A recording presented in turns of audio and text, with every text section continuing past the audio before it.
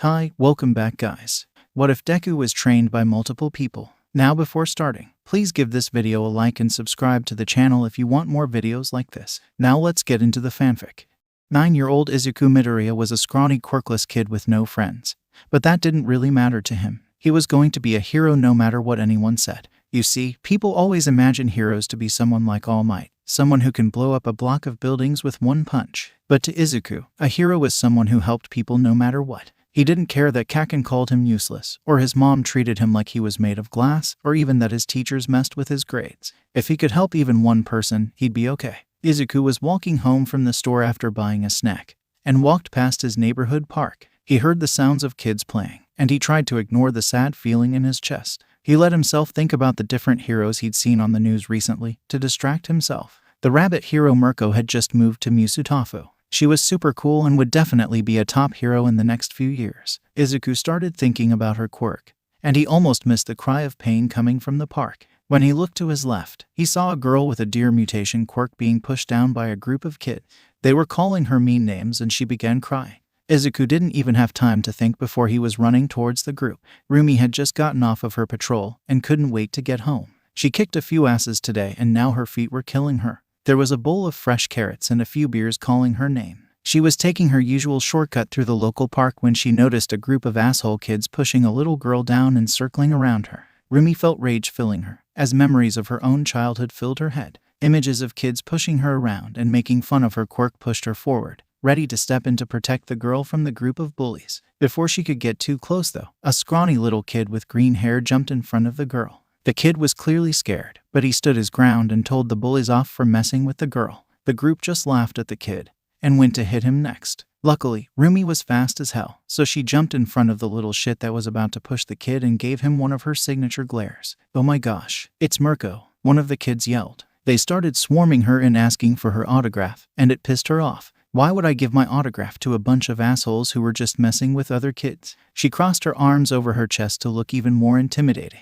The group of idiots paled, before hanging their heads and giving a half-assed apology, then walked off in different directions. Now that the group was gone, she turned to the two kids that were getting picked on. "You two okay?" The boy was trying to help the girl up, but she swatted his hand away and shot him a glare. "I don't need help from a quirkless freak, Deku," she huffed before getting up and walking away. The boy was frozen for a moment before hanging his head low, tears brimming his eyes. Are all the kids in this neighborhood fucking assholes? Rumi thought to herself. "Hey kid, screw her. You were awesome back there." The little guy's eyes lit up and he looked at her like she just offered him the world.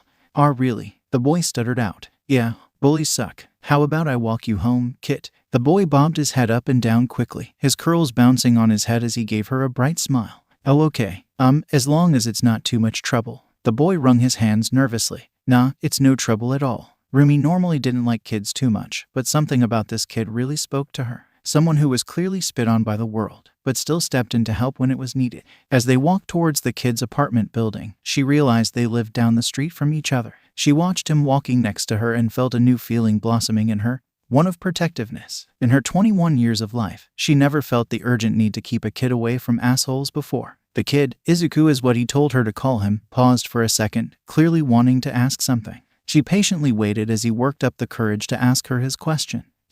Do you think a quirkless person could be a hero?" The kid wouldn't meet her eyes when he asked. Rumi looked at this kid, who was nothing more than skin and bones, who willingly put himself between someone who needed help and danger. Her face formed into a rare, genuine smile before she answered his question. "Hell yeah, especially someone who is badass like you." She knew in her heart that if this kid applied himself, he could become a pro. Izuku looked up at her with sparkling eyes, speechless. She looked into the kid's eyes and cursed at herself. "Fuck, I'm going to do everything in my power to make sure this kid's dreams come true." They finished their walk to the kid's apartment, and his mom invited her in. "Would you like some tea, Mirko-san?" Izuku's mom asked. "Oh please, call me Rumi. Tea would be great, thank you." Rumi sat on the couch next to Izuku, watching him write in a notebook. "Of course, Rumi. Please call me Inko then." The green-haired woman made her way to the kitchen to get started on tea and snacks. "What you working on there, kid?" Rumi looked over his shoulder as he stopped writing.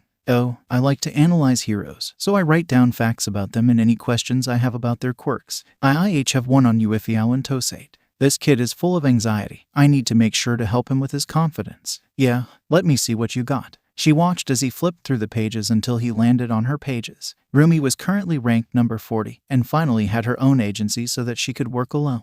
She wondered what the kid would write about her. A few minutes later, she was sitting in shock after reading over her spread in the notebook. Izuku was smart as hell and very observant from what she saw. He had great suggestions for her costume, new support gear, and even new ways to take advantage of her quirk. She finally looked over her weakness section and bristled at the last bullet point. Does not work well with others. TCH. We'll see about that. Doesn't work well with others. Huh? Well, that's just cause I don't like working with punks who can't hold their own. Great analysis though, kid. We gotta find you someone that can help you hone these skills. Izuku just giggles at her statement, blushing at her praise. Well, like I said, I don't normally like working with people, but I think you'd make a great teammate. What do you say? Wanna get trained by a pro? Izuku sputters before looking at her in awe. What? You'd train me? The sparkles were back in his eyes and she felt firm in her decision to train him. Yeah, we just gotta make sure it is okay with your mom, okay? After a cup of tea and a great conversation with the young hero, Enko readily agreed for her son to train.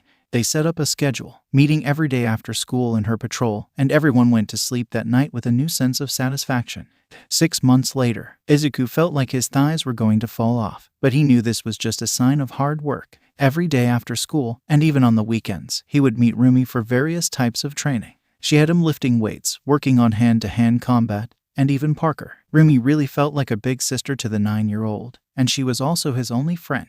He tried to hide the bullying from her, but she noticed the bruises and burns as soon as they started training together. He wouldn't give her any names, but she taught him some easy ways to get out of certain holds just in case. His daily run also helped him build stamina and gave him the ability to run away from his tormentors. Today was an especially bad day, as a few of the students pushed him halfway down a flight of stairs. Luckily, he wasn't badly injured, but he had a few bumps and bruises on his arms and legs. You're gonna be a better hero than any of those assholes, Green Bean. The pro ruffled the boy's curls, a smile on her face but concern in her eyes as she saw the newest batch of cuts and scrapes. She spoke to Enko constantly about Izuku's progress, as well as her concerns about the bullying, but Izuku refused to open up or switch schools. Rumi definitely thought of him as her little brother now, and it was frustrating that she couldn't do anything to help him. Izu, you know you can come to me with anything, right? Rumi finished patching him up, and the boy nodded to her. Thanks, Rumi. I know I can always count on you and Mom. They both stood to leave the gym they trained at. Enko had insisted that Rumi join them for dinner after each training session, and Rumi initially was hesitant. She was a lone wolf, so this was all very new to her. Luckily, she finally bit the bullet and started having dinner with the Midoriyas, and now she really felt like part of the family. She happily ate her meal, taking a moment to appreciate her little bro and her pseudo-mom. She couldn't wait to see what her little green bean made of himself. The world wasn't ready. Izuku's 10th birthday party was the best one he ever had. This year Rumi came and brought him a few gifts, and his mom got him a really cool all-night cake. In previous years it had just been him and his mom, as he didn't have any friends at school. Rumi helped him see that Kaken, who he was now calling Bakugo, wasn't a good friend, so Izuku tried to distance himself from the blonde as much as possible. Training with Rumi made him feel a lot more confident in himself too. It turns out that she was bullied too because people thought she'd be weak with a rabbit quirk. His big sister gave him lots of tips on how to look intimidating and not being such a people pleaser. Rumi always told him that in order to save people, he has to make sure to save himself too. The three of them spent the day watching all-night movies and they went to the arcade. Rumi was really good at Dance Dance Revolution, but Izuku gave her a challenge for a few of the rounds. Izuku went to sleep with a wide smile on his face. He couldn't imagine being any luckier than he already was. Shouto was not known to be a patient man, but when it came to his loud blonde husband he forced himself to be. He was currently walking with said man on a Sunday morning, much earlier than he would have liked to wake up. Hizashi had wanted to go to a new cafe by their house and Shota begrudgingly agreed. He did have to admit that the coffee was good, if not a bit overpriced. Hizashi was telling him about a new idea for his radio show when they heard a scream from across the street. A piece of concrete was falling from the nearby construction site, and a little girl was frozen in fear looking up at it. Before the two pros could react, a flash of green darted across 2 lanes of cars and tackled the girl out of the way at the last minute. Izuku only wanted to get some new stationery, honestly, but it seems the universe did not want him to have a normal Sunday morning. He heard a scream and his body moved before he knew what he was doing. Luckily, Rumi had included a lot of Parker in his training, so he easily passed over the stopped cars on the road. Once he had tackled the girl away from the large piece of concrete, he tried to check her over for injuries. Her mother rushed over to thank him for saving her little girl, hugging him while sobbing. Before he could fully process what was going on, 2 men ran over to check on them. When he looked up, he immediately recognized two of his favorite heroes, Eraserhead and Present Mike. His eyes were as wide as saucers. The two men froze for a moment before shaking their heads. "You know who we are, kiddo?" Present Mike asked with clear excitement. "Yeah, but before we talk about that, does anyone have a band-aid?" "She's okay, but she has a little scrape on her knee." The two pros quickly pulled out some first aid supplies, while Eraserhead patched the girl's knee up. They were both impressed by the boy prioritizing the girl's wellness over his excitement. Once the girl was bandaged and left with her mother, Izuku pulled out one of his notebooks. Is it okay if I get your autograph?" he asked shyly, looking to the ground. He missed the fond expressions on the two heroes' faces. "Sure, little listener, just show us what page to sign." Izuku opened up his book to his Present Mike analysis and handed it over. Sorry if it's a little weird. I just really like analyzing heroes." The young boy looked to his feet once again.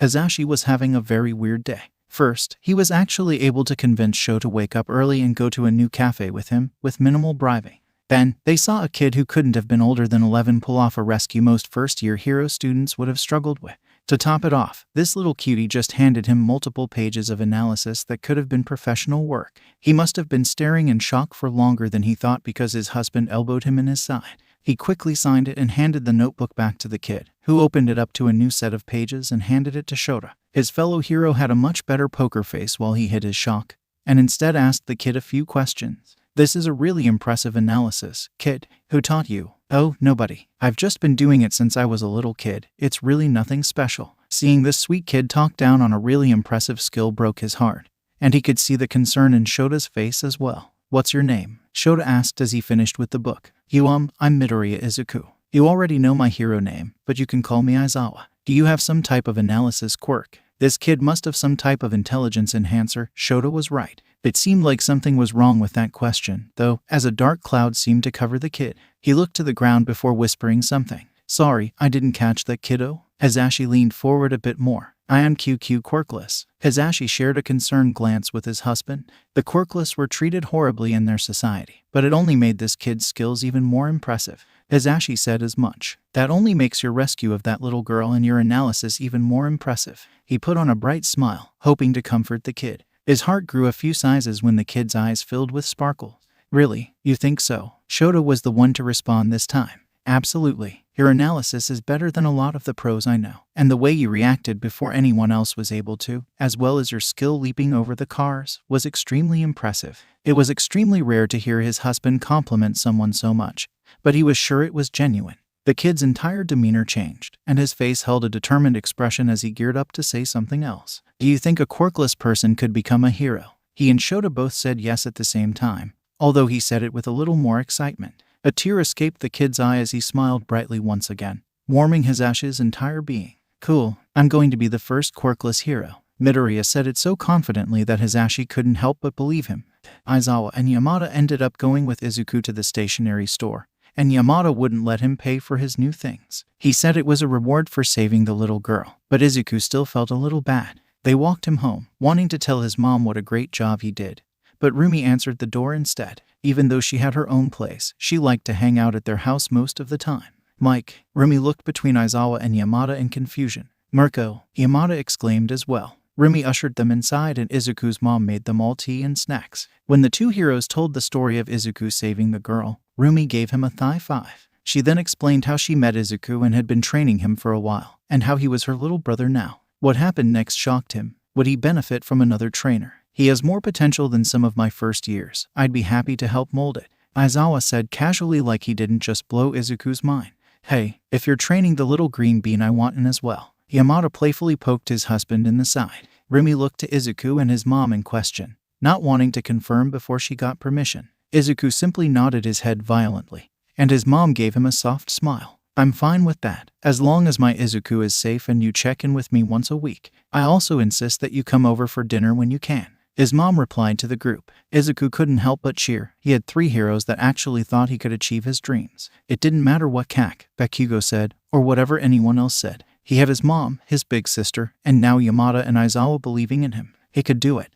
A few days later, Izuku was standing in the gym at the Yamada-Aizawa household. It was a large underground room with decently high ceilings and different equipment. He was currently standing in the sparring area with Aizawa. "Let's see what you got, kid." Izuku was used to Rumi's fighting style, which mostly involved kicks and jumps. Aizawa fought more like an acrobat, and his speed was unbeatable. Still, Izuku lasted around 5 minutes before he was pinned. Not bad at all, but there is definitely room to improve. Aizawa trained him on different fight styles, allowing him to adopt them into his own unique style. He and Rumi worked together to strengthen his parkour skills, and he even visited the fake cities at UA twice a month for more intense training. His stealth training went so well that he actually had to give his mom a verbal cue when he walked into rooms so that he didn't startle her. He started learning different weapons, mostly using staffs and dull knives, but he was always interested in Aizawa's scarf. He was surprised to find a dark olive-green capture weapon under the Christmas tree, with his very own setup throwing knives. They were given with the condition that they stay in the training room for now, but Izuku couldn't believe his mentor's generosity. Aizawa definitely became an uncle, if not a father-like figure, in his life over the months.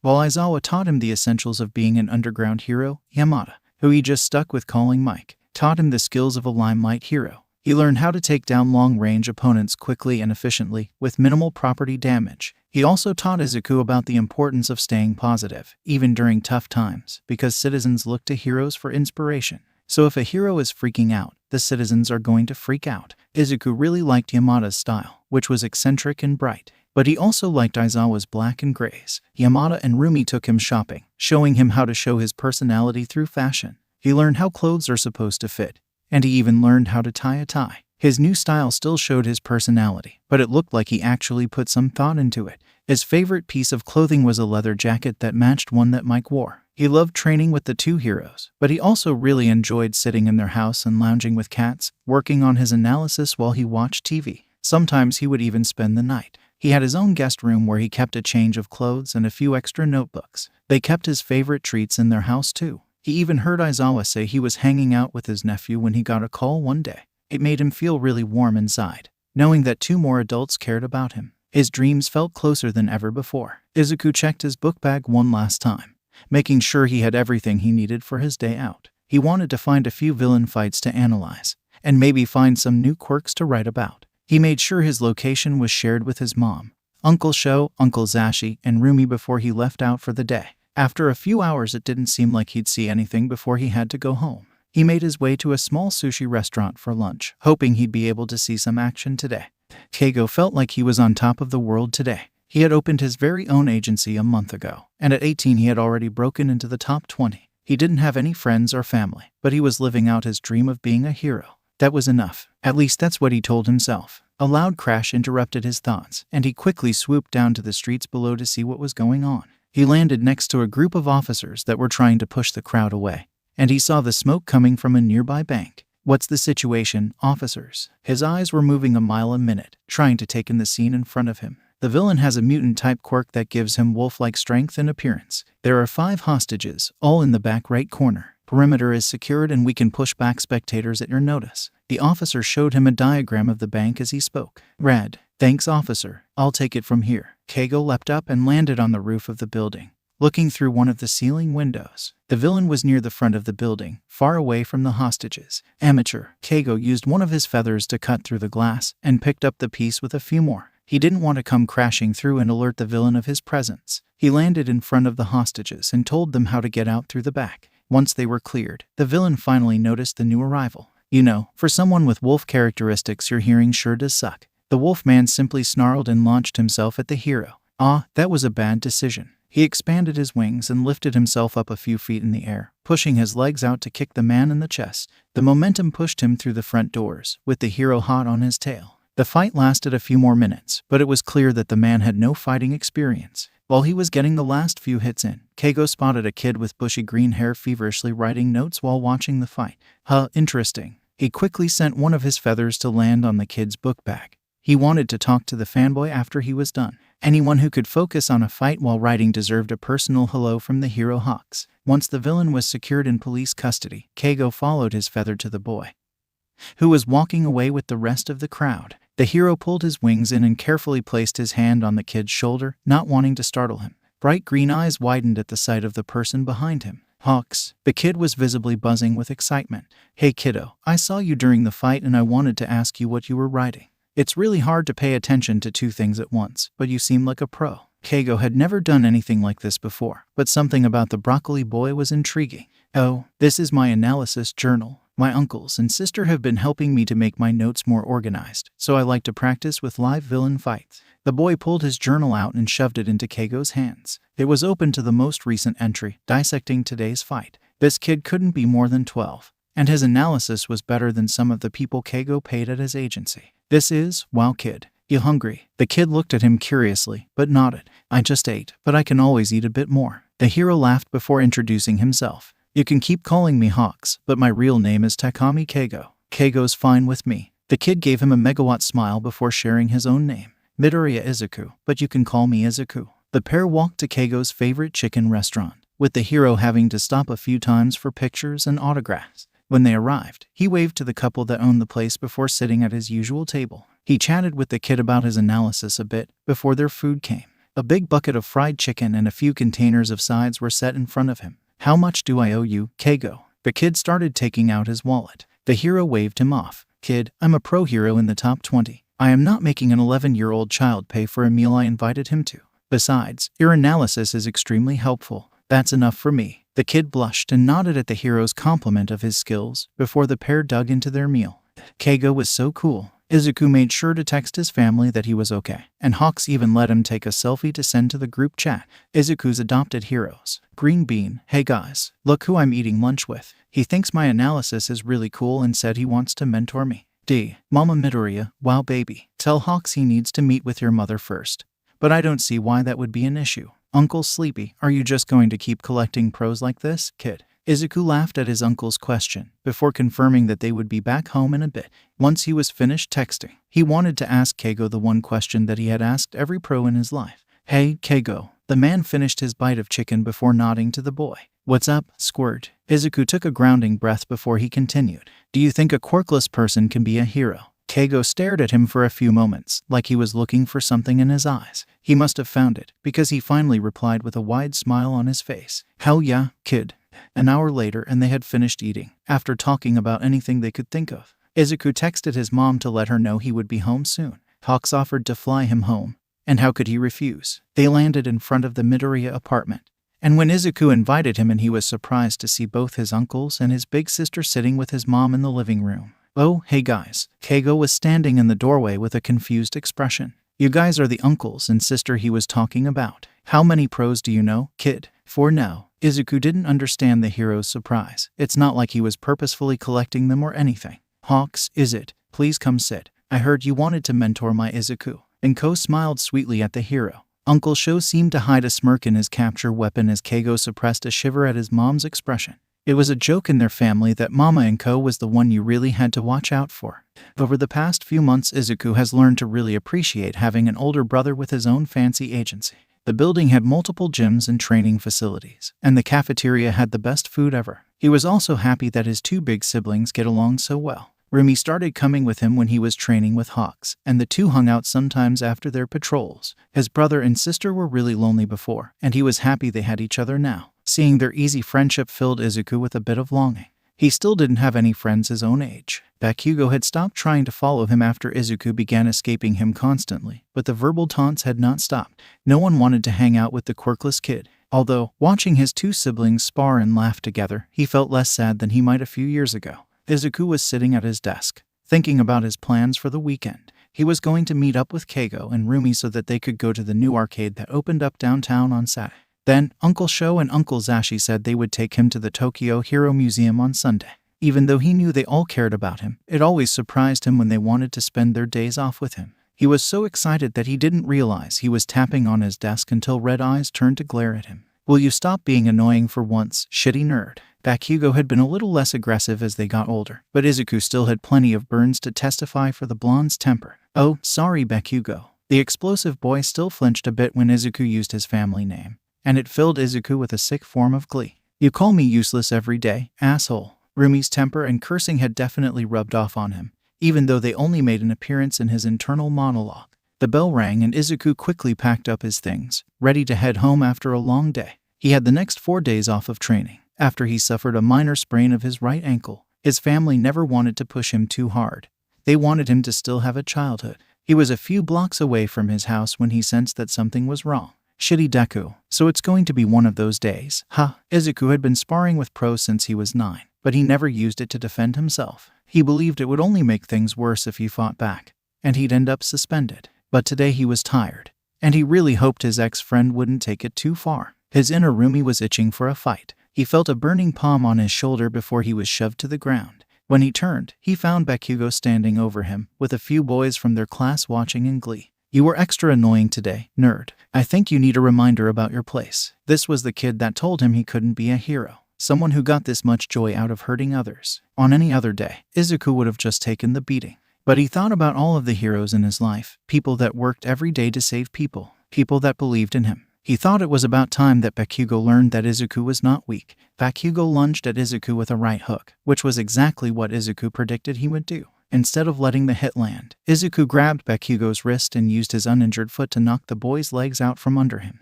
Bakugo managed to get free from Izuku's grasp, and when he lunged for Izuku again, he was met with a fist to the face. Izuku didn't use enough force to break anything, but he knew the blonde would have a nasty black eye for a while. He grabbed both of Bakugo's wrists and slammed him onto the ground, his face in the dirt and his hands behind his back. If you ever fucking touch me again, Kaken, I will break your wrists. If I see you messing with any other kids, I will break your nose. Do you understand me? His voice was firm, confident even, but on the inside he was a nervous wreck. He was doing his best to channel his inner roomie and Uncle Shota. Bakugo must have been in shock, because he merely nodded at Izuku's threat. When he turned around, still not letting go of the boy underneath him, he saw Bakugo's posse staring at him in fear. That goes for the rest of you assholes too. With his final threat, he brushed himself off and grabbed his bag, angrily stomping away. Now I have to go to the store and get burn cream, and my ankle hurts even worse. Izuku grabbed his phone from his backpack, already sending a text to the family group chat. Izuku's #1 fans. Green Bean, I may have done something. Rash, Mamadoriya. Izuku honey, are you okay? Angry Bunny, do we need to hide a body? Chicken Nugget, Rumi WTF. Angry Bunny, I just need to know what type of situation we're getting into. Uncle Sleepy, and your first thought was that the kid murdered someone? Uncle Loud, how about we let the little listener tell us what happened first? Mamadoriya, Izuku. Izuku was almost to the corner store, but he paused to text his family the story. Green Bean, well, Bakugo and some of his friends followed me after school. He pushed me to the ground and tried to punch me, but I pinned him to the ground, and might have told him I'd break his wrist if he ever touched me again. Or if he messed with other kids, I'd break his nose. With a few curse words included. He may or may not have a black eye, and I may have called his friends assholes. Mamadoriya, I see a new All Might figure and some ice cream in your future. Green Bean, you're not mad. Mamadoriya, well, maybe if Mitsuki had listened to me when I said that Katsuki could benefit from anger management sessions, her son would not have a black eye. Uncle Sleepy, as a teacher and pro hero, I cannot condone this. As your uncle, however, I must say good for you, kid. Angry Bunny. Angry Bunny, that's my little bro. Chicken Nugget, I will do everything in my power to win you all of the All Might prizes tomorrow. Squirt. I also need you to tell me where this was so that I can find and watch the security footage. Uncle Sleepy, done. Uncle Sleepy, Green Bean takedown.vid. Uncle Loud, go Green Bean. My nephew is so cool. Izuku smiled as the rest of his family reacted to the video, and his mom lightly scolded him for his language. He let them know that he was going to the corner store to pick up some burn cream, and his mom said she would treat him once he got there. He picked up a few different snacks before he made his way to the medical aisle, noticing a teenager in front of the burn cream.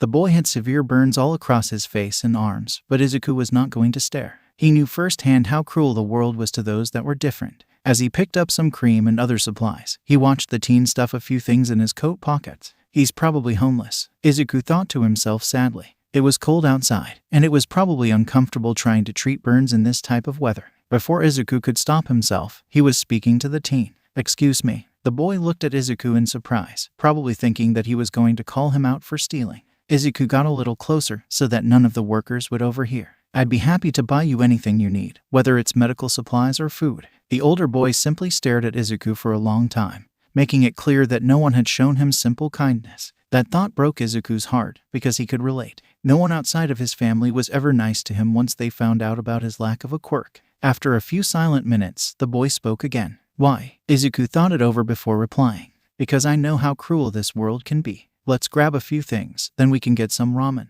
Dabai was trying his best to stay under the radar, but it was hard when he was living on the streets and forced to steal to survive. His 18th birthday was 2 weeks away, and then he wouldn't have to worry about being sent back to his sperm donor if he ever got arrested. He didn't need anyone's help, and he didn't want it. At least that is what he had thought before a small boy with freckles and sparkling green eyes dragged him to a ramen shop and force-fed him. Izuku, as he insisted on being called, was an interesting kid. He opened up to Dabai about his life as a quirkless kid, talking about the bullying and suicide baiting. But then he talked about his family, the only people that actually believed in him. The kid was clearly trying to build some trust between the two of them, and he begrudgingly had to admit that it was working. Dabai felt a bit of pain in his chest, unable to imagine something like that. A family that supported and loved each other unconditionally. They talked a bit, and he was surprised by how comfortable he felt with the kid. Izuku was the same age as Shoto, but he seemed extremely mature for his age. "Do you have somewhere to sleep tonight?" Dabai looked at the boy, who was giving him a look that told him he wouldn't be able to reply with a lie.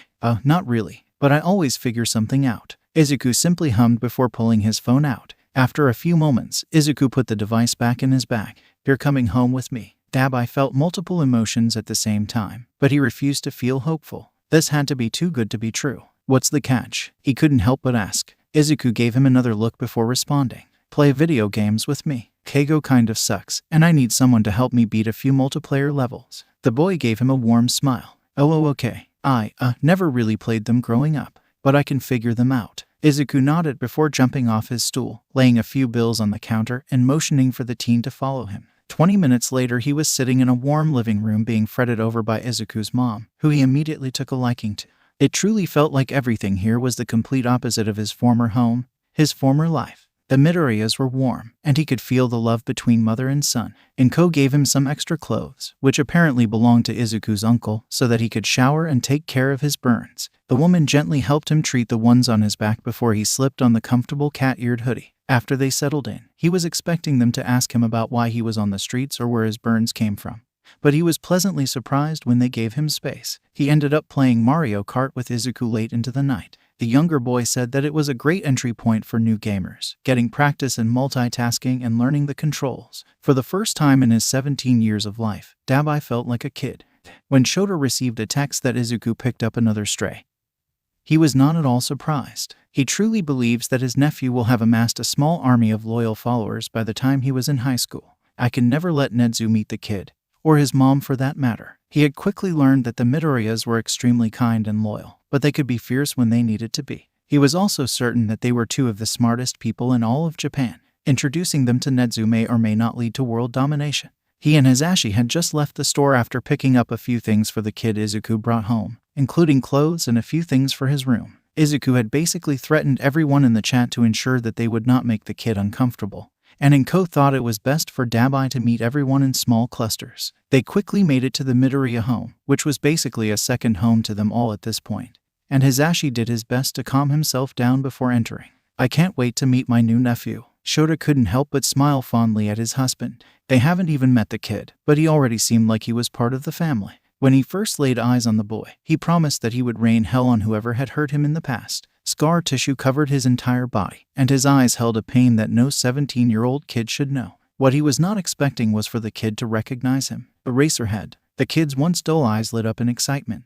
"You know who I am, kid." Shouto wouldn't admit it, but he was a little proud that he could bring some life back into the kid's blue eyes. You actually saved me a few years ago, when I first got on the streets. You're my favorite hero. Present Mike is really cool too though. You guys are real heroes." The boy shyly admitted. Shota could feel his husband physically vibrating in excitement next to him. Having both of their nephews as fans was honestly heartwarming. "Oh god, I just met the kid and I'm already claiming him." "Oh well, Dabai, you didn't tell me you liked Eraserhead. You can totally have some of my merch then. We can put it in your room." Izuku seemed excited that someone else shared his passion for the underground hero. Hisashi had been commissioning custom Eraserhead merchandise to give to Izuku for a while now. Dabai's eyes widened at Izuku's statement. "You're really letting me stay." Shota's heart broke at the boy's uncertainty, but before anyone could respond, Inko stepped in. "Honey, you are a part of our family now. If you'd like to stay here with us, I will do everything in my power to make sure you are safe." She put a comforting hand on the boy's shoulder, and her eyes held a determined gaze. Upon first glance, many people think that Inko is simply a housewife. They would be very, very wrong.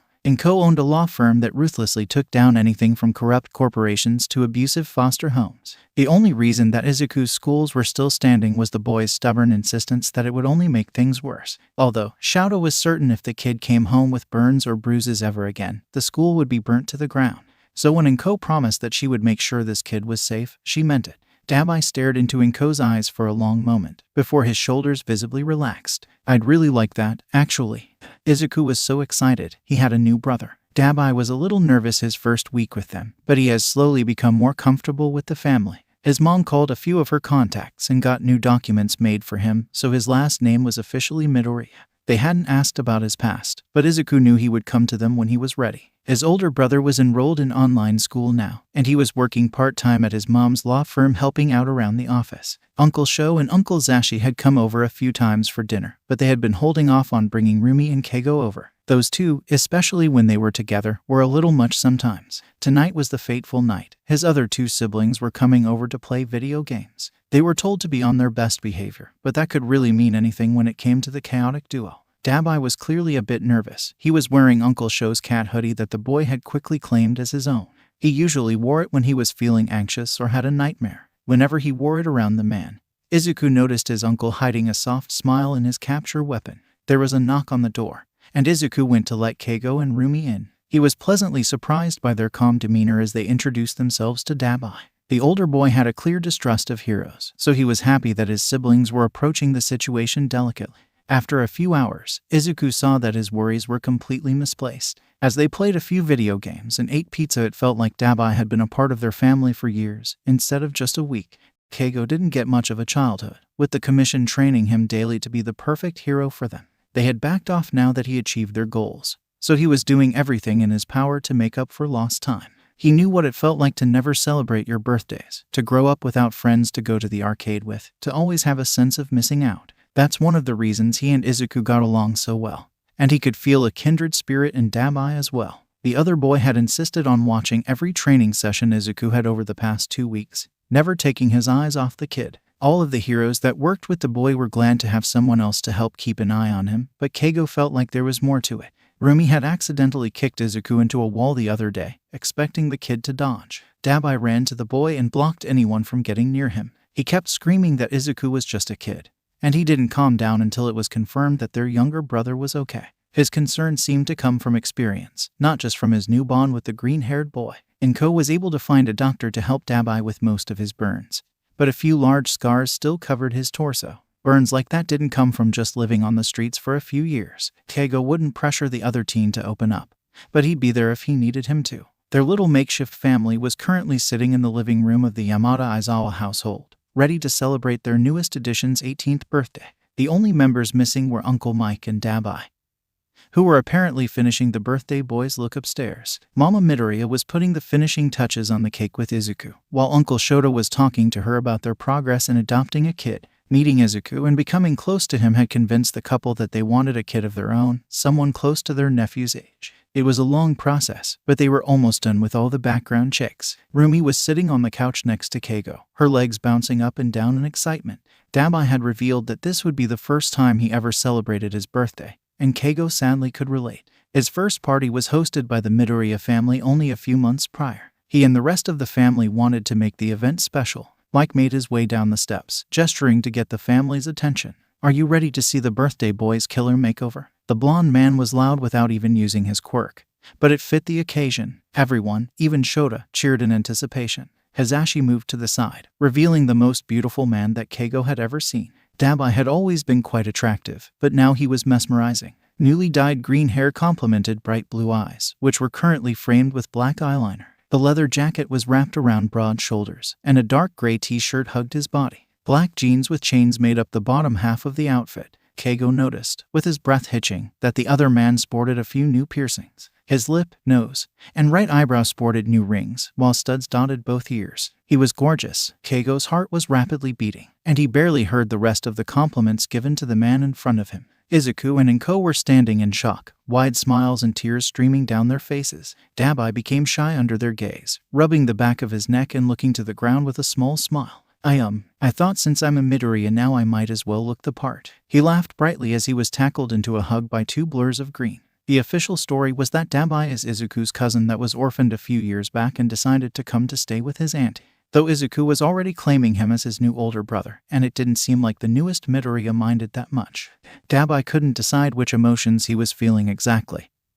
He just knew that he felt warm. He looked around him, his new family laughing together and smiling. It was so different from anything he experienced growing up. His mom would sneak a small sweet into his room every year when he was a kid, after his dad had gone to bed. Fayumi and Natsuo would find him small trinkets that he could easily hide from the old man. His birthdays always consisted of pain and loneliness. Now, though, he was surrounded by warmth and laughter. He was directed to sit on the couch as the group gathered his presents around him, and he felt a cluster of tears filling his eyes. He never thought he would feel safe around heroes again. "This is too much," he managed to choke out, eyeing the rather large pile of gifts set in front of him. Inko's warm arms wrapped around his shoulders before she placed a kiss on the top of his head. "Better get used to it then." She then placed one of the smaller bags into his lap. Before he pulled out whatever was inside, Dabai looked to his new family, making sure to meet each one of their gazes. "Thank you." They all gave him warm smiles as he dove into his gifts. When he was finished, he had piles of new clothes, a laptop, his own Eraserhead merch, leather boots, earphones, and countless items for his room. Keigo had gotten him a custom-made leather jacket, and he couldn't help but blush as he ran the expensive material through his fingers. He thought he had opened everything, but a box was quickly placed in front of him.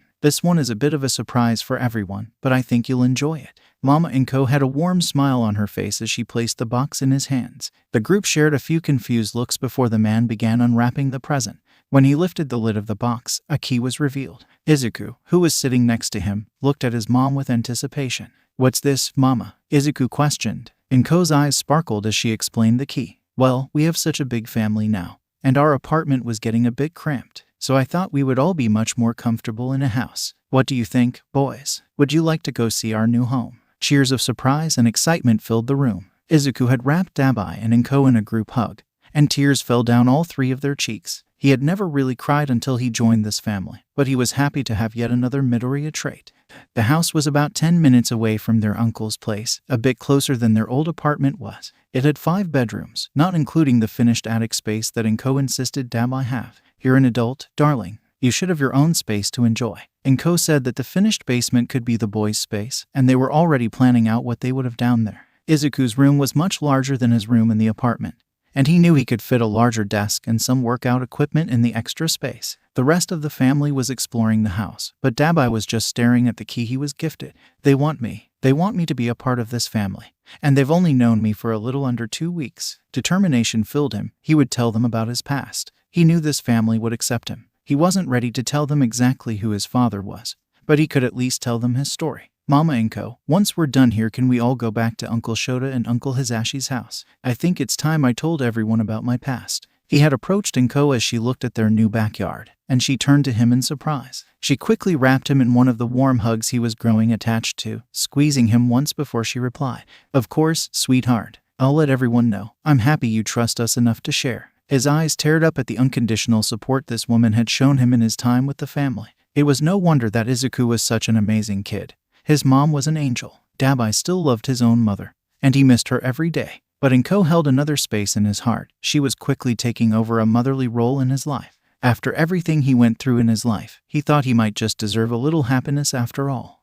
The family once again sat in the living room of the Yamada Aizawa household, anticipating their talk with their newest family member. Dabai had changed back into his favorite cat-eared hoodie, which always brought a smile to his sleepy uncle's face. The teen was situated between Inko and Izuku on one of the couches, and Uncle Hisashi had brewed a pot of tea to help calm everyone's nerves. Keigo and Rumi were sitting together on one of the love seats, and both of them were prepared to destroy whoever hurt their newest addition. Dabai clutched his hands in front of him and took a steadying breath before he began. "As you all know by now, I have a big distrust of heroes. That's because my dad is a hero. I'm not ready to tell you who he is yet, but I'm ready to tell you about where I got my burns." Everyone had sat up when he mentioned his dad was a hero. A burning rage could be seen in their eyes. Dabai told his story, how his father bought his mom, how he was trained from the moment his quirk showed up. He told them about how his mother had a nervous break, how the rest of his siblings were ignored and neglected, how he ran away the day after his mother was locked away, and how he felt endless guilt for leaving his siblings with the man he despised. Everyone, even their normally stoic Uncle Sho, had tears pouring down their face as the boy recounted his abuse. Once he was done, he felt emotionally exhausted, but he had one more thing to say. I was on a really bad path before Izuku found me, and you all have saved me from that. I'm done letting him control my life. I'm done letting hate control me. You all have shown me that heroes can be good. I think I want to become a hero again." He finally looked up and met his family's eyes. He saw the determined gazes looking back at him, and he knew that they would do everything in their power to support his rediscovered dream. He also knew without a doubt, when he was ready to tell them, they would help him take down the flaming bastard that hurt him and his family. Everything seemed to be going well for the found family, although they seemed to be gaining new members every year or so. The Midoriyas had settled into their new home easily, and the rest of the family spent a majority of their time hanging out there. Dabai had been training with Aizawa to learn how to fight without using his self-destructive quirk. He would start apprenticing under the heroes in their family until he was ready to take the adult provisional licensing exam. Izuku had turned 12, and was excited that his family seemed to be growing as he grew up. His only concern was entering middle school, which would bring its own complications. Bakugo had left him alone, outside of a few rude words every now and then, but that didn't mean everyone stopped their harassment. But that was something to think about another time. The boy was currently sitting in the Yamada Aizawa living room with his mom and Dabai, preparing himself to meet his new cousin. His uncles had been wanting to adopt for a while, but everything was rushed when Uncle Sho found a boy hiding in an alley wearing a muzzle. The boy had been abused his entire life due to his villainous quirk, and Izuku could relate heavily. His uncles thought that he and Dabai would be the best people to introduce at first, as they both understood just how cruel the world could be. Uncle Zashi entered the house first, bringing in armfuls of bags from the shopping trip they just took with their new son.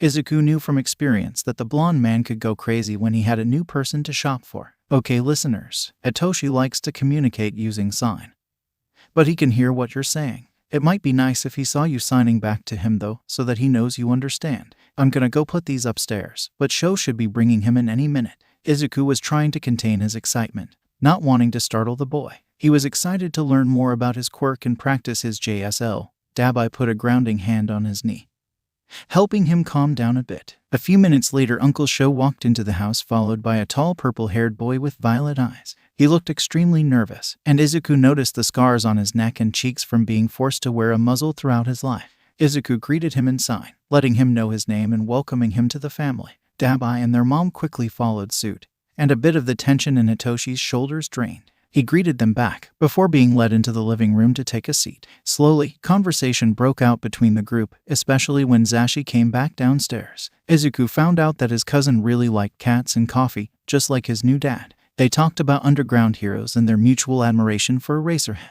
As Izuku was getting ready to leave, Hitoshi came up to him looking nervous. "Bye, Hitoshi, I'll text you later." Izuku signed to the newest member of his family. "Bye, Izuku." It was only a whisper, but it brought tears to the eyes of everyone close enough to hear it.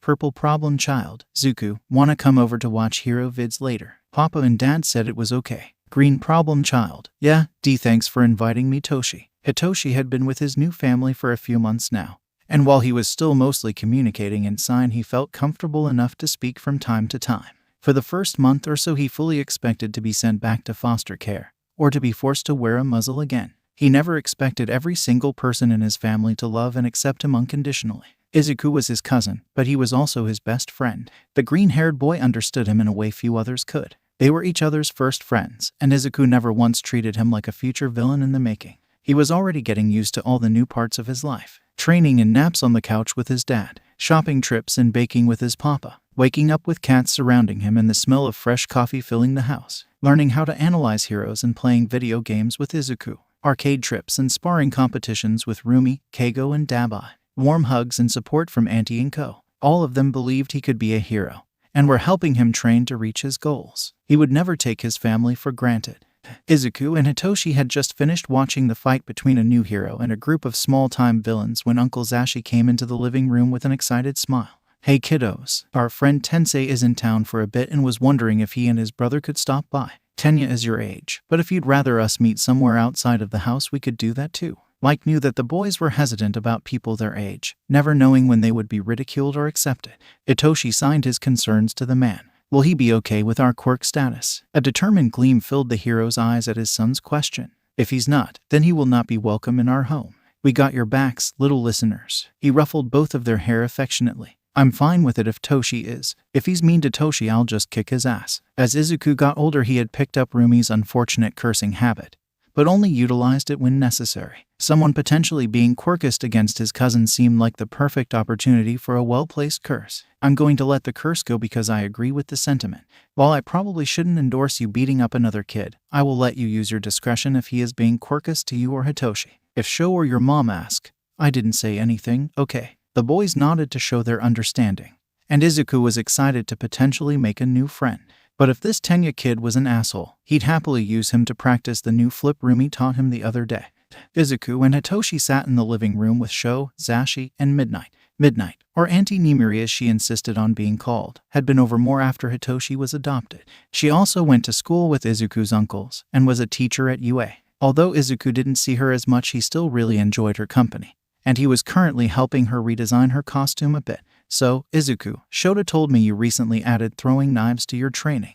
Have you ever thought about learning to use a whip? Izuku thought about it for a moment. A whip could be utilized like a racerhead scarf, and could be something useful to add to his arsenal. Who could teach him, though? He thought for a few more moments before his eyes widened. Would you teach me, Auntie? The woman's face turned into a bright smile at his excitement.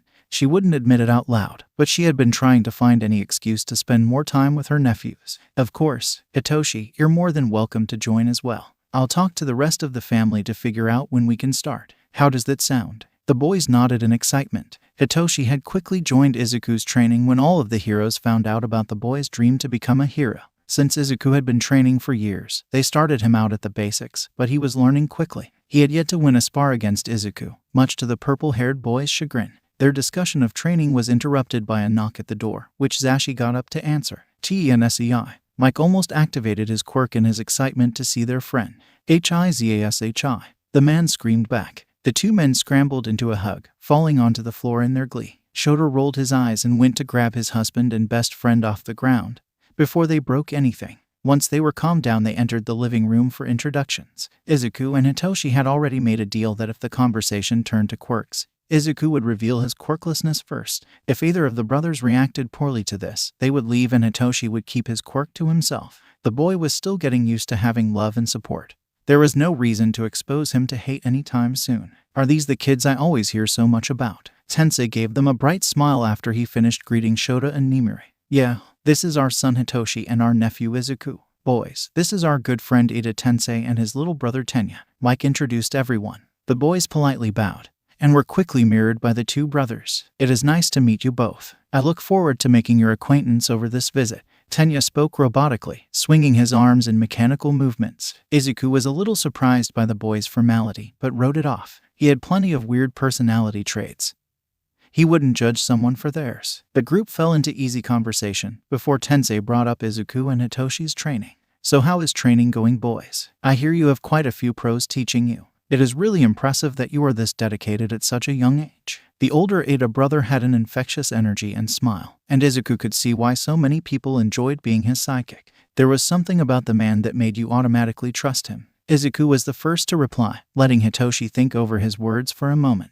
It can be pretty intense, but I'm so grateful that they are willing to take time out of their schedules for us. Hitoshi has been making great progress in the short time he's been training with me. He gave his cousin a warm smile as he began to interpret the boy's JSL. Hitoshi said that he feels sore in places he never knew could hurt, but he's extremely grateful for everyone's work to help him reach his goals. Tensei revealed that he and Tenya were both fluent in JSL, so the conversation flowed from there. If I may ask, are you doing any quirk training? Tenya's innocent question made everyone but he and his brother tense. This was a big moment, and Izuku channeled his inner Keigo. He was laid back and confident, not caring what anyone thought about him or his lack of a quirk. Oh, I'm not, but Hitoshi is. Can't train something you don't have. And quirkless. He did his best impersonation of his older sister's smirk. Well, that just makes everything you're doing even more impressive. Tensei smiled warmly at Izuku, but Tenya shuffled uncomfortably. Wait, how can you become a hero if you do not have a quirk? He looked at his brother in confusion. Hitoshi stiffened next to him, and he could see Zashi's hand grasp Uncle Sho's wrist. Auntie Nimiri looked ready to pounce at any moment. They would let Izuku handle it for now, knowing that he preferred to fight his own battles. There have been quirkless heroes in other countries. Japan just seems to be behind in that regard. But I will be proud to become the first quirkless hero in the country when the time comes. Izuku made sure he spoke with confidence. He wouldn't let the boy in front of him question his dreams. Not when everyone in his family supported him. He was not only questioning Izuku, but he was questioning his family's ability to see potential. Tenya still seemed confused, while Tensei was looking at his brother with disappointment. Tensei was about to say something before Shota interrupted. Tenya, how long have you been training? The boy seemed confused by the sudden change of topic, but replied quickly, I started about 5 months ago, but I feel like I have learned a great deal so far. I look forward to furthering my training. A grin that sent chills down most people's spines grew on the tired man's face. Izuku grinned when he realized what his uncle was going to say. Well, if that's the case, why don't we set up a spar between you and Izuku? Then he'd be able to see how difficult it is to fight against opponents with quirks. Feral smiles filled the faces of Izuku, Hitoshi, Auntie Nimuri, and his 2 uncles. Tenya seemed ready to argue, but his brother quickly jumped in. Just let us know when and where. I'm sure this could be a great learning experience. Tensei turned to Izuku and winked. At least Izuku wouldn't have to worry about Tensei being angry when he beat his little brother's ass into the ground. Shota liked to pride himself on his logical approach to life, but he wouldn't deny that he was petty to a fault. Watching as Tenya questioned Izuku, a kid with endless potential, so unapologetically activated all of his protective instincts. If the kid wanted to be a hero like his brother, he would have to learn that quirks weren't everything. The best way to learn those types of lessons was through getting your ego crushed, and Shota was happy to facilitate that. They were currently at Keigo's agency in one of the sparring gyms, and everyone was there waiting to watch Izuku kick ass. Knowing the kid, he wouldn't be surprised if he walked away with a new friend after throwing him into the ground.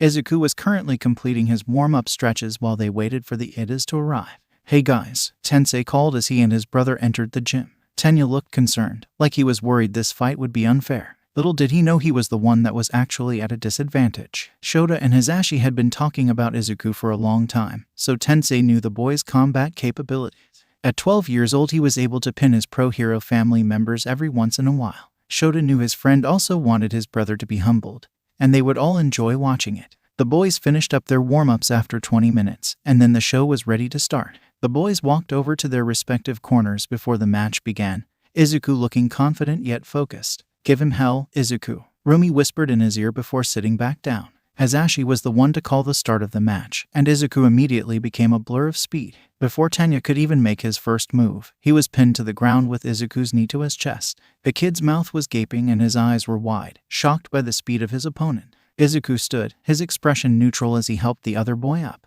Shota was proud of his nephew's humility, letting his skills speak for themselves. May we go again? Tenya requested, shock still evident on his face. The boy clearly wanted to see if their first match was a fluke. After he was pinned 5 times in a row, the boy seemed to get the message. All of the adults were wearing expressions of pride for Izuku, but also holding back their laughter at Tenya's expense. Dabai and Inko were wearing matching grins, showing that the boy really was a Midoriya at heart. As soon as the final match was called, Tenya dropped to his knees and pressed his forehead to the ground in a deep bow. Izuku, clearly surprised by the gesture, stood stiffly in front of him. Midoriya, I am deeply sorry for my words and doubts about your abilities. You have truly shown me that my beliefs were misguided and harmful. I do not expect forgiveness, but I must apologize for my actions and any harm they may have brought upon you. Tensei smiled proudly at his little brother, while the rest of the group knew exactly what would happen next. Izuku walked over to the boy and knelt in front of him, placing a hand on his shoulder so that he would look up. Tenya's head quickly shot up. He was clearly not expecting Izuku to come to him. Izuku stood once again and reached out his hand, his previously neutral face molding into a bright smile. Friends, Tenya's shocked expression morphed into a warm smile as he grasped the outreached hand and stood. I would be honored to be considered your friend.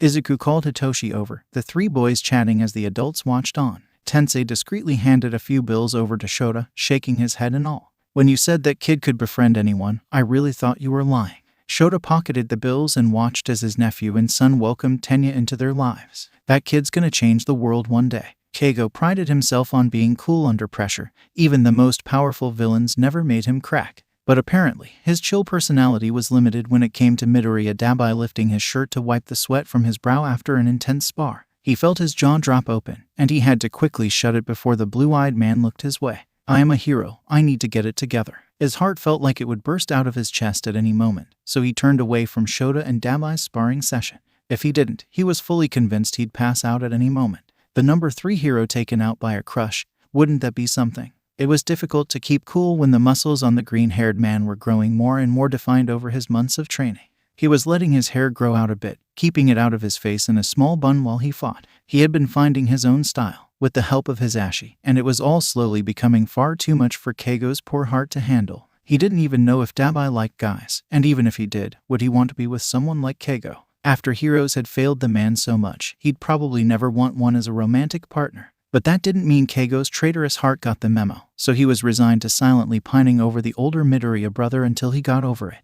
If he got over it. His grim thoughts were interrupted by his phone alarm going off, alerting him that it was time to go pick up Hitoshi and Izuku from Midnight's agency. Hey guys, I'm headed out to grab the kiddos. If you need anything, just let one of the staff know. He made his way out of the gym and headed to a nearby window. His found family used his agency as a base of operations, and his collaboration with Rumi helped them both jump in the rankings. Dabai mostly interned under him and Shota, so the personal gym in his office was used for training and spars. It was common to see Hitoshi, Izuku, and Tenya studying or hanging out somewhere in the building, and Inko would sometimes bring him a home-cooked meal when he was stuck on a difficult case. If you would have told him his life would be filled with so many wonderful people a few years ago, he would never believe you.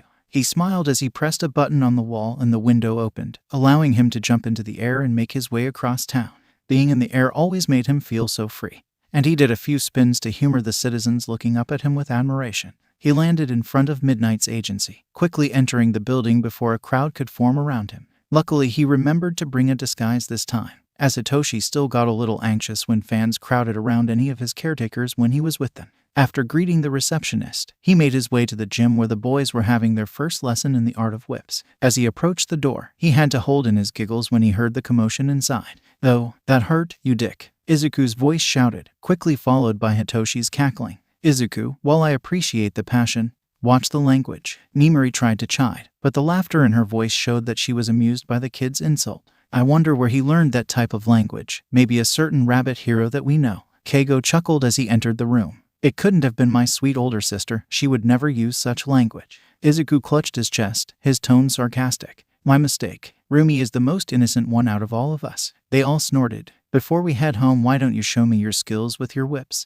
You're asking us to show you something that doesn't exist." Hitoshi joked. Nimari gasped at Hitoshi's self-doubt. "Hey, I'm a pretty great teacher. You both have made great progress in only one session. It takes time to get used to it. Why don't you show Keigo something simple?" The boys begrudgingly agreed, and Hitoshi stepped onto the training mat so that his whip would not hit his audience. He lifted his arm above his head and flung it forward in a fluid motion, the resulting snap ringing through the room. Keigo whistled. "That was actually pretty cool. Maybe I can incorporate a whip into my fighting style." Nimari side-eyed him. "Good luck with that." Before Keigo could defend himself, she clapped and her smile once again brightened.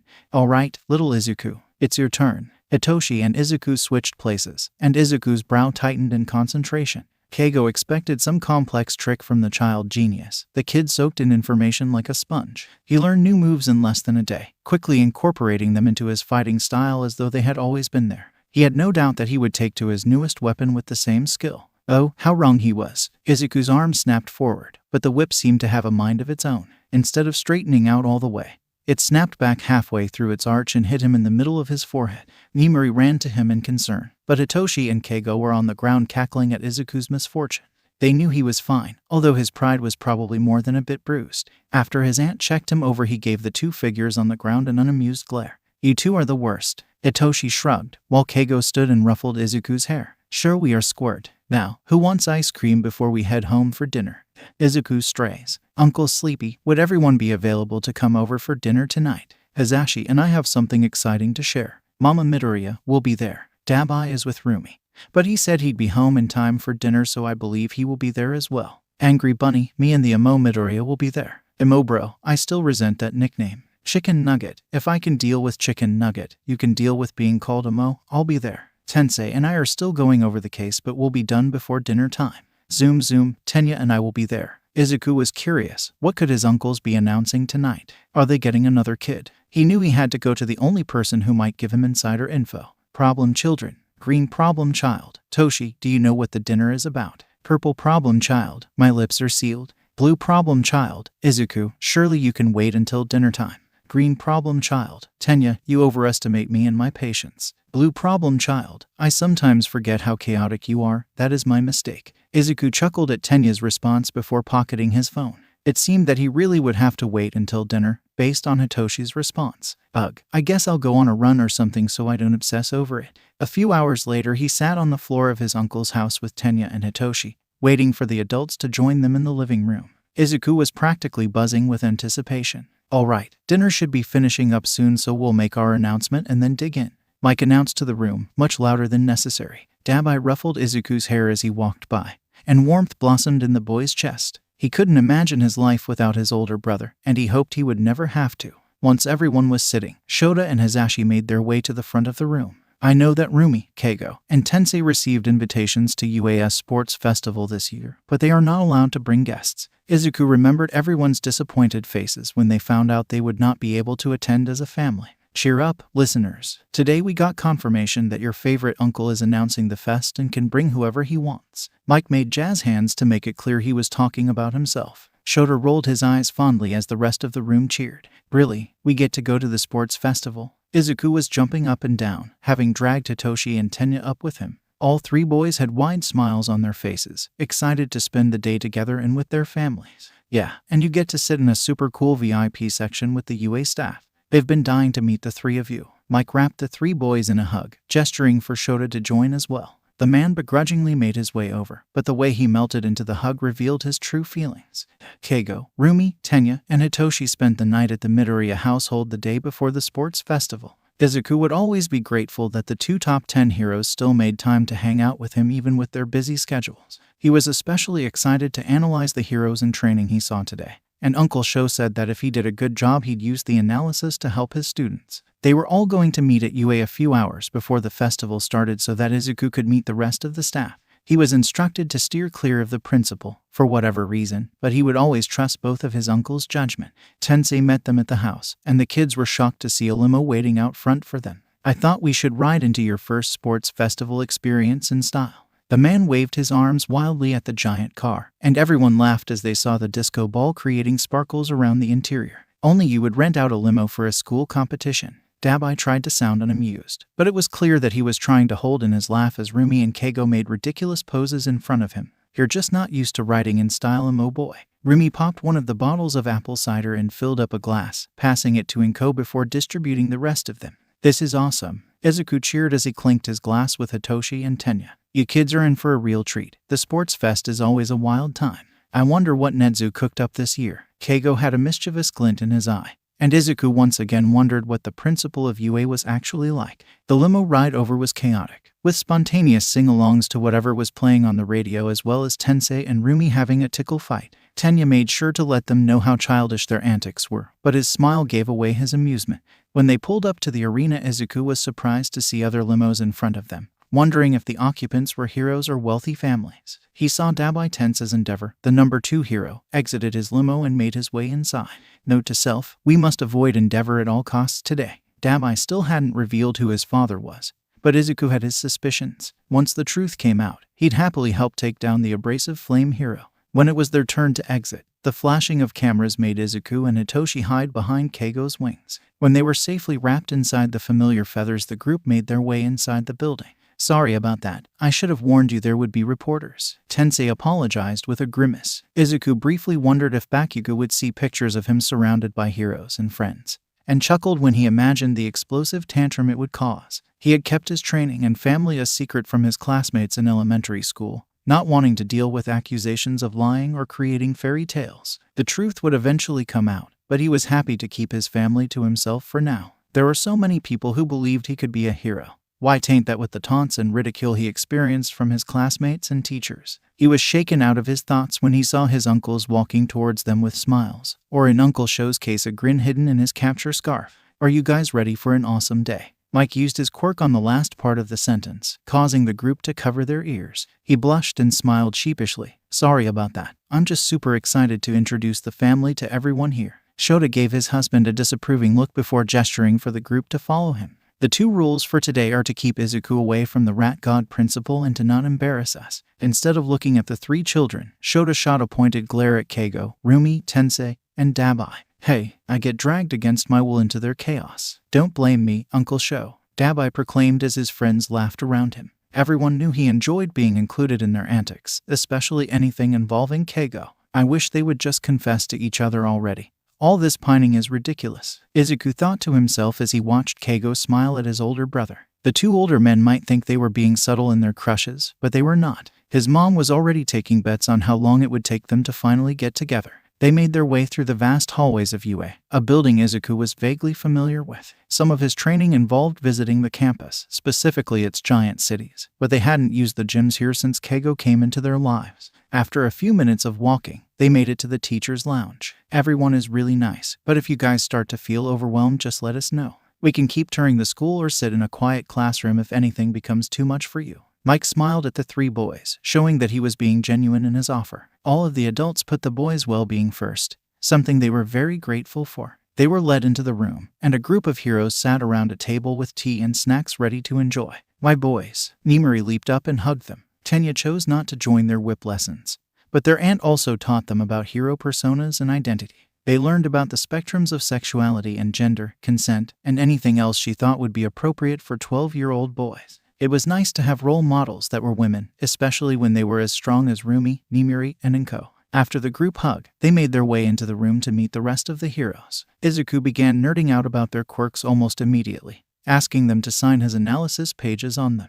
"You weren't lying when you told us this kid is wicked smart." Snipe chuckled as he finished signing the book. Izuku blushed at the praise he received from the staff. Lunch Rush promised to cook a serving of katsudon for Izuku when it was time for lunch so that the boy could note the flavors in his journal. Vlad King and Ectoplasm answered all of his questions and were pleasantly surprised by the lack of fear in the boys' eyes. They were used to not having many young fans, but Izuku treated them just like any other hero. 13 and Power Loader got into a discussion about physics with Izuku, which had to be interrupted by Inko and Shota before it got too out of hand. Recovery Girl and Hound Dog offered to teach Dabai, Izuku, Hitoshi, and Tenya advanced medical and mental health first aid. The boys already planned their first lessons, excited to gain another skill towards their future career as pro heroes. It was finally time to head to the festival grounds, but Izuku had one more favor to ask.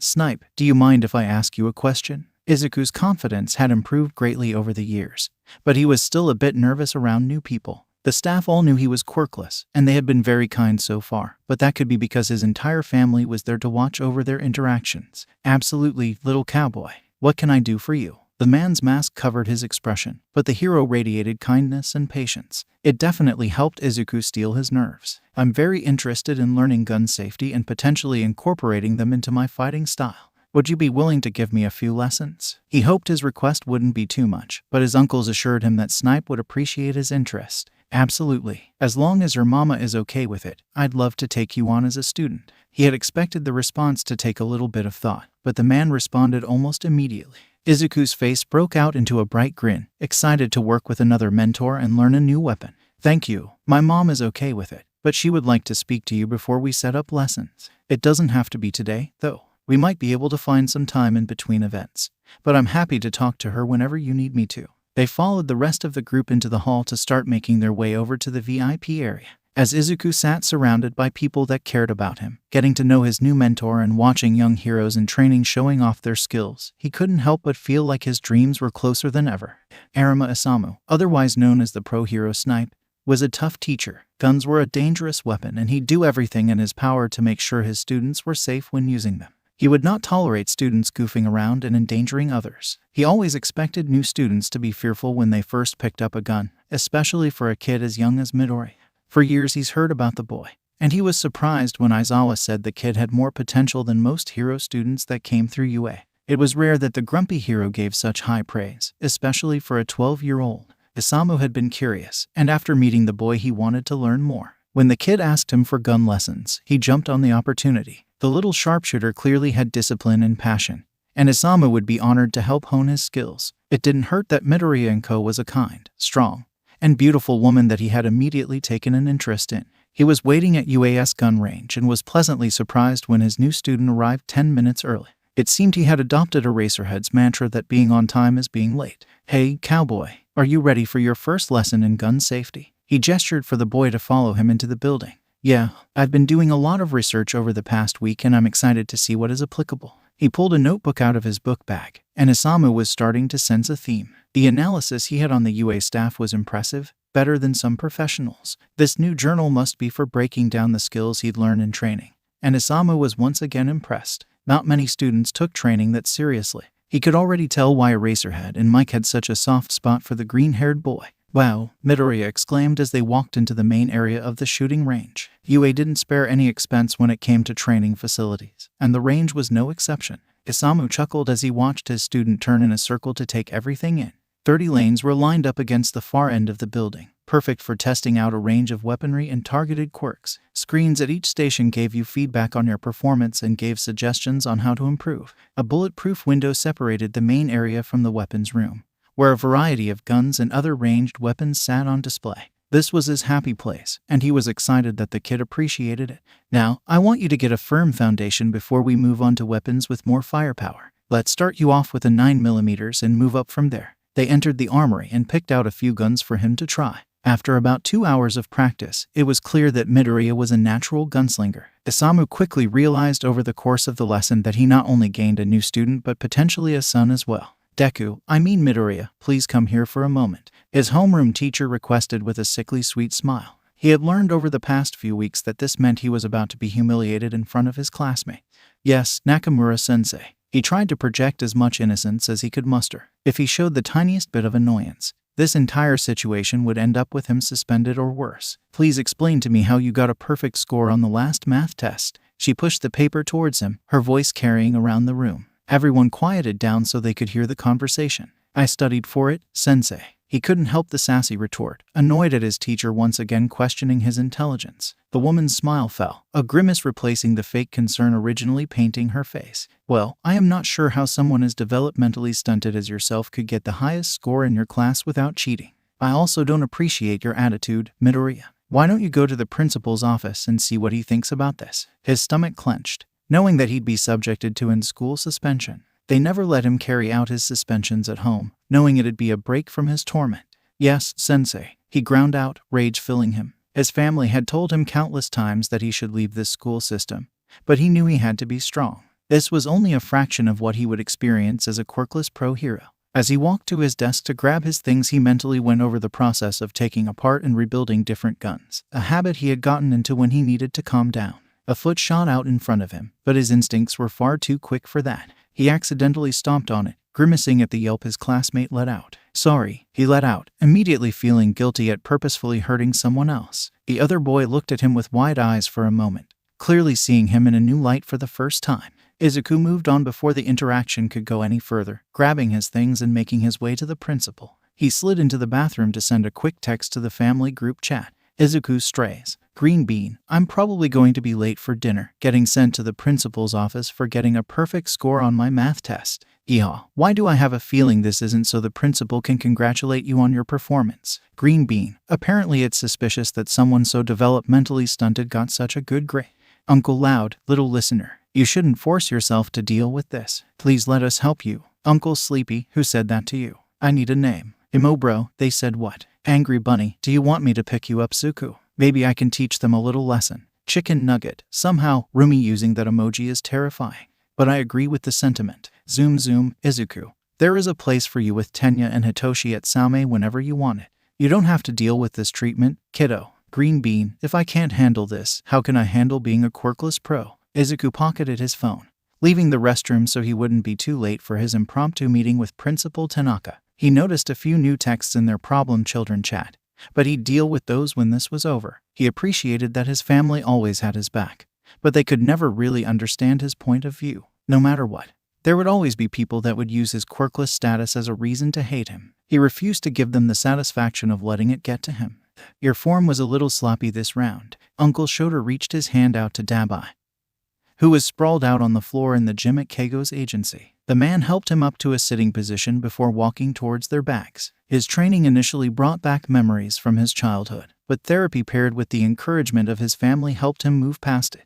The training sessions never went too far, and his well-being was always prioritized. Dabai was viewed as a human being first, not a tool that could be utilized in the future. Sorry about that, Uncle Sho. I'll do better next round. Uncle Shota threw him a water bottle, taking a long swig of his own before he responded. I know you will, kid. He ruffled Dabai's hair before he sat next to him. Dabai chugged the entire bottle in one go, the cool feeling of the beverage invigorating him for the next hour or so of training. I think you're ready, Shota said, looking at him with a small grin and eyes filled with pride. He couldn't possibly mean what I think he means. Are ready for another spar? Dabai asked, not wanting to get his hopes up too much. His uncle simply chuckled. For the provisional licensing exam. All of us agree, you've made so much progress in a short time. If you want, I can put in your recommendation tomorrow. Dabai felt like he couldn't breathe, so many emotions running through his mind at once. The hero next to him, the person he looked up to, believed he could be a hero on his own terms. Keigo, Rumi, Tensei, Uncle Zashi, and Isamu all believed he could be a hero. He tried to fight the tears in his eyes, but when his uncle pulled him into a tight hug, they flowed freely down his cheeks. He nodded. There were too many thoughts floating around his mind for him to respond verbally. Don't tell Inko and Izuku though. I don't want to disappoint them if I fail. He wiped his eyes as he pulled away from the hug. His uncle gave him a look but nodded. I don't know why you're doubting yourself, but I'll make sure none of us spill the secret. After a few more minutes of rest, they hopped up to begin another spar. This time Dabai went after the underground hero with everything he had, a new sense of determination guiding him. As he stood over his uncle in victory, he knew he'd do everything in his power to pass this exam. He would not disappoint the people that believed in him. Zuku, over here, Tenya called as soon as he entered their favorite cafe. Izuku spotted a familiar head of purple hair at the table as well and smiled as he made his way to his best friend.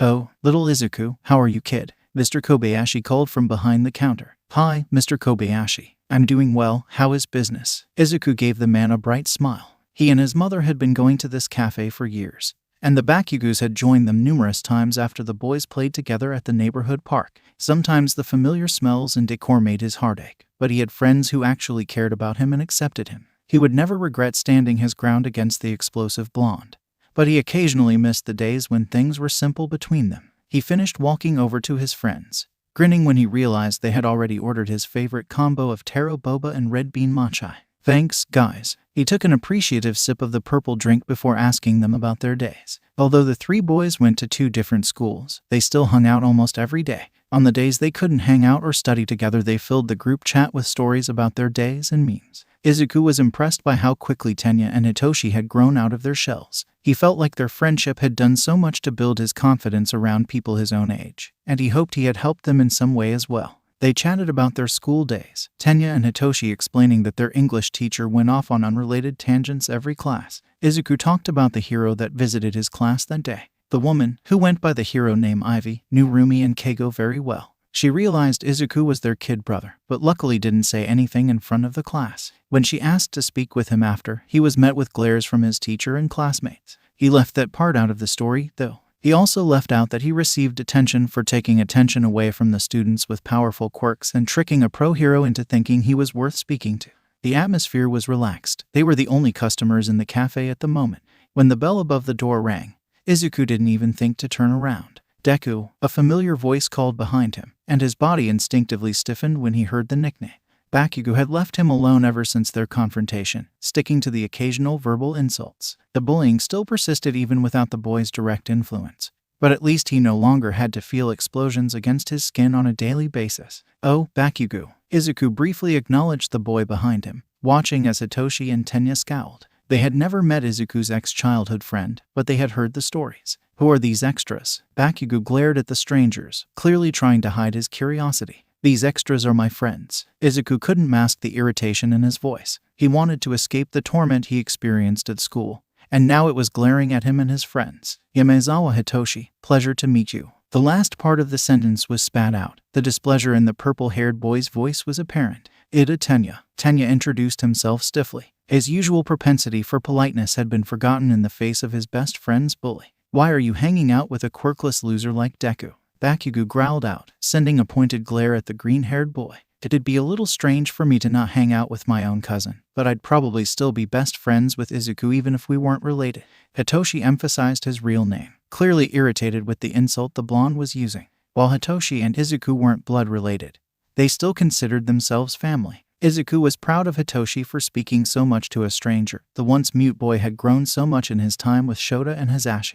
Yes, I am honored to have Izuku as a friend, Tenya added with an icy tone. Bakugo's eyes widened a bit at their casual use of Izuku's given name, but he quickly played it off. I know the nerd doesn't have any cousins or friends. I don't know what lies he's told you, but he's a useless loser. Before his 2 friends could respond in his defense, Izuku's worst nightmare came true. Bakugo, who are you talking to? Oh, it's Deku. Evil smiles came across the faces of the 3 boys that joined Bakugo when they realized their favorite target was sitting in front of them. I'm surprised they serve your kind here, Deku. Tsubasa mocked. What a despicable thing to say. Tenya stood, his brows clenched in anger. It was rare that the boy lost his cool, but discrimination of any kind filled him with rage. He had learned his lesson and was happy to teach the same lesson to anyone who intended to mock his best friend.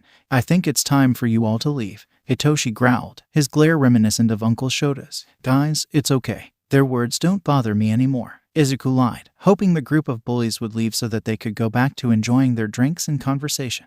"How'd you convince these two to hang around you, Deku? They're probably losers too. It'd be a shame if someone punished them for hanging around such a useless freak." Okada cracked his knuckles, showing the true meaning behind his words. The boys that were with Bakugo when Izuku pinned him to the ground and threatened them all stopped hanging out with the blondes soon after, so these goons didn't understand the threat that he could be. He took their threats to his safety in stride, day after day allowing them to call him useless and tell him it'd be better if he just disappeared. But for them to threaten his friends, his family, he would make them regret stepping foot into this cafe. His chair scraped the floor as he slowly pushed it out, staring ahead at the group in front of him. The muscles throughout his body were stiff with tension, coiled like a spring ready to pounce at any moment. "Izuku, they aren't worth it." Hitoshi clutched his arm, knowing his friend would feel horrible if he hurt any of the assholes in front of them. "They clearly want a fight, Toshi. It'd only be fair for me to give it to them." He met Bakugo's eyes, his chest filling with glee when the blonde actually took a step back in fear. "Remember what I said last time, Bakugo?" he thought to himself. "Like you could give us a fight. Useless fucking Deku." Okada stepped forward, sneering at Izuku. "Izuku, please, you should not lower yourself to their level." Tenya grabbed his other arm. Izuku tried to listen to his friends, but the anger inside him was a burning inferno. No one threatened the people he cared about. "Is there a problem here?" Mr. Kobayashi's voice called from where he had just emerged from the kitchen. The group of bullies turned to the cafe owner. "Yeah, I didn't realize you served corkless here." Tsubasa sneered at the man's question. Izuku's heart plummeted as wondered how this would go. Would Mr. Kobayashi throw him out so he wouldn't lose customers? To his immense surprise and relief, Mr. Kobayashi's face morphed into a scowl at the boy's implication.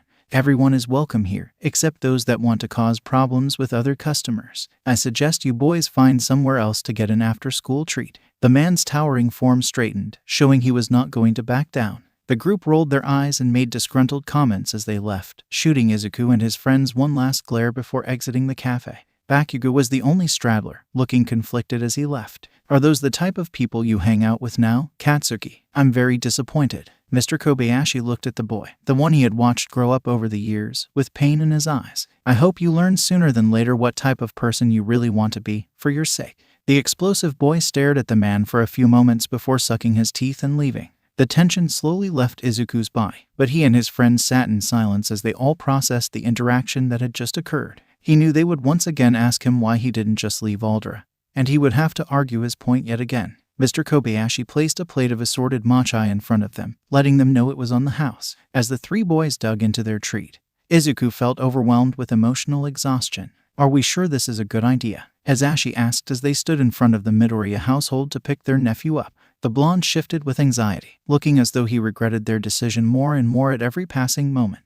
"We're doing what's best for Izuku." After Hitoshi had returned home and recounted the incident at the cafe, both heroes could no longer justify standing by while Izuku suffered. They had called an emergency meeting with all the adults in the boy's life, and they had come to an agreement. Izuku would never forgive them if they forced him to leave his school, but they could give him a push in the right direction. Sadly, that direction involved introducing the green-haired child to the rat god. Nedzu had been asking about their nephew for years now, wanting to meet the child that had stolen the hearts of so many heroes. News of the kid's analysis had spread, and the principal constantly requested copies of Izuku's journals. Shota and Hazashi had agreed to hold off the inevitable meeting until their nephew was at UA, but drastic times called for drastic measures. So here they were, ready to introduce two geniuses and potentially bring about the end of the world as they knew it.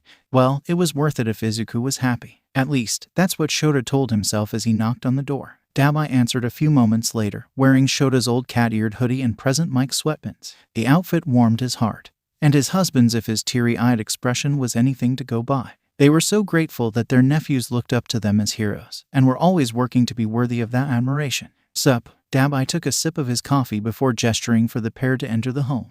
The little menaces are in Zuku's room. Mom is in the kitchen with Isamu. Keigo and Rumi are in the backyard. Their eldest nephew proceeded to carefully place his empty mug on the coffee table before throwing himself face first into the couch cushion.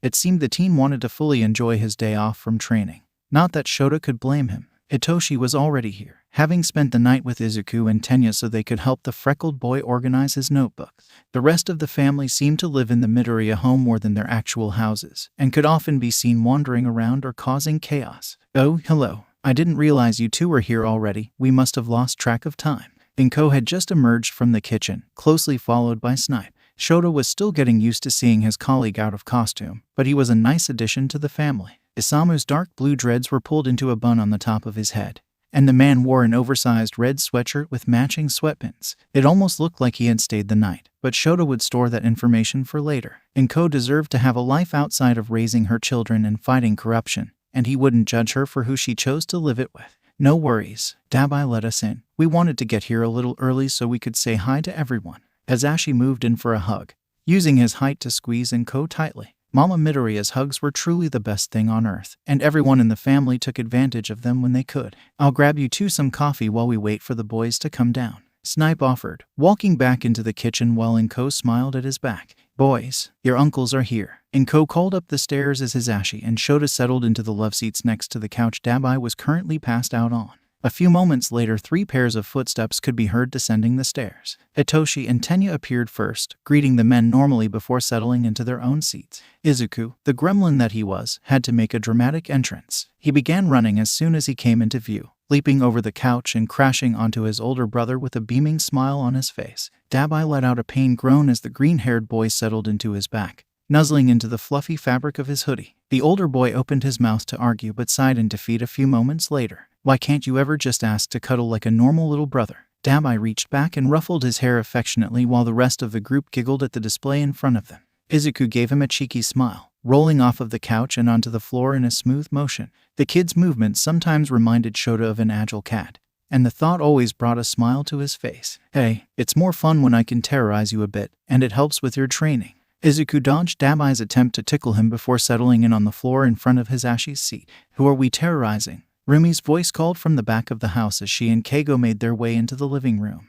"Dabai doesn't like the way I ask for cuddles." Izuku gave an over-exaggerated pout and crossed his arms. Shota rolled his eyes affectionately, amazed at how adorable and manipulative the boy could be. "Really? Well, that won't do." Keigo's eyes sparkled with mischief. Dabai could barely brace himself before the two heroes leaped over the back of the couch and flattened him beneath them. Keigo ended up sandwiched in between Rumi and Dabai, and a bright blush had overtaken his face. "I feel like Tenya and I are the only mature ones here, besides the real adults," Hitoshi said in a deadpan voice. "I would agree, Toshi." Inko's voice piped up from the kitchen, where she and Isamu were emerging with trays of coffee and tea for the group. Shota gratefully took a mug of steaming hot coffee, chugging it almost in one go. They still had 30 minutes until they had to leave, and he was prepared to fill his body with caffeine before he had to interact with Netsu. "How are you feeling about your meeting, Izuku?" Inko asked from her place next to Isamu, sipping on her own mug of tea. The boy pursed his lips and scrunched his eyebrows, a sign that he was thinking out his answer before replying. It was frankly adorable, not that Shota would ever admit that out loud. He hoped his nephew would keep some of his innocence after working with the rat. The boy definitely shared some of the rougher traits of Rumi and Shota, but he was still sunshine incarnate. "I'm looking forward to it, but I'm still a bit nervous. I know you guys always compliment my analysis, but this is Netsu we're talking about here." Izuku rubbed the back of his neck, a habit that only reemerged when he was extremely nervous. A pang of guilt hit Shota in his chest at the sight of his nephew doubting himself. He was so concerned with introducing the kid to Netsu that he didn't think about how the meeting was affecting the boy. Before he could speak up, Isamu stepped in. "Kiddo, you're one of the smartest people I've met in my life, including adults. Netsu is going to be impressed with your mind, just like we all are." Inko smiled warmly at the man, and everyone relaxed a bit as the tension drained out of Izuku. Shota was hesitant to let Snipe into their little circle, but the hero proved over and over again that he deserved to be in the Midoriya's lives. He sometimes wondered if Izuku realized just how many people would burn the world down for him. "Thanks, guys, I really appreciate your support." Izuku smiled as Hazashi ruffled his hair. They spent the rest of the time discussing training and the upcoming family movie night until it was time to leave.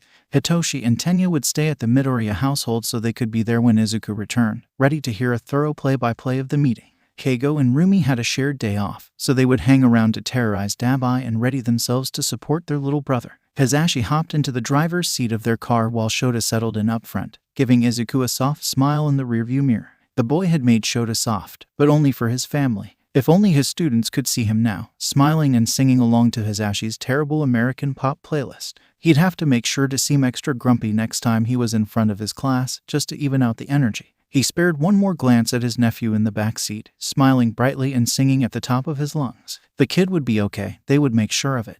Izuku stared up at the gates of UA, which were now a familiar sight for the boy. He occasionally came here for training, or to meet one of his uncles after their classes let out for the day. Now, he was here to meet one of his idols and the smartest being on the planet. No biggie. Tenya and Hitoshi had stayed up late with him, combing through his journals and notes so that he had a presentable portfolio for the principal to review. His family assured him that Nezu would be happy to mentor him, but he wanted to put his best foot forward. He wasn't entirely sure what this meeting would entail, but he was prepared for anything at this point.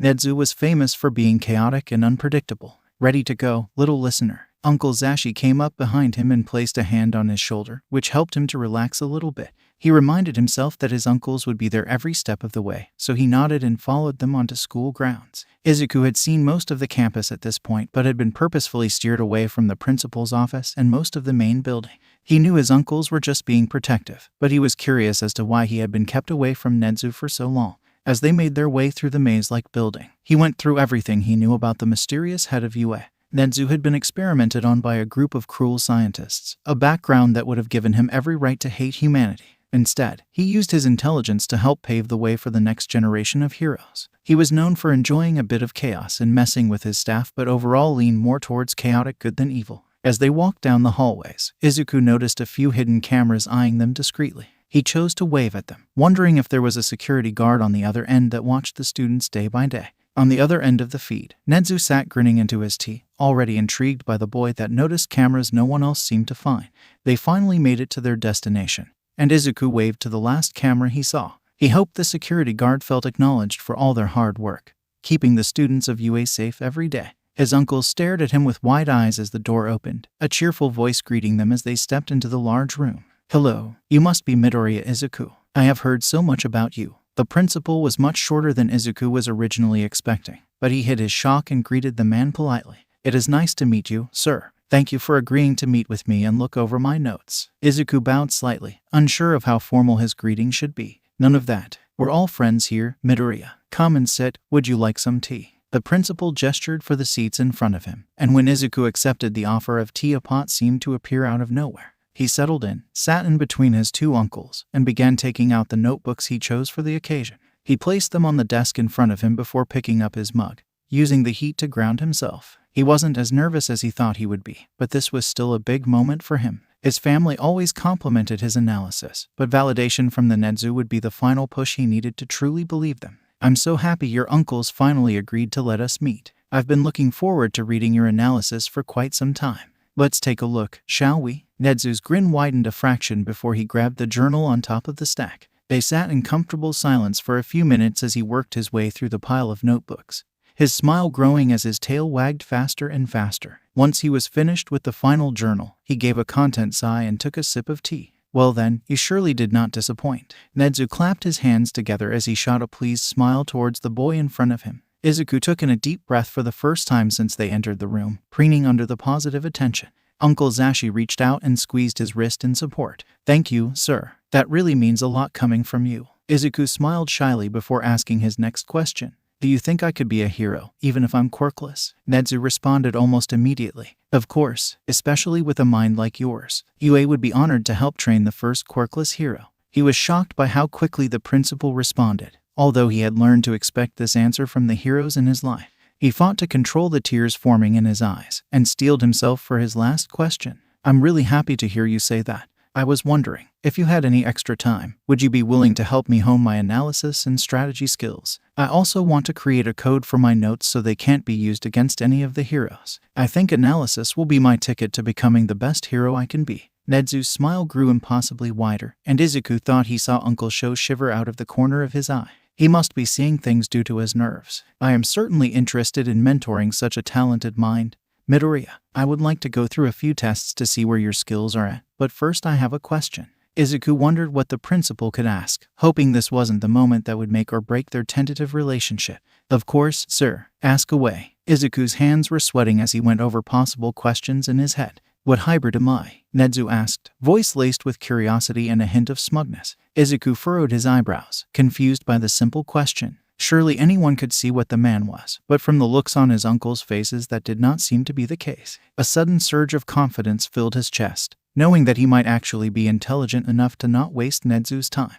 With a shit-eating grin that most certainly did not belong on a 12-year-old's face, he confidently replied, "Astute, sir," casually taking a sip of tea for full dramatic effect. "You're the first person to guess correctly, Midoriya. I think we're going to get along very well." Nezu and Izuku sat smiling at each other for a few moments, while Hisashi and Shota grew increasingly more uncomfortable. "Abort mission," Izuku heard Uncle Sho whisper, causing Nezu to break out into a maniacal cackle. Once the principal had calmed down, he poured himself another cup of tea and took out a box from his desk. He removed a chess set from it, and Izuku felt a sudden pang of anxiety. While chess always seemed like something he would enjoy, he had never gotten around to playing. Tenya had once shown interest in learning, but neither boy ever went through with it. Perhaps if Nezu was willing to teach him, he could pass the skills on to Tenya and Hitoshi. "Have you ever played chess, Midoriya?" Nezu's smile was patient, immediately draining all the nerves from Izuku's body. "No, but I've always wanted to learn." Izuku eyed the pieces curiously, his mind already craving the knowledge of what each piece did. The principal explained the basics and demonstrated a few strategies for the boy, who absorbed the information like a sponge. Shota and Hisashi watched on in interest, curious to see how their nephew performed against the genius in front of him. They knew their nephew was extremely intelligent, but Nezu would not go easy on him just because of his age. Over the next hour or so, Nezu and Izuku played multiple rounds of chess, and the boy's skill only grew over time. The length of the matches increased, as did the principal's focus. But Izuku was too into his own head to notice the challenge he was giving the stoat. After one last tense match where Izuku almost secured a win, Nezu put the board away to discuss his thoughts. "You learn quite quickly, Midoriya. No one has ever gotten that close to beating me before. I actually had to think over my moves a few times." "How exciting." Nezu's tail was wagging quickly, and Izuku couldn't help but smile at the praise. "Thank you, sir. I really appreciate you teaching me how to play. I enjoyed our matches." Izuku thought he had proven himself, but he didn't want to get too cocky. "Enough of this sir nonsense. Please just call me Nezu. Now, I understand your mother wanted to meet with me before your lessons start. Aizawa, please pass along my information so that I can schedule a meeting with Ms. Midoriya." Nezu finished his tea before heading over to one of the bookshelves lining the walls of the office. He returned with a few books in his hands, placing them on the table in front of Izuku. "For now, I'd like you to read through these books and take notes on what you learn. After your mother and I figure out a schedule that works, we will discuss the contents. Aizawa and Yamada can provide you with my contact information. Please do not hesitate to reach out to me, even if you'd just like to chat a bit." Nezu smiled warmly at the boy, or as warmly as an animal with sharp fangs could smile. "Thank you, Nezu. I won't let you down." Izuku's eyes sparkled as he looked over the spines of the books. The specializations included hacking, psychology, quirk theory, English language, and a variety of other topics that Izuku couldn't wait to learn about. The trio said their goodbyes and walked in comfortable silence until they reached the staff parking lot. His uncles had carried his collection of textbooks outside so that he could carry his backpack stuffed with notebooks. And once Mike had set his stack on the back seat, he pulled Izuku in for a tight hug. "I am so proud of you." The last part of the sentence was quirk-enhanced, but not enough to cause any discomfort. It was Zashi's way of showing him that he was proud, and Izuku smiled as he squeezed his uncle. Sho ruffled his hair, his own proud grin hiding underneath his capture weapon. "You did good, kiddo. Now promise me you won't try to take over the world until you're at least 18. Shota chuckled, but he was only half joking. "No promises, Uncle Sho." Izuku giggled when his uncle gave him an unamused glare, quickly sliding into the back seat to escape any retaliatory tickles. "Oh no, there goes my sweet little nephew. Now we're left with this sassy little gremlin." Hisashi sighed dramatically as he buckled his seatbelt. "We watch him terrorize Dabai and Keigo on a daily basis. I think he has always been a little chaotic," Uncle Sho quipped from the passenger seat. Izuku made sure to stick his tongue out into the rearview mirror, giggling when his grumpy uncle threw him a glare. Zashi's eyes widened suddenly, as though a thought just occurred to him. Izuku merely cackled once he heard what was on his uncle's mind. "I just realized his pranks are going to be so much worse now." Izuku's victims. "Baby Chaos, does anyone want to play chess with me?" "Imo bro, no." "Chicken Nugget, no thanks, baby bird." "Carrot Lover, I learned my lesson the first time." "Izu, Carrot Lover, BTW, whoever changed my name is dead." "Iha, no violence allowed unless supervised by an adult." "Rumi, Keigo, Dabai, and Tensei do not count as adults." "Iha, also, I might not be much of a challenge, but I can try to play with you after patrol." "Sharpshooter." Mini sleepy, sorry, Zuko. I can only lose so many times before it becomes embarrassing. Uncle Loud agreed. It's like playing with another version of Netsu, which is frankly terrifying. Zoom zoom JR. Izuku, I would be happy to play with you when Tensei and I return from our family trip up north. It will be a truly educational experience. Zoom zoom. I will happily watch you destroy everyone at chess, kiddo. Mama Midoriya. Izuku, I thought we were going to play together when I got home. Baby Chaos, you keep winning, I want to win. Chicken Nugget, sometimes I forget how terrifying you two are. Chaos and Co has proven to be quite the opponent during our weekly meetings over tea. Uncle Sleepy, what have I done? Izuku focused on his breathing as he finished the last mile of his morning run, a ritual that he had taken up shortly after he began training with Rumi. Dabai sometimes joined him depending on his training schedule, but Izuku was by himself today. He took in the sounds of his neighborhood, smiling at the old ladies he passed on the sidewalk and watching shopkeepers setting up for the day. These moments he got to himself, alone with his thoughts, were his favorite part of the day. It was the quiet before the storm, a chance to ground himself before he had to go to school and deal with torment from his peers. He cleared his mind for the last few minutes of his workout, allowing his muscle memory to take over as he finally approached his street. As he opened the gate, he noticed the dining room light was on, meaning his mother and brother were up for breakfast. A small smile formed on his face, excited to spend a bit of time with his family before he went to school. A dark blue truck pulled into their driveway as he was approaching the door, and he greeted Isamu once the man had exited the vehicle. The cowboy had become a staple at their breakfast table, and Izuku couldn't help but wonder when he and his mother would officially begin dating. There had been enough nights where the man accidentally fell asleep on their couch, or became a stuttering mess around the Midoriya matriarch, that a betting pool had formed in their family. While Izuku would very much like to win the pool of money, he was honestly just happy for his mother. She had done so much for him and the rest of the family, and she deserved so much more than his father had ever given her. A man that would abandon his wife and child was not worthy of Inko Midoriya. Mom, I'm home, and Isamu is here. The delicious smell of cooked fish permeated the air, and his mother made her way out of the kitchen to greet them. Dabai waved from where he was nursing a coffee by the counter, turning back to the rice he was dishing out into bowls. Izuku, why don't you go take a shower and join us when you're done? His mother smiled at him before guiding Isamu to the kitchen. An unspoken rule in the Midoriya household was if you were eating a meal, you would help in some way. Izuku mentally thanked his mother for sparing him from the chore as he made his way up to his room to shower and change. Once he was freshened up, he joined his family at the table, scarfing down the simple meal as he talked to Dabai about the new video game they were planning on playing together. I'm going to the mall with Zashi after school today. I can pick it up for us then if you want.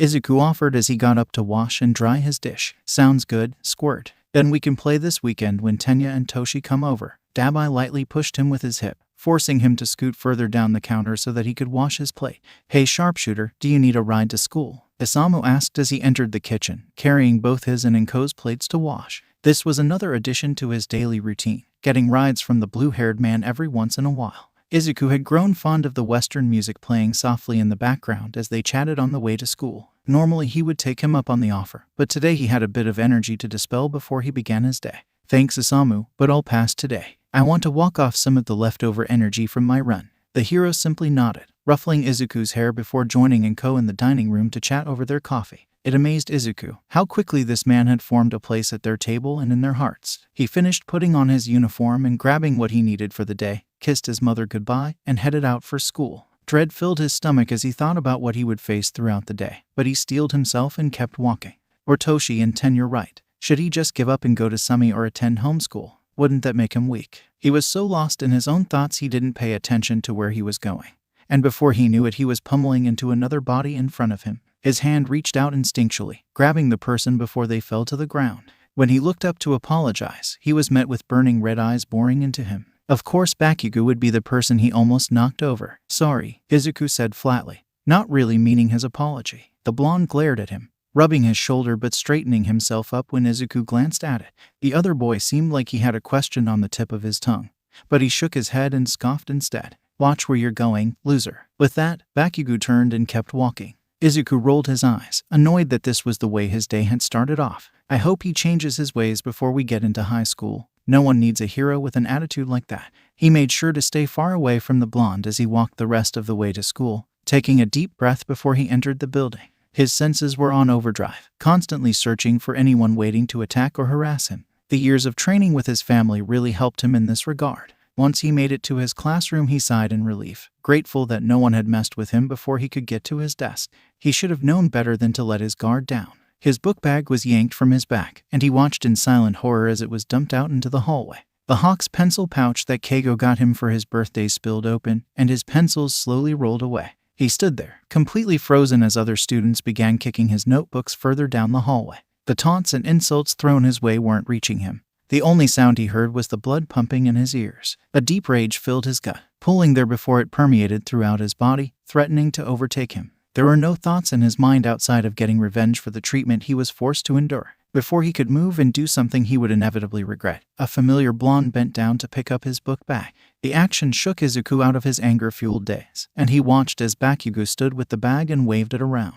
Of course, a useless loser like you can't even wear a bag correctly, Bakugo taunted, shoving Izuku's bag into his chest before walking to his desk. It was only when Izuku went to pick up his belongings that he noticed a few of his pencils and books had been stuffed haphazardly back into it. He decided to ignore whatever it was his ex-childhood friend was trying to accomplish, gathering the rest of his things and sitting at his desk. If Bakugo wanted to atone for his actions, he'd have to do much more than that. To distract himself from the verbal harassment from his teachers and peers, he thought about the plans he had after school. He and Mike had created somewhat of a tradition, shopping together at the mall every few months and then getting dinner and ice cream. He loved spending one-on-one time with his uncle, especially now that their family kept growing over the years. While he might not be as passionate about shopping as the blonde man, he still appreciated the pieces his uncle had collected for him over the years. His well-worn leather jacket had become a staple in his wardrobe, especially after Dabai and Rumi bought him different pins to add to it. His strategy to distract himself worked. As the bell for lunch rang much earlier than he expected,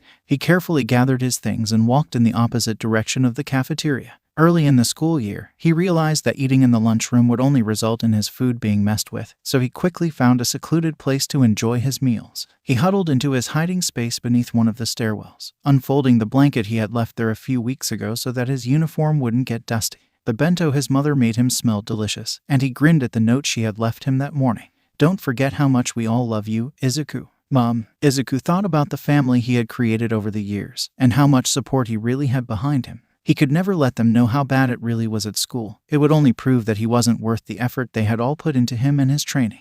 His thoughts were interrupted when his phone buzzed, and he pulled it out of his pocket as he took the first few bites of his food. Hitoshi and Tenya had made a habit of texting him during their lunch hour, chatting about their days and checking in on Izuku. Problem children. Sonic, hello, Izuku. How has your day been so far? Panda, let us know if we need to help you hide a body. Gremlin, for a family full of heroes we sure do default to talking about homicide a lot. Gremlin, and today has been okay, just the usual. He debated telling them about his bag being dumped out, or the strange incident with Bakugo that followed, but thought better of it.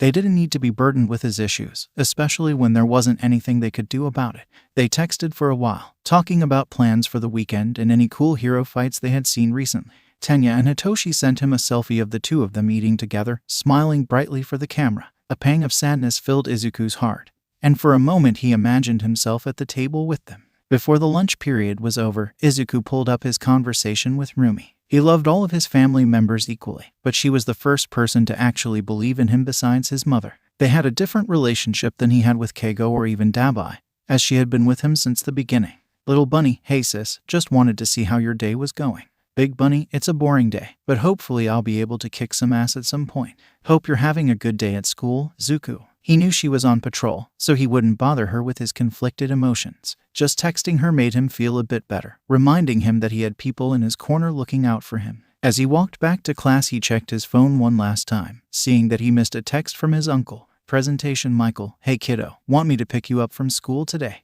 His family was constantly trying to pick him up for school, insisting that they wait by the front gate or even come to visit his class and pick him up early. He knew it was their way of trying to intimidate his classmates and highlight his relationship to the heroes, but he wanted to earn that respect on his own. When he became a hero, he would not be able to depend on them when people tried to mess with him, so he should learn how to handle it on his own now. He also didn't want to seem like a charity case, and he knew his classmates would try to pretend to be his friend if they knew he had such close connections to top heroes. It was better for them to never know, at least until he was a hero in his own right. He told his uncle to meet him at a cafe a few blocks away, hoping the man would respect his wishes. The one time Keigo had shown up to the school had caused a riot, and Izuku had snuck out the back gate before the hero could cause even more of a scene. The rest of his day went by normally. Jumping over feet meant to trip him and ignoring the taunts of his classmates. When the final bell rang, he used his stealth training to get out of the building without incident. If his uncle saw any injuries, he'd freak out, possibly getting his mother involved. Luckily, none of his classmates were in the cafe, and he found his uncle sitting at one of the tables with 2 drinks in front of him. "Hey, little listener, I got you some hot chocolate. If you want something to eat, just let me know." His uncle smiled warmly at him, and all of the stress and tension from the day melted out of Izuku's body. "Thanks, Uncle Zashi. I'm actually going to change real quick if that's okay." His uncle nodded, pointing to the restrooms and going to the counter to order Izuku a snack. Once the boy was in his casual clothes, he sat at the table and took a few appreciative sips of his drink.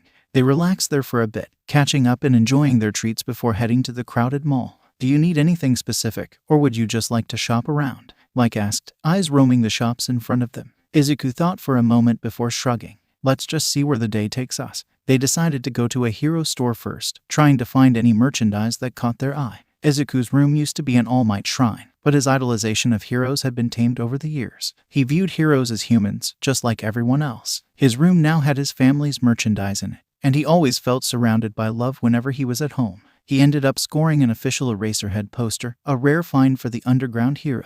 Izuku ended up buying one for Hitoshi and Dabai as well, knowing his fellow Eraserhead fans would enjoy the gift. An Ingenium keychain and a Nedzu stuffed animal also joined his collection, and Mike laughed a bit when he saw the toy. "It is interesting to see how he is with you. He's so terrifying most of the time, but you've managed to soften him up a bit." The man ruffled Izuku's hair affectionately. Izuku blushed, not knowing how to react to the comment. "It's not a big deal. He's just doing you and Uncle Sho a favor by teaching me." His uncle stared at him for a long moment, and Izuku shifted underneath the man's gaze. "You know that isn't true, right? He wouldn't have taken you as a personal student if you didn't earn it." The joking demeanor Mike usually spoke with was gone, replaced by a serious tone. Izuku nodded, not fully believing him but unwilling to argue. He knew he needed to work on his confidence, but he had a long road ahead of him if he wanted to make any progress. "Maybe Aunt Nimari would be willing to help me more." With the weighty conversation behind them, they explored a few more stores, with Izuku picking up new books while his uncle bought a set of records for his music collection.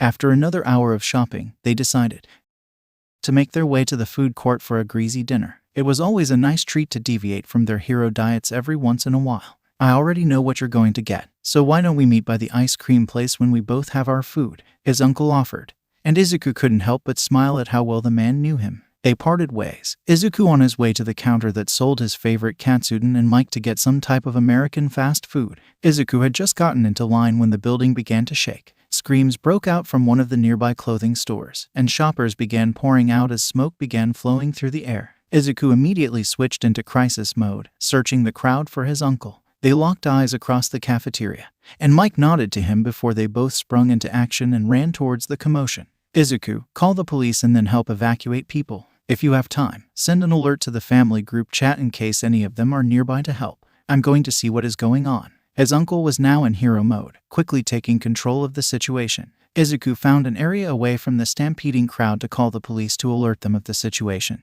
And once he confirmed they were alerting local heroes, he made his way back towards the store. He was grateful that he brought a few of the gadgets he and Nedzu had been working on to school, and he pulled a few items out of his bag before jumping into action. "Attention," he yelled, pulling the trigger on the device in his hand. A red light flashed out of the metal cylinder and his voice was projected over the noise of the scared shoppers. "Please use the nearest emergency exit to evacuate safely and calmly. Heroes are on their way." He helped guide people towards the exit, reuniting lost children with their parents and helping older shoppers out of the building. Adrenaline was pumping through his veins, and he focused on his task even as the sounds of fighting grew closer. He was guiding an old woman towards the exit when a piece of metal was flung towards them. In seconds he had moved them away from the object's main trajectory, but it still wasn't enough to avoid some impact. He covered the woman with his body, hoping to take on most of the damage. At the last second something wrapped around the projectile, launching it away from Izuku and the woman. "Nice instincts, kid," a voice called from a few feet away. When Izuku looked to see who had rescued him, his jaw dropped in shock. "Oh my god, Best Jeanist just saved me." Standing in all of his denim-clad glory, the fiber hero approached the pair to look them over for injuries. After he confirmed Izuku and the old woman were unharmed, he gestured for one of his sidekicks to come over to them. "Help her get to the exit safely. Try to avoid fighting as much as possible," the man instructed, watching as the other hero wrapped his arms around the woman. Before they left, she stopped and turned to Izuku. You were very heroic, young man. I can't wait to see you go pro." She smiled warmly at him, and Izuku felt immense pride as he watched her walk safely out of the building. "Now, where are you guardians?" The man turned to him, eyeing him expectantly. It must have been a strange sight, seeing a kid doing crowd control during a villain fight. "I was with my uncle, Present Mike, sir. He instructed me to guide people out of the building and to alert the authorities." Izuku tried to stand tall as he spoke, but the hero still towered over him.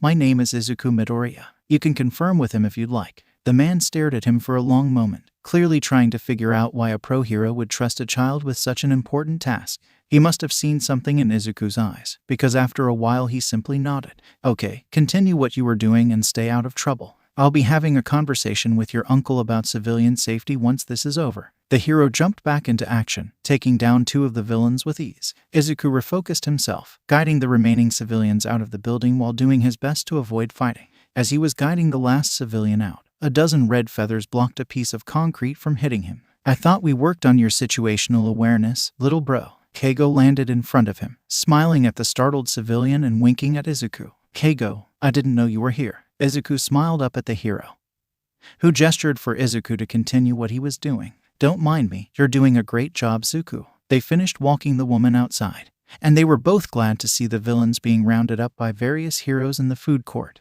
"You stay here, I'm going to go see if they need any help." Keigo flew off before Izuku could respond, and he awkwardly watched the assembled heroes cuff the villains as they waited for police vans to arrive. Once the robbers were secured, Keigo had to go back to his patrol route. But Mike quickly found Izuku and checked him over for any cuts and bruises. "Inko is going to kill me." Asashi rubbed a hand down his face, looking genuinely distressed at the idea of facing Izuku's mother. "It won't be that bad. It's not like I was fighting villains or anything." Izuku tried to comfort his uncle, but he barely convinced himself with that statement.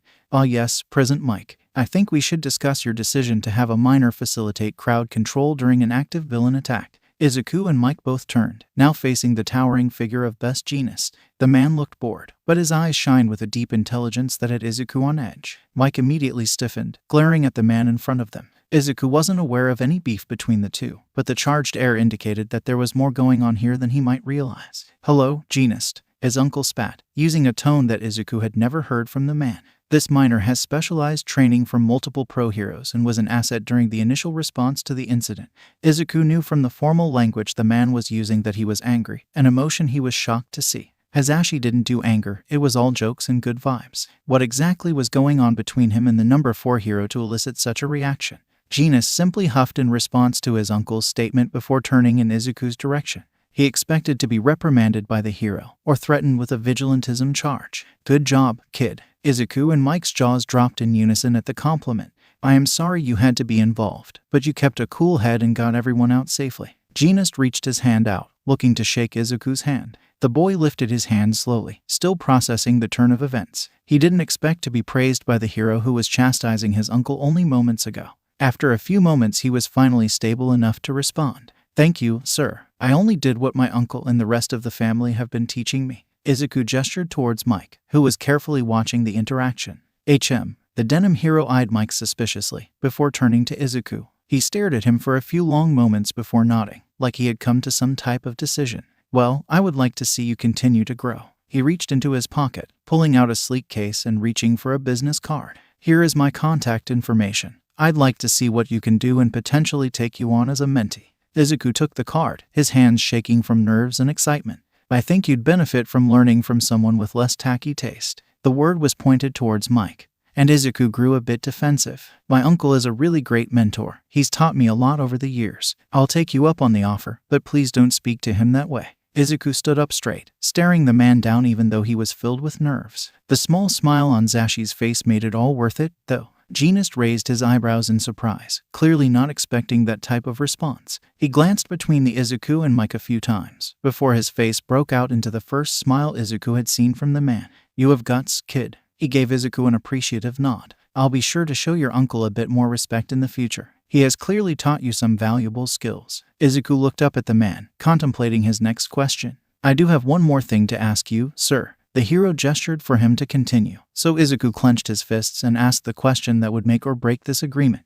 "Do you think quirkless people can be heroes?" He watched for any changes in the man's expression, looking for any signs of disgust or hatred. Izuku was surprised to see a bemused smile form on the man's face. I think they can do anything with enough motivation and the right people in their corner. He ruffled Izuku's curls before walking away. Izuku smiled, happy that another hero believed he could achieve his goals. With that settled, the hero returned to his sidekicks, and Izuku and Mike found their shopping bags and headed to a nearby restaurant for a late dinner. Inko was more proud of Izuku than angry, but Hisashi was still sweating as he sat on the couch to explain what happened. Keigo and Rumi were both surprised that Genist had offered to mentor Izuku, explaining that the man was hard to impress. Izuku sent a text to the hero before he went to sleep, explaining that his mother would need to meet with him before they did any training together. He couldn't believe he would be training with yet another top 10 hero, or that he had been doubting himself just a few hours before the incident at the mall. I can do this, he thought to himself before falling asleep, feeling more content than he had at the start of his day. Inko Midoriya Fan Club. Imo bro, hey, I have some cool news to share with you all. Can everyone come over to our house for dinner tomorrow? Uncle Loud will be there. Chicken Nugget, I come over for dinner anyways, so I'll be there. Angry Bunny, same. Uncle Sleepy, Inko, would you like us to bring anything? Mama Midoriya, no, I have everything covered. Yeehaw, I can come over early to help. Mama Midoriya, sure. Thank you, Isamu. Zoom, Tenya and I will be there. Excited to see what your news is. Rat God, thank you for the invitation. I will be there. I have a new tea blend I think you all will enjoy. Denim Man, I am not sure if I am invited, but I'd be happy to attend if so. Imo bro, you're a part of the family now, no take-backs. Benny Sleepy, once Izuku adopts you there is no escape.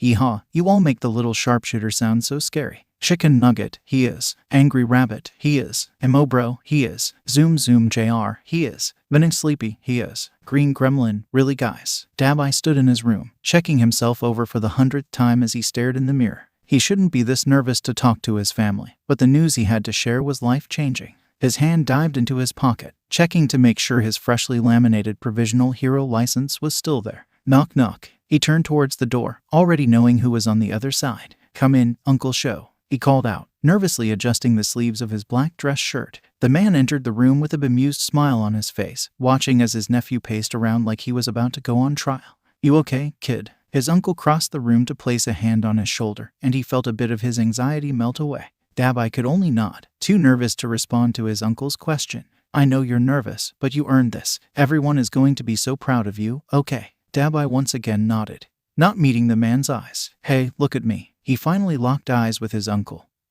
who was looking at him earnestly. I am so proud of you. Uncle Sho spoke so seriously, and the words filled him with the courage he needed to face everyone downstairs. Before he could stop himself, Dabai engulfed the man in a crushing hug. He was about to pull away when his uncle wrapped his arms around him, clutching him tightly. They separated after a few long moments with matching smiles on their faces, and Dabai knew it was time to tell his family that he had taken the first step to becoming a hero. The men walked downstairs together, the room falling into quiet anticipation when Dabai took his place at the front of them. Everyone was smiling up at him, and he let himself take a moment to lock eyes with each and every single one of them. Rumi, who taught him to be unapologetically himself regardless of who said otherwise. Keigo, who had dug his way into his heart and made a home there, who always supported him unwaveringly, while encouraging him to take a break every once in a while. Uncle Mike and Uncle Sho, the men that changed his entire view of what a father could and should be. Tensei, who showed him that someone can be an outstanding hero without losing their sense of fun or adventure. Their newest additions, Nedzu, Isamu, Nimiri, and Genist, who already claimed a permanent place in their family. Tenya and Hitoshi, his little brothers in all but blood, and whose determination to be heroes motivated him every day. Izuku and Inko, his bonus brother and mother, who took him in without question when he needed it the most. He often had nightmares about who he would have become if Izuku hadn't found him that night in the store. I have some good news to share with you all, but I wanted to start off by thanking all of you. I truly could not have achieved any of this without every single one of you supporting me. Dabai began, shuffling on his feet as he reached into his pocket. He locked eyes with Uncle Sho, and the man winked at him and nodded in encouragement. Dabai took the license out of his pocket and presented it to the room, watching as realization dawned on everyone's faces. Izuku jumped up and ran towards him, tackling him into a hug. You got your hero license, the boy cried, his tight grip causing Dabai to gasp for air. Everyone else began running up to him, congratulating him and joining the hug. Zuko, you're going to choke him. Keigo pulled the greenette away, taking the boy's place by wrapping his arms around Dabai's chest. He felt his heart pounding, hoping that Keigo couldn't feel his racing pulse. He'll be okay. I had to congratulate him. Izuku pouted, but Tenya and Hitoshi quickly distracted him by discussing what the provisional hero exam would require. I'm so proud of you." Mike clutched him tightly, and Dabai fought the tears threatening to pour out of his eyes. "I'm glad you didn't fuck it up, oh boy," Rumi joked before patting him roughly on the back. Dabai grinned at the woman, knowing her gruff words were filled with love. He locked eyes with Inko, the woman who took him in, his mom. "My baby is a hero," she whispered, raising her hands to clasp his cheeks as she smiled up at him. Dabai could no longer fight the tears that had been building up in his eyes, and a choked sob escaped him as Inko pulled him into a hug. Their family gave the pair some space, allowing them to have a moment together as Dabai cried in the woman's arms. He thought of his other mother, his other family, and couldn't help the sadness that threatened to overtake him. He was determined, more than ever, to do everything to get the rest of his family out of his father's grasp. "Wait, what is your hero name?" Izuku questioned, his eyes shining with curiosity. Dabai laughed at his brother's excitement, pulling back from the hug to hold out his license once again. Printed in bold letters under his legal name was the name he chose for himself, the name he would use while he saved those in need. Civilian name, Dabai Midoriya. Hero name, Azure. Izuku smiled as he watched his family celebrate Dabai's achievement, eating cake and milling about various rooms in the house. He was so excited for his brother and he felt like he could burst with happiness. Dabai had promised to tell him everything about the provisional licensing exam once everyone left, but Izuku already had his own theories. His brother's accomplishment only made him more determined to reach his goals to become the first quirkless hero. He wanted to be an inspiration for quirkless people and quirked people alike, proving that anyone can be a hero if they worked hard enough for it. He thought of his conversation with his uncle a few weeks ago about working on his confidence, a skill he would need if he was going to succeed. He needed to believe in himself without relying on his family and friends. His eyes began searching the room, finally landing on the exact person he needed to talk to, Aunt Nimuri. He quickly crossed the room, approaching the woman as she talked to Mike about the newest women's shelter she was opening in the city. The adults broke off the conversation as he approached, giving him their full attention. "What's up, little listener?" Mike asked with a smile. Izuku shuffled a bit, but his determination helped him overcome his anxiety. "I was actually wondering if I could talk to Auntie Nem for a minute." The woman looked a bit surprised, but a wide smile formed on her face as she nodded. "Of course, honey. Why don't we step out on the porch for a few minutes?" The pair made their way to the backyard, taking seats on the outdoor lounge chairs scattered along the back porch. Nimuri smiled at him encouragingly, patiently waiting for Izuku to tell her what he wanted to talk about. Many people looked at his aunt and only saw the character she played, a beautiful woman who only cared about flirting to achieve her goals. As Izuku had grown to know her, he realized she was so much more than what the media portrayed her as. She was a registered counselor, using her skills to help guide the teenagers she worked with at UA. The hero also opened shelters across the city, housing kids kicked out of their homes for their quirks or identities, or giving women a safe place to live after escaping from abuse. This was only scratching the surface of the good deeds the woman in front of him was responsible for, but the media chose to only focus on shaming her for her hero persona. Izuku knew he could trust her to help him with this, and he felt himself relax as he sat back in his seat. I was hoping you could help me with my confidence a bit. Uncle Mike was talking to me about it before those villains attacked them all a few weeks ago, and he recommended that I talk to you." Izuku adjusted himself in his seat, awaiting the woman's answer. He knew Genist, or Tsunagu, the first name the man had revealed to them tonight, would also assist him, but he preferred to go to someone he was already more familiar with. "I can definitely help with that, but I know someone else that I'd like for you to meet. Why don't you come over to my house later this week and we can have your first lesson? I'll talk to Inko about it." Izuku grinned, nodding in excitement as he imagined who his aunt would be introducing him to. All of the heroes in his family had interesting connections, ranging from civilians to other heroes. Knowing Nimuri, it wouldn't be anyone too boring. A few days later, Izuku found himself sitting on the couch while sipping a fruity non-alcoholic cocktail, sitting with his aunt in her living room. Two of her cats, Frida and O'Keefe, were snuggled against Izuku's legs for warmth.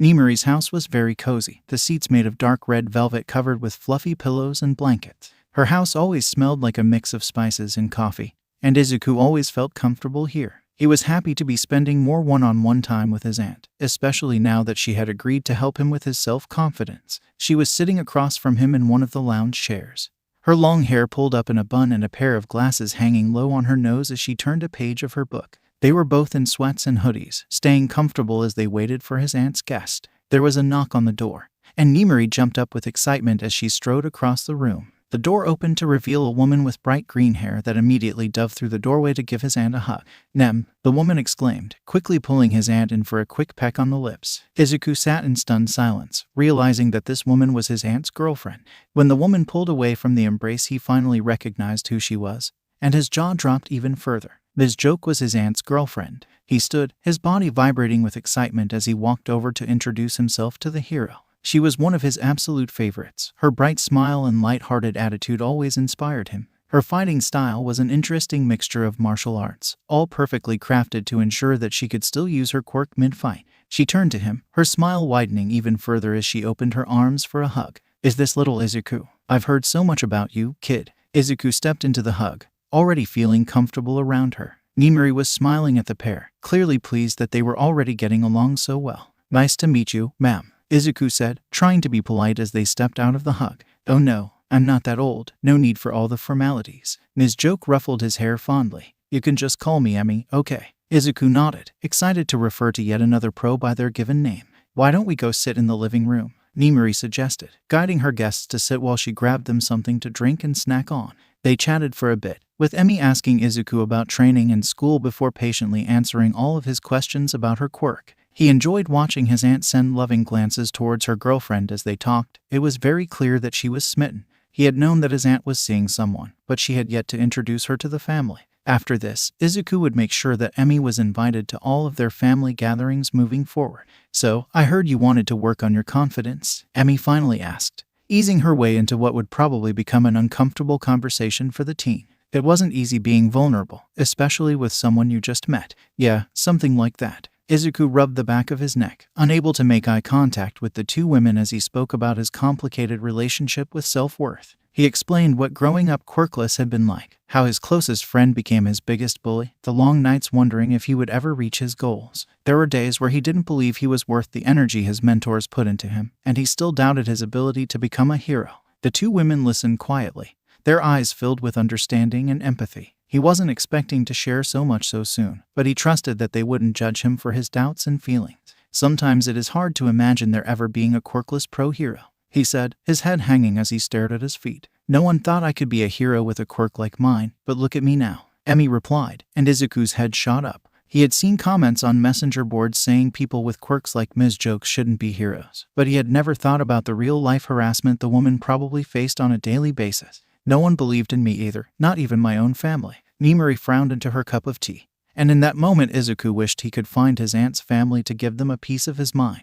He must have been scowling, as both women began to chuckle. "It's okay, Zuko, I have a new family now." She ruffled his hair and smiled warmly, and he felt his anger dissipate a bit. It's sadly a reality for a lot of people with unheroic quirks, especially for women. Emmy shrugged casually, but it just made Izuku angrier at society. These two women were some of the best heroes in the country, and the fact that people doubted them infuriated him. "The key to building confidence is resilience," Emmy began, and Izuku paid close attention as she spoke. "You have to learn to let things roll off your back, whether it's a hate comment or someone doubting your abilities. Confidence has to come from within, and we'll teach you the lessons I wish I knew as a kid." Emmy let Izuku take in her words, and he wondered if he would eventually be able to ignore his classmates' taunts. "All right, I'm willing to learn." He was willing to do whatever it took to be the best hero he could be, and this was just one step of many. They sat for another 2 hours, and Emmy taught him how she separated her hero persona from her civilian identity.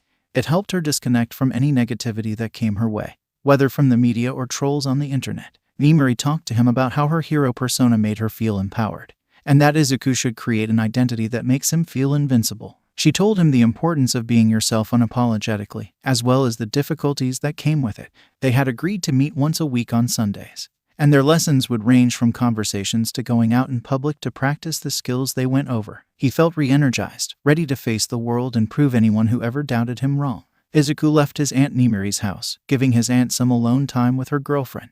He couldn't wait to introduce Emmy to everyone else, especially Hitoshi. The woman would have great advice for his friend's voice-activated quirk, and could potentially give him some new methods for getting a verbal response. He and Hitoshi had planned to hang out after he was done at Nimiri's, so he made his way to the Yamada Aizawa household. Both of his uncles had worked with Ms. Joke in the past, and he wondered if they knew about her relationship with Nimiri. He had promised his aunt that he wouldn't divulge that aspect of their relationship until she had a chance to tell everyone at dinner this weekend.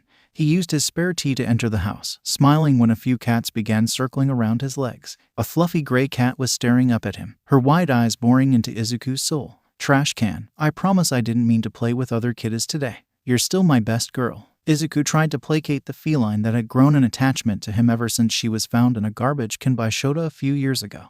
The cat simply huffed, her tail swaying as she continued to stare him down. He carefully approached her, petting her ears and head before slowly moving to pick her up. She melted into his chest and nuzzled her head into him as he rubbed her back and cooed at her. It seemed that all was forgiven, and he would need to remember to bring a change of clothes whenever he came from his aunt's. Who is the best kitty? He smiled at the cat as she licked his chin with her sandpaper tongue. Sometimes I think she likes you more than me. Shota stepped out of the kitchen with a cup of coffee in his hands, wearing a fuzzy sweatshirt and his favorite bright pink sweatpants. You did name her after a garbage can, Han? Zashi followed him into the room, wrapping an arm around the black-haired man's shoulders as he pouted a bit. I want her to remember where she came from. Shota huffed, sitting down on the couch as Mike called upstairs to let Hitoshi know that Izuku was there. How did your lesson with Nem go, kiddo? Mike took a seat next to his husband, and most of the cats made their way to their dad's laps and sides. Izuku took a seat in one of the lounge chairs with trash can still nuzzled closely into his chest. It was a lot of fun. Biz Joke actually came over to help as well. Izuku watched as both of his uncles raised their eyebrows, and their expressions told him that they had suspicions about the relationship between Nimiri and Emi. Did she know? Mike asked, his tone conspiratorial as he glanced over to his husband.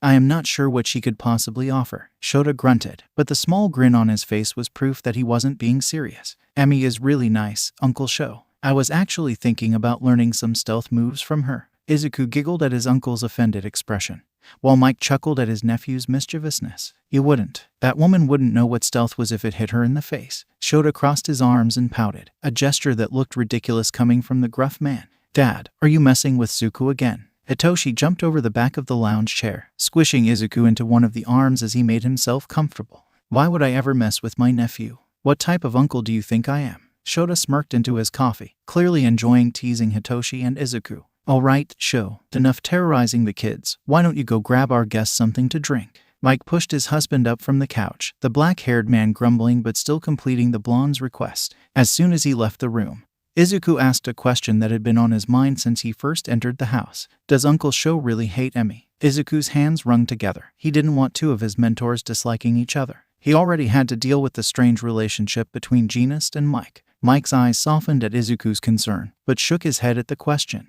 Not at all. They have some sort of sibling dynamic going on. Although Shota tries to act like she annoys him, he'd take down anyone who tried to mess with her. Izuku immediately relaxed, happy to know there wouldn't be any drama when Emi came around for dinner. Shota returned after a few minutes with glasses of juice for the kids, and the adults left Hitoshi and Izuku to hang out on their own. Do you want to play video games or do you want to go out and do something? Hitoshi asked as they finished their drinks. Izuku thought it over for a moment before deciding. Let's go out. The weather is really nice today. The boys let Shota and Mike know where they were going and walked to the nearest ice cream store. Izuku got chili mango, a long-time favorite of his after he grew to love spicy food due to his ex-childhood best friend. Hitoshi settled on mint chocolate chip, and the boys decided to walk around as they finished their treats. Their conversation shifted to their training as they walked, since they shared similar training plans. Neither of them had a physical quirk, so they had to train their bodies to peak condition. I need to work on my upper body strength more, seeing how ripped Rumi is has been motivating me recently, Hitoshi mentioned before continuing to eat his cone. The purple-haired boy was tall with lean muscles, just like both of his fathers. If you want to go into underground heroics, you should probably focus on bulking up in a way that won't affect your ability to move quickly. Bulky muscles would slow you down when hopping between buildings or trying to apprehend a villain at night. Izuku had pages upon pages of notes on underground heroes, especially Eraserhead. None of the underground heroes in their city were bulky, due to the requirements of the field.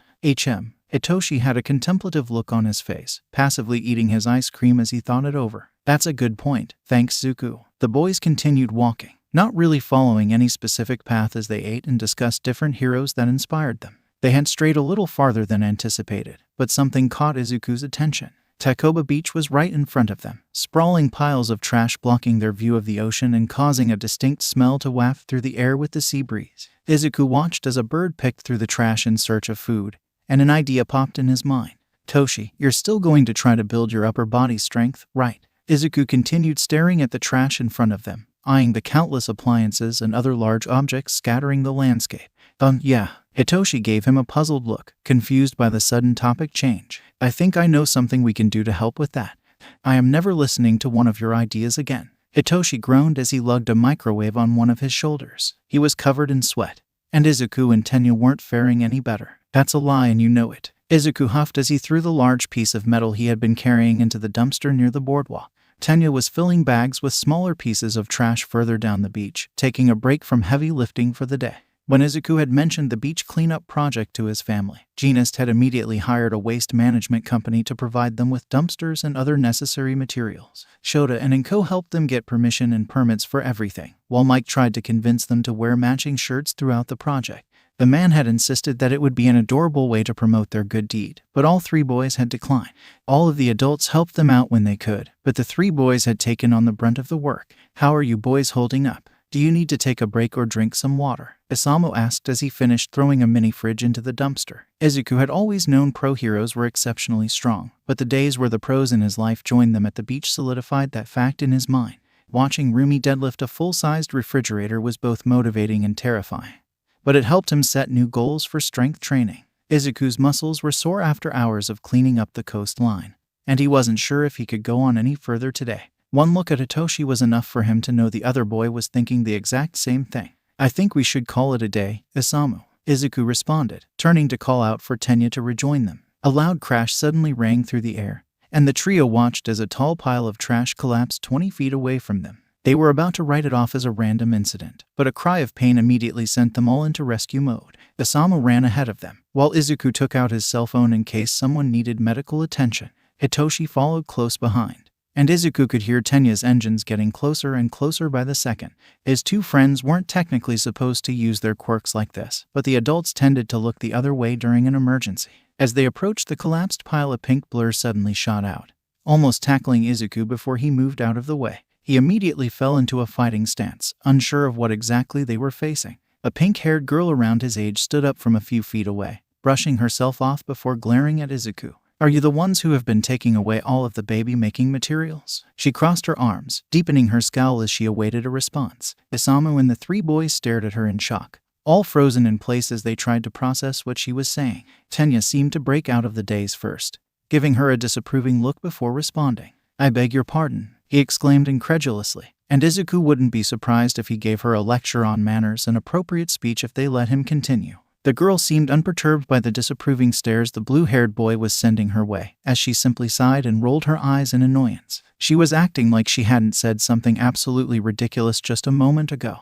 "I call my inventions babies, princess." Tenya scoffed at the nickname, but the girl ignored him before gesturing towards the piles of trash and continuing her explanation. "I use spare parts I find here to work on my babies, but the good stuff has been disappearing lately. It's your fault, isn't it?" She no longer seemed murderous, but she still looked annoyed at the idea of their cleanup project. Izuku was unsure of what to say in response to her accusation. He didn't realize anyone was using the beach in such a way. An idea came to his mind, and he hoped it would help alleviate some of the tension in the air. "Why don't we just partner up?" he offered, ignoring the wide-eyed glance Hitoshi sent his way. This girl had tried to tackle him a few moments ago, but he would also be angry if he was in her shoes. She eyed him suspiciously, clearly trying to figure out the true intentions behind the offer. Finally, she uncrossed her arms and walked a bit closer towards the group. "What would be the terms of the partnership?" she asked, her eyes still filled with distrust. Izuku thought for a moment, thinking over which options would work best for everyone involved. "Why don't you join us on the days we are cleaning?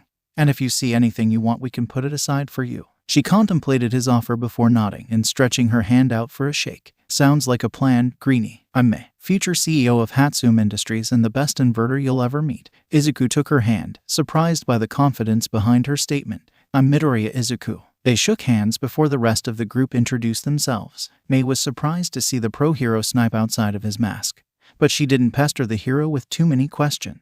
"So, are you trying to be heroes?" she asked after they explained they were using the beach cleanup as a way to give back to their community while also building upper body strength. "You bet they are. These kids are some of the most dedicated students I've ever seen." Isamu piped in, making all three boys blush in embarrassment at the praise. Mei's eyes sparkled with interest, and she asked the one question Izuku had been dreading since she had agreed to partner up with them. "What are your quirks?" Hitoshi and Izuku shifted on their feet anxiously, but they were saved when Tenya stepped up to answer her question first. As he explained his quirk to the inventor, the girl's eyes shined with intelligence and fascination. It was clear that she was already planning things to create to aid Tenya in his career as a hero. When he was finished, Hitoshi stepped up next. "My quirk is brainwashing." His tone was challenging, as though he was daring her to have an issue with his power. There was a slight pause before Mei began jumping up and down with excitement. You have so much baby-making potential. Isamu and the boys cringed a bit at her wording, but they were more relieved that she hadn't had a problem with the purple-haired boy's quirk. Thanks, I guess. Hitoshi's cheeks were bright red, but Izuku could tell he was thankful for the acceptance. What about you, Greenie? Do you have some type of analysis quirk? I saw the way you were thinking over our partnership earlier. Izuku tried to ignore the churning in his stomach, remembering the sessions he had spent with Emi and Nimuri to boost his confidence. He didn't need validation from others. He knew he could reach his goals if he continued working towards them. I'm actually quirkless, he says firmly, standing tall as he awaited her reaction. Isamu, Tenya, and Hitoshi were tense as they glanced between Mei and Izuku. Mei seemed frozen in place, her jaw hanging low as she stared at Izuku for a long moment. She seemed to finally reboot herself before flinging her body at Izuku. He was so shocked that he barely had time to catch her, and he felt her practically vibrating with excitement as he placed her back on the ground. You're perfect, she exclaimed, before diving into a muttering storm that reminded Izuku so much of his younger self. The only words he caught were blank canvas and so many possibilities, and a warm feeling bloomed at his chest when he realized Mei had accepted his lack of a quirk without question. Izuku felt like he could cry, but he saved the tears as he continued to listen to the girl's muttered thoughts. His friends and mentor seemed to relax after she began muttering, and now they were simply enjoying Mei's intelligent muttering. After a few moments, Isamu broke her out of the spell to invite her to their next destination.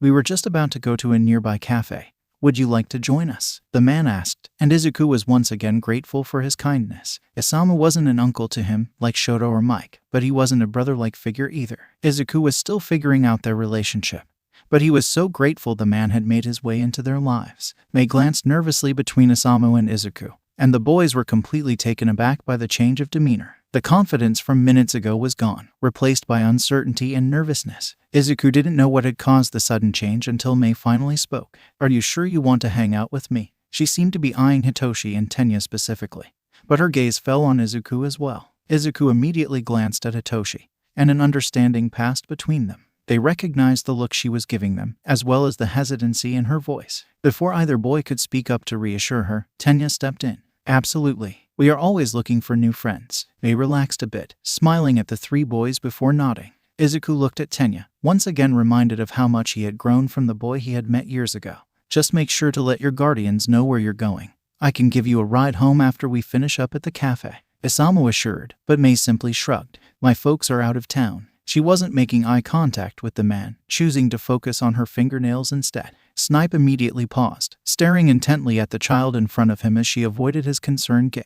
Is there anyone at home to keep an eye on you? Isamu asked, and his tone told Izuku that he was in hero mode now. Mei puffed out her chest, straightening up and staring the man directly in the eyes. I can take care of myself, she insisted, her tone defiant. The three boys locked eyes, concern written over their features as they waited for their mentor's response. Isamu had a serious expression on his face, and he seemed to be choosing his next words carefully. After what seemed like an eternity, he finally spoke again. Sure you can, sharpshooter. Why don't we get you kiddos some treats to reward you for the hard work you did today? Izuku was surprised by the man's choice to not push the issue, but clearly realized he was trying not to scare the girl away. On the walk to the cafe, Isamu was continuously checking his phone, texting back and forth with someone the entire time. Izuku was sure that he was texting his mom and the other adults in their family about the concerning statements Mei had made.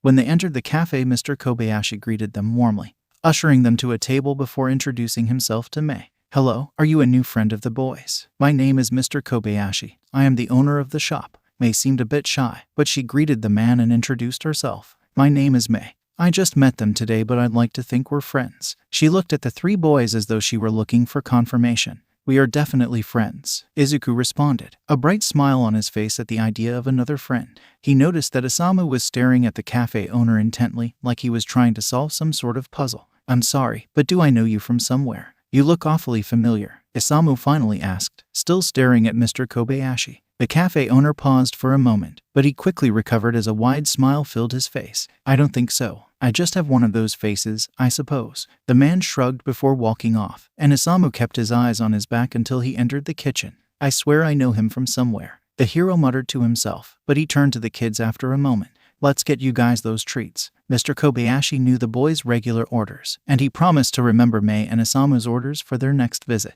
It was strange to think that out of his family only his mother, Dabai, Keigo, and Rumi had been to the cafe with them. It had become such a staple in Izuku's life, with Mr. Kobayashi being a constant calming presence for him. They ate their sweets happily, finally relaxing after a long day of physical labor. Mei had tried to offer Snipe money, but the man absolutely refused. Izuku couldn't help but wonder how the hero was going to handle her home situation. Hitoshi and Mei were discussing a voice modifier, and Izuku's ears immediately perked up. He had thought about creating a similar device before, but Mei's ideas were truly groundbreaking. She wasn't lying when she said she was an excellent inventor, and he quickly got sucked into the conversation. Tenya and Isamu joined as well, clearly fascinated by the way the girl's mind worked. Izuku couldn't help but think that Nezu would absolutely adore her, and he knew he would need to introduce the two soon. She would fit in perfectly in UAS support department, although she might cause Power Loader to have a few heart attacks if her casual mention of exploding inventions was anything to go by. They had just finished eating when Uncle Shota walked in casually, like he hadn't showed up unexpectedly. Izuku knew that he was probably here to figure out what was going on with Mei's parents, so he decided to play it off. "Hey, Uncle Sho," he greeted as the man approached their table. "Hey Dad, I didn't know you were coming by." Izuku could tell Hitoshi was confused as well, but he played it cool. "I wanted a cup of coffee and I thought I should check out the cafe you boys have been telling me about." Before anyone could respond, Mr. Kobayashi was handing Shota a steaming hot mug of coffee. The hero cautiously took it, staring at the cafe owner suspiciously as he took a sip. "How did you know my order?" his uncle asked. His eyes narrowed as he stared the other man down. "Lucky guess, I suppose." Mr. Kobayashi gave the hero a small smile before returning to the back of the shop. Shota sat down, but he looked like he was still thinking about the interaction with the cafe owner as he sipped his drink. "You're a racerhead, right?" Mei's eyes were wide with wonder, and Izuku's uncle looked surprised for a moment before nodding. Not many people recognized him as an underground hero, and it always astonished him when someone did. Mei began asking the man questions about his support items, especially his capture scarf. Shota answered her questions as much as he could, keeping certain classified facts to himself. Izuku wondered when the elephant in the room would be addressed, but he was happy that his uncle was at least trying to build a bit of trust with the girl before asking about her home life. After about 20 minutes, Shota finally asked if he could speak to the girl on the other side of the cafe, away from any patrons. Mei nodded nervously, and it was clear she already knew what the conversation would entail. Tenya tried to make conversation while their uncle spoke to their new friend, but they were all tense as they waited for her to return to the table. Izuku hoped her situation was not as bad as it seemed, but based on his uncle's expression it may be worse than they thought. The pair finally made their way back to the table, and Izuku saw the burning rage behind his uncle's eyes. Mei looked relieved, but also emotionally exhausted. "Is it okay if I tell them too? I want them to know," she asked, gesturing towards the three boys. Shota hesitated for a moment before nodding. "It's your story to tell, kid." Izuku felt his blood boil as his friend explained that her parents moved to America around a year ago, refusing to take her with them in case she distracted them from their work. They sent her just enough money to survive every 2 or so weeks, but she hadn't received a call or text since they left. She didn't have any other family members, so she had been alone the entire time. Tenya was glaring at the table, and Hitoshi was clenching his fists tight enough to make his knuckles turn white. Isamu was squeezing the edges of the table, and Izuku could tell the man was desperately trying to control his temper. "Luckily, I know someone who would love to take Mei in. She's coming home with us until then, though," Shota explained, and Izuku was glad his friend would have a loving home to go to after this. He wondered who exactly she would be staying with, but he wouldn't be surprised if it was a hero. His uncle explained that he would try to get the government to extradite Mei's parents back to Japan for punishment, but he wasn't confident that it would work. Nezu had already filed for their custody to be removed, which was the most important thing they could do for the girl. "I'm sorry I am causing so much trouble for you all," Mei said quietly, her head hanging low as she fidgeted with her hands. Izuku's heart broke for his friend, knowing that she was made to feel like a burden simply for existing. "Look at me, kid," Shota spoke softly, a tone he only reserved for delicate situations like this. Her eyes hesitantly met his, and he placed a hand on her shoulder to keep her focus on him. "You are not a burden, do you understand me?" Izuku could tell the man was angry.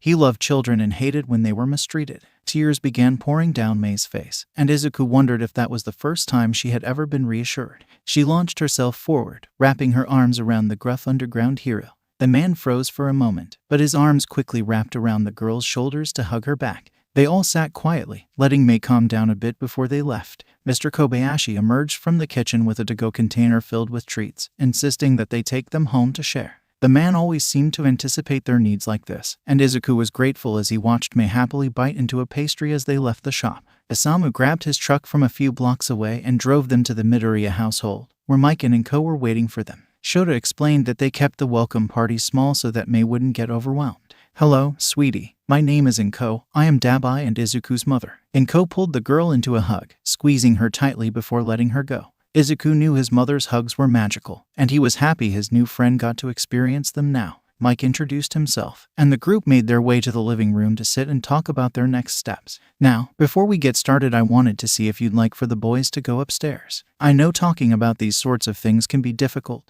Inko offered as she passed Mei a cup of steaming hot tea. Mei looked towards Izuku, Hitoshi, and Tenya before turning back to the adults. "They can stay, they're my friends now." Izuku smiled, happy that she already considered them good friends. "All right, but just let us know if that decision changes at any point." Inko spoke, sitting back in her seat next to Isamu. "Mei, there is someone here who would love to take you in. He's in the other room at the moment because we didn't want to overwhelm you as soon as you walked in the door, but would you like to meet him?" Shota spoke, eyeing the girl for any signs of distress. "Why, yes, I'd like to meet him." Mei seemed unsure, but Izuku reached out to squeeze her hand, hoping she would find comfort in his presence. Shota stood, walking towards Inko's office and popping his head in the door. "She is ready to meet you," Izuku heard his uncle say, and then a shorter man followed him out into the living room. It took a moment for him to recognize the man, and his eyes widened in excitement when he realized which hero was in his home. "Power loader," Mei exclaimed, jumping up and running towards the man. Izuku could understand her excitement. He had only met the man a few times at UA, but he was always kind and exceptionally intelligent.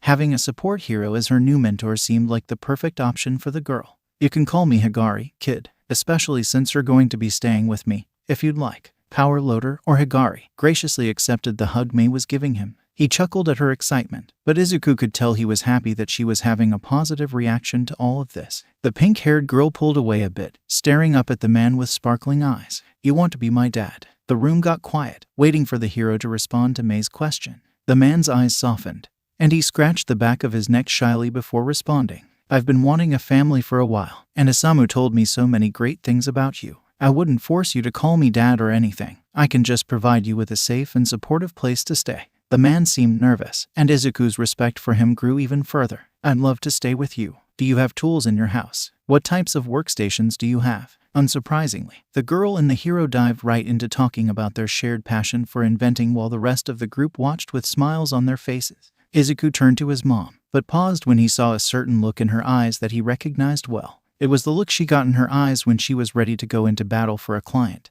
and it always ended with Inko winning. He wouldn't be surprised if she somehow had Mei's parents charged and jailed by the end of the week. After all of the fine details had been sorted out, everyone began heading back home for the night. Tensei came to pick Tenya up, joking about Izuku's growing collection of people. "Pretty soon this family is going to include everyone in this city," the man joked, ruffling Izuku's hair. "It's not like I do it on purpose," Izuku argued, pouting as he crossed his arms in front of him. "Zuku, you basically forced me to come home with you." Dabai appeared behind him, cackling when his brother sent a fierce glare his way. "I don't hear you complaining when Mom makes the super spicy ramen that you love so much." Izuku shoved his brother before heading back into the living room. Mei left with Higari, Shota, Mike, and Hitoshi to get her things from her old house before heading to her new home. Higari had cleared 2 rooms out for the girl, one for her own personal workshop and one for her bedroom. Izuku was excited for his friend, and couldn't wait to introduce her to Netsu as soon as he could. It was finally time for bed, and he stretched his arms over his head as a yawn ripped through his body. "You boys get ready for bed. I have a few calls to make in the office. Just let me know if you need anything." "Okay." Inko kissed their heads before walking towards her office. "Mom is terrifying when she gets like this." Dabai shuddered, watching as the woman shut the door behind her. "She really is," Izuku agreed, happy that his friend would be getting the justice she deserved. Izuku's adopted heroes. "NY Quill, why has it taken so long for me to get added to this chat?" Ronald McDonald, "At least you weren't named after a clown." "NY Quill, but you're a very cute clown." Uncle Sleepy, "No flirting in the chat." Uncle Loud, "Show, you sent a picture of me cuddling with the cats and said 2 of my favorite things yesterday. You can't tell Nem and Emmy not to flirt in the chat." Minnie Sleepy, "How about we don't let anyone flirt in the chat?" Pink Gremlin, "Can I make an electrified whip for Aunt Nimuri?" NY Quill, "Electric whip. Tell me more." Angry Rabbit, "Can I get one too?" Chicken Nugget, "A whip doesn't even work with your fighting style." Angry Rabbit, "I'll make it work." Minnie Sleepy, "I want one too." Uncle Sleepy, Hitoshi, "No."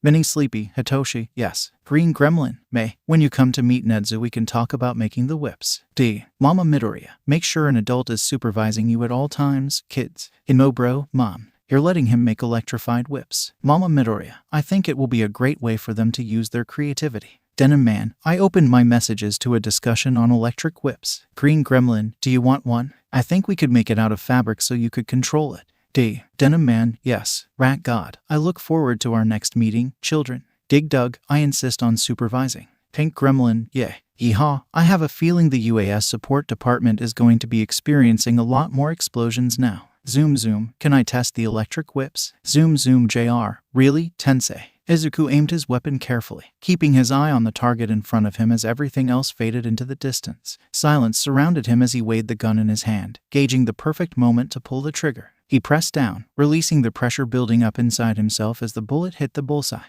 He repeated this process over and over again, getting perfect shots each time as he honed his instincts on the course. Snipe's private shooting range had become his safe space, a place for him to escape from his mind and the outside world for a bit. Shooting allowed him to focus on a single goal, allowing him to subvert the constant buzzing of his mind for a few hours each weekend.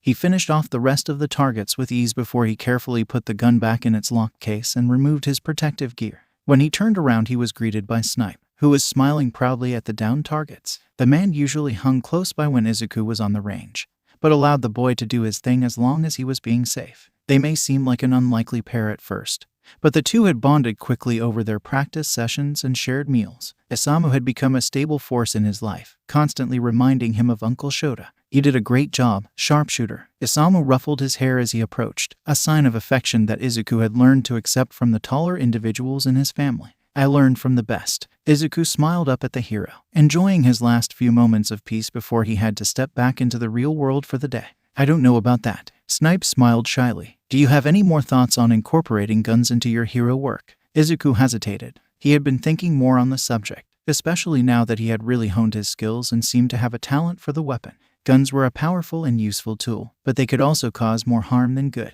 One of his notebooks was filled with the pros and cons of using the weapon when he began training at UA, and he finally felt ready to answer the question his mentor had begun asking him every few weeks. I think I will incorporate guns, but not in the traditional sense. Izuku thought over his next words, wanting to frame his explanation in a way that didn't demonize Isamu's daily work but still conveyed Izuku's point of view. I think traditional guns can be a useful tool, but I want to utilize them in a different way. Nedzu and I have been brainstorming new types of ammunition that can help me in the field. So far we have electric darts, fire-extinguishing capsules, and pods that expand into nets. Izuku knew he didn't want to wield the deadlier version of the weapon, but he could still use his hard-earned skills for good. Snipe simply smiled at him for a few moments, his eyes shining with pride and respect. You really do have the heart of a hero, kiddo. The praise made Izuku blush in embarrassment and shuffle his feet awkwardly. No matter how many times he heard it, or how many heroes told him, he still had trouble believing in himself most of the time. He could always count on his family to encourage him and build his confidence. They finished putting away everything they used that day, always leaving the range in perfect condition. Isamu had instilled an appreciation for order and pride in your space, and this carried over into everything Izuku did in his daily life. Izuku liked to think of himself as organized chaos nowadays. As they walked to Snipe's car after locking up the building, Izuku asked if he would be coming over for dinner. I wouldn't miss it for the world, you know that. Isamu ruffled his hair one more time before they both stepped into his truck and strapped themselves in for the ride home. It was Saturday, so that meant Izuku had shooting practice in the morning and lessons with Nedzu in a few hours. His schedule was always packed, but he liked it that way. His mentors and mom had created a set schedule for him, helping him to keep on top of his academics while still being able to train. Izuku's training schedule: Monday, Wednesday, Friday, training with Uncle Sho W, Hitoshi, Tenya, and Dabai. Tuesday, Thursday, alternate training with Rumi, Keigo W, Hitoshi, Tenya, and Dabai. Saturday, gun training in the AM and lesson with Nedzu in the afternoon. Sunday, meet W, Nimuri, and Emi plus rest day. He had assignments from Nedzu throughout the week, and Tensei and Genist would take him twice a month for their own training sessions when they could. If any of his mentors got stuck with a mission or paperwork, he would spend his time in UAS support department with Higari and Mei. It might seem like too much, but spending time with his family was his favorite escape from the realities of his day-to-day life. The taunts of his classmates disappeared when he was surrounded by so much love and support, at least most of the time. He still got stuck in his own head, even with the work he was doing with Emi and Nimuri. He just had to take it one day at a time, always striving to be better and to become the hero he had always dreamed of being. They had begun joining him during his lessons with Nedzu, although Uncle Sho had argued against putting the two Chaos Gremlins together with the Rat God. Thankfully, Izuku's lovely mother thought it was a great way for the two to expand their minds, and she had brushed away the rest of the heroes' concerns. There had only been one small fire at UA since May started, so clearly they had no reason to worry. Now that she was officially adopted and free from her parents, the girl had begun to shine. Her prowess for invention constantly impressed Izuku and their mentors, as she had already created multiple support items that the heroes had incorporated into their daily use. He would never understand how her parents had given her up so easily, and he couldn't imagine not having her in his life. Nezu and his mother had made quick work of the legal system, ensuring her parents' employer knew what they had done before they were sent back to Japan for punishment.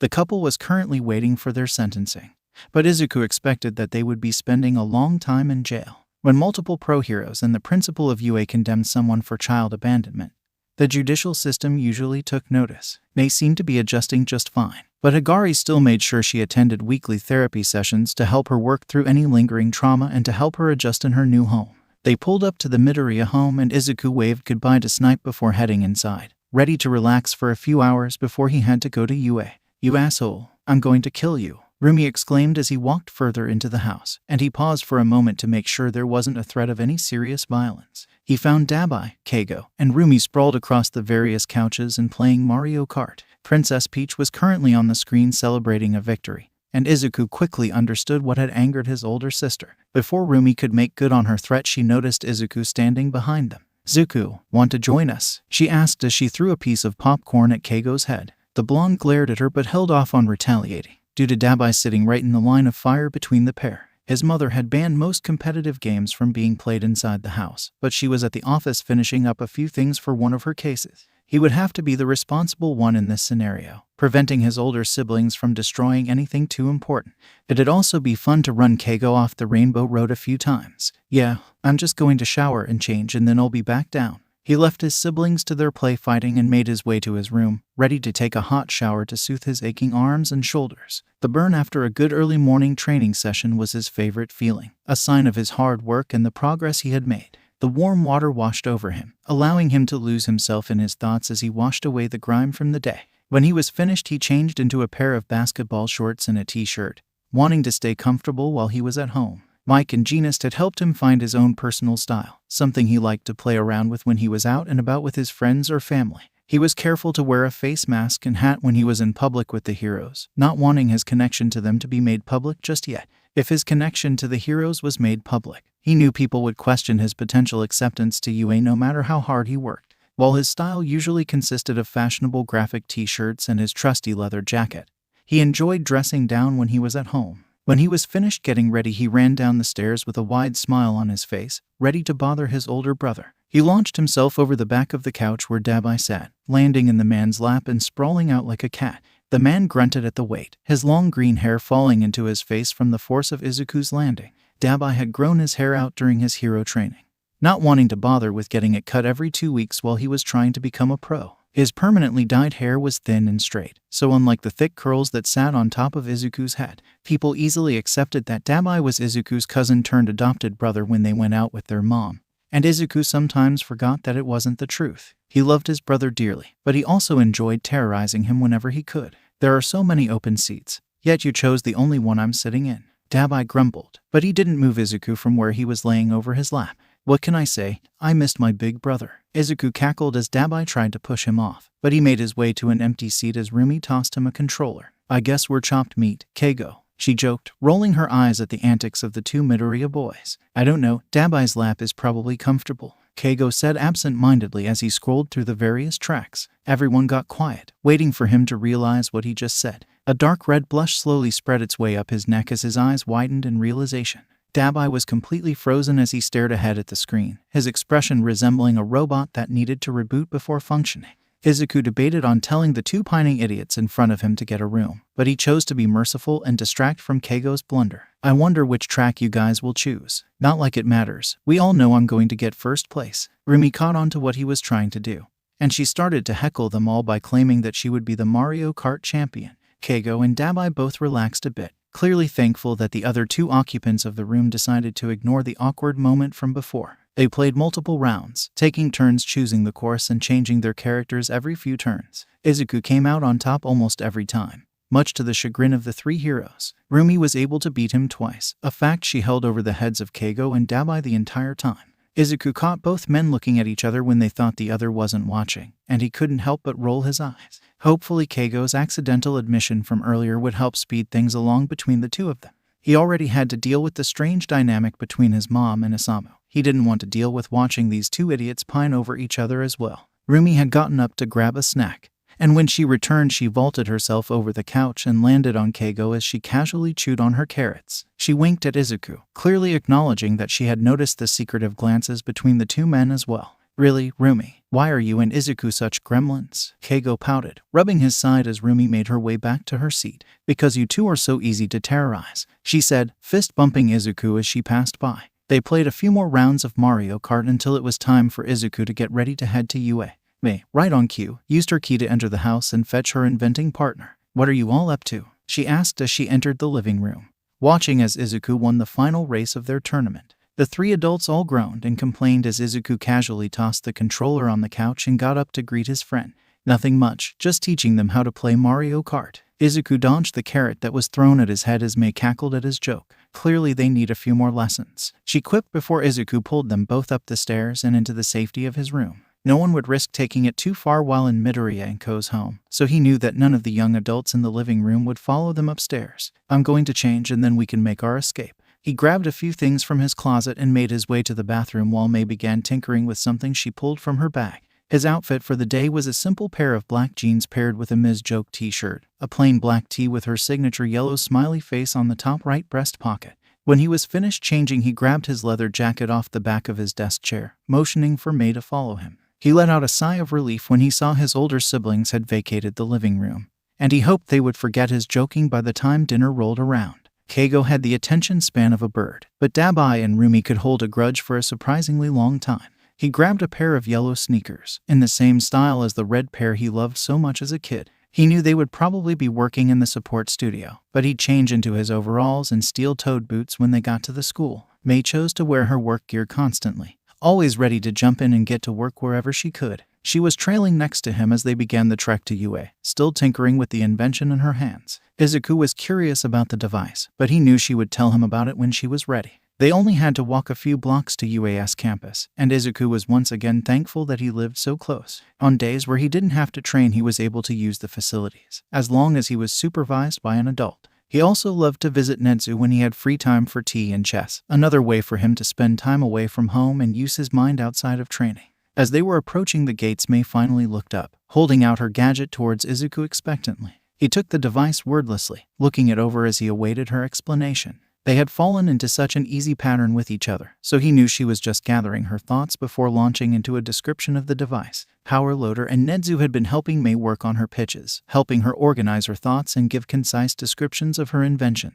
She was working hard to make her inventions marketable, but Izuku still loved to sit and listen when she was too excited to speak slowly or clearly. Her excitement was one of the things he admired the most about her, and he hoped that she wouldn't lose it as she worked to be more professional. It's a mask insert that would allow heroes to breathe underwater for as long as they want, she began, before pouring into the science behind the device and different ways to incorporate it into hero suits. Izuku smiled widely, already thinking of the lives that would be saved during floods and tsunamis. There were many heroes that operated on the sea that did not have aquatic quirks, and this device could be the difference between life and death for both heroes and civilians alike. They continued discussing the invention and any final touches they should make before presenting it to Netsu as they walked onto campus. Their faces were added to the system, making it easier for them to come and go as they pleased. The pair walked through the winding halls of UA to Netsu's office, ready to find out what they were assigned for the day.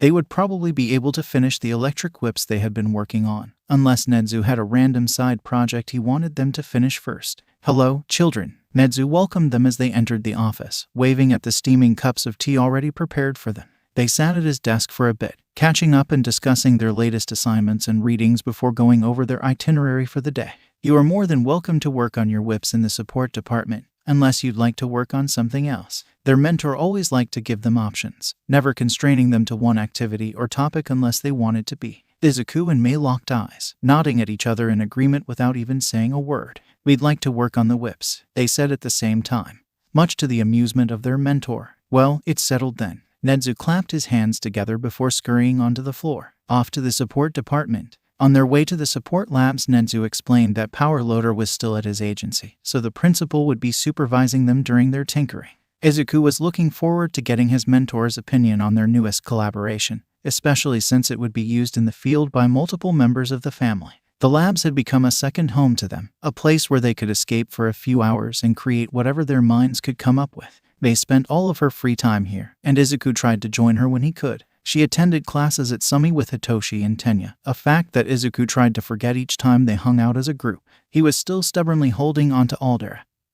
He needed to prove to himself that he was strong enough to get through the discrimination he'd face as a hero in training and probably as a pro. His family stopped pressing him to leave the school, finally giving up after he asked them to stop pestering him about it. Hitoshi was the sole outlier, still begging Izuku to get the school shut down and the teachers punished for ignoring the bully. Izuku and Hitoshi related to each other when it came to social ostracization and bullying.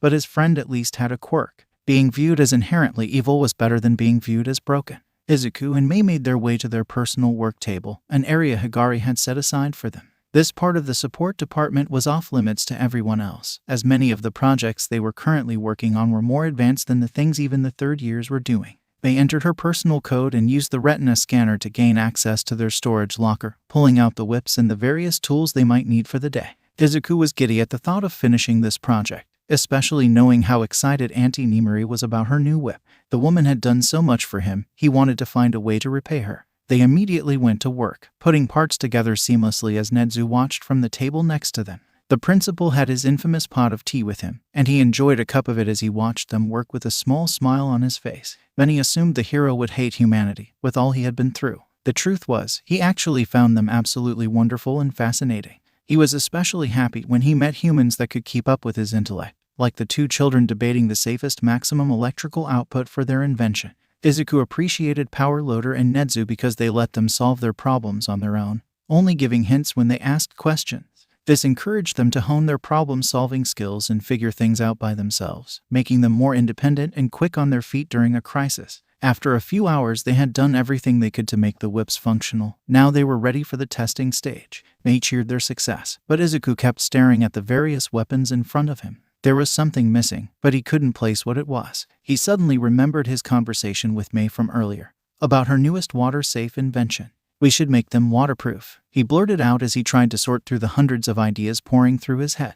These could be the perfect support item to counteract villains with water quirks, and the applications only multiplied from there. Mei was staring at him with wide eyes and an open jaw, which quickly formed into a feral grin. "Zuko, you're a genius." She leaped over to his side of the table as she pulled up the schematics for the whips. "I truly enjoy watching how your minds work together." Nedzu chuckled as he watched the two young inventors brainstorm different materials that could serve as an outer barrier. After half an hour of searching, Izuku hit the jackpot. "I found it," he called as he brought his laptop over to Mei to review his findings. The material was used to seal the uniforms of aquatic heroes, making them resilient against both water and weather. Izuku didn't have contacts with any water-based heroes, but there was one other agency that used the barrier for their hero suits. The metallic suits worn by the Ida family were not rust-proof, an expensive problem that led to constant repairs and replacements until they began layering their uniforms with a water-resistant barrier. It was exactly what they needed to put the finishing touches on their latest invention. And Izuku knew he could convince Tensei to ask his parents to lend them some. He and Mei typed up a professional email to Tensei and the head support engineer at the Ingenium agency to ask for a small amount of the barrier. Nedzu approved the email, only making a few minor changes before telling them to send it.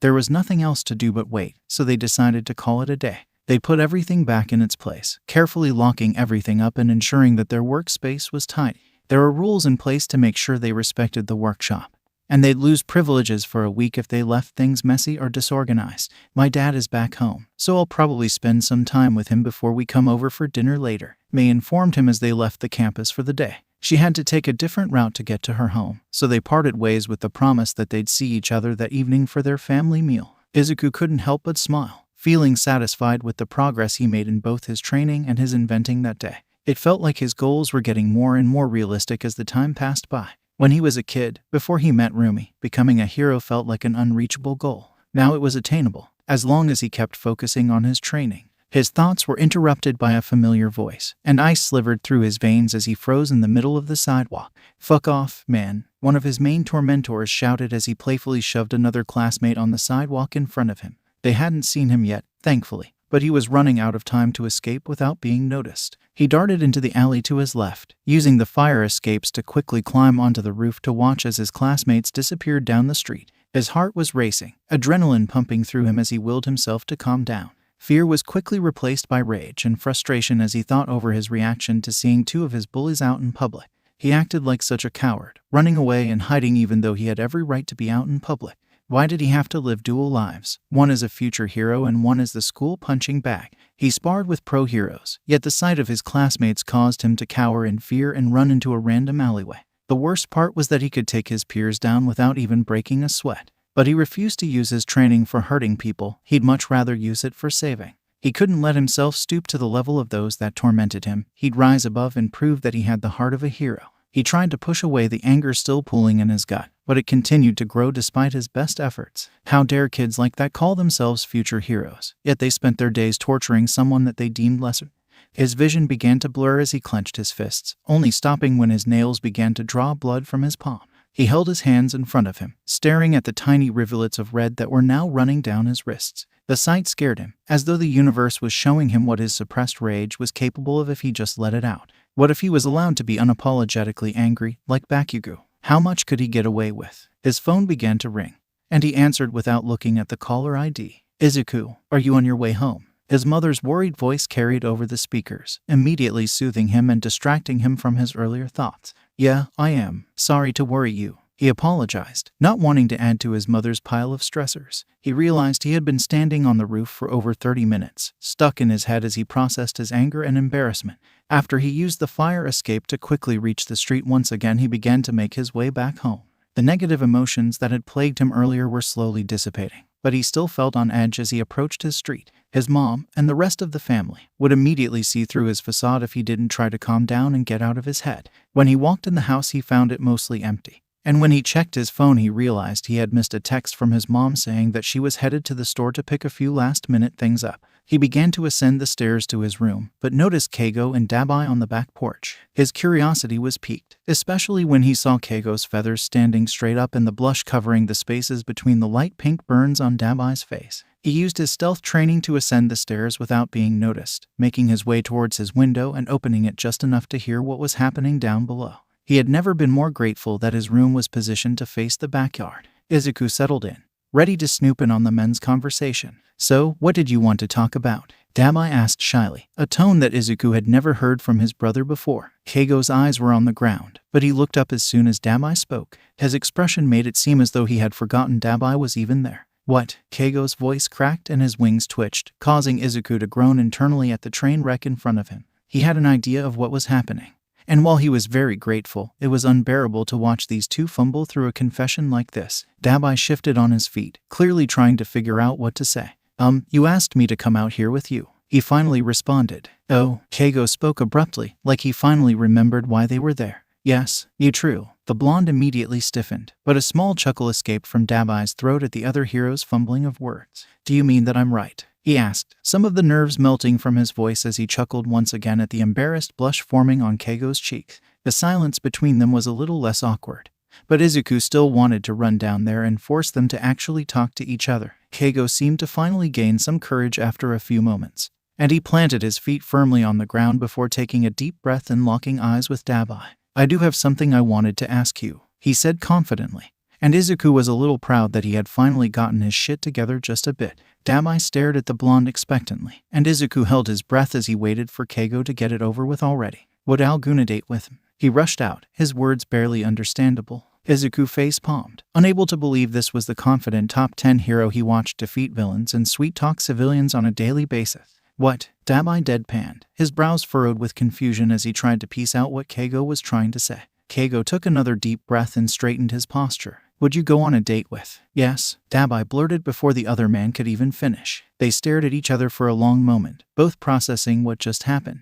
"Okay, cool," Keigo responded, not making any effort to continue the conversation further. "Cool," Dabai said quietly, the blush on his face intensifying just a bit. The two men made their way back into the house as Izuku heard his mother's car pull up into the driveway. He shut his window and screeched into one of his pillows, unwilling to believe what he just witnessed. They didn't even decide what they were going to do for a date. He knew he'd have to deal with their awkwardness for the rest of the day, especially when they all sat together for dinner. No, he wasn't going to deal with this anymore. He pulled out his phone, sending a quick text to his mom as he began making his way downstairs to help her prepare for dinner. Hopefully she would see it before she got into the house, so they could get their plan started sooner rather than later. If these two idiots couldn't figure things out on their own, he would have to take things into his own hands. We stand in Midoriya in this house. Imo bro, Mom, do I have permission to murder Izuku? Mama Midoriya, I do not condone murder, but maybe the two of you can work it out through a spar. Green Gremlin, Mom. Green Gremlin, you came up with the plan.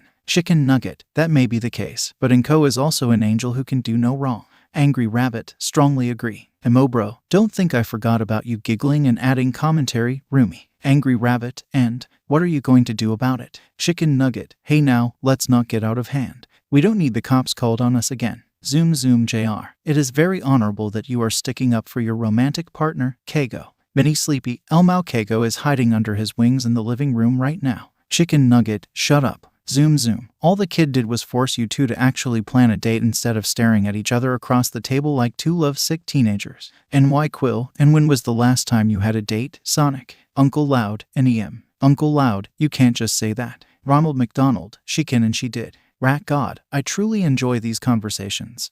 They give me such an interesting view into how the human mind works. Dirt, I really don't like how that sounds. Uncle Sleepy, me either. Green Gremlin, there is nothing wrong with using this chat as a social experiment. It's science. Pink Gremlin, I agree. Zuku, we also have so many test subjects for our babies. Denim Man, I wish you children would change the words you use to describe your inventions, for my sanity. Yeehaw, agreed. Green Gremlin, so, Isamu. Now that Keigo finally asked Dabai out, does this mean you'll be asking my mom out soon? Mama Midoriya, Izuku Midoriya. Green Gremlin, I have made a grave mistake.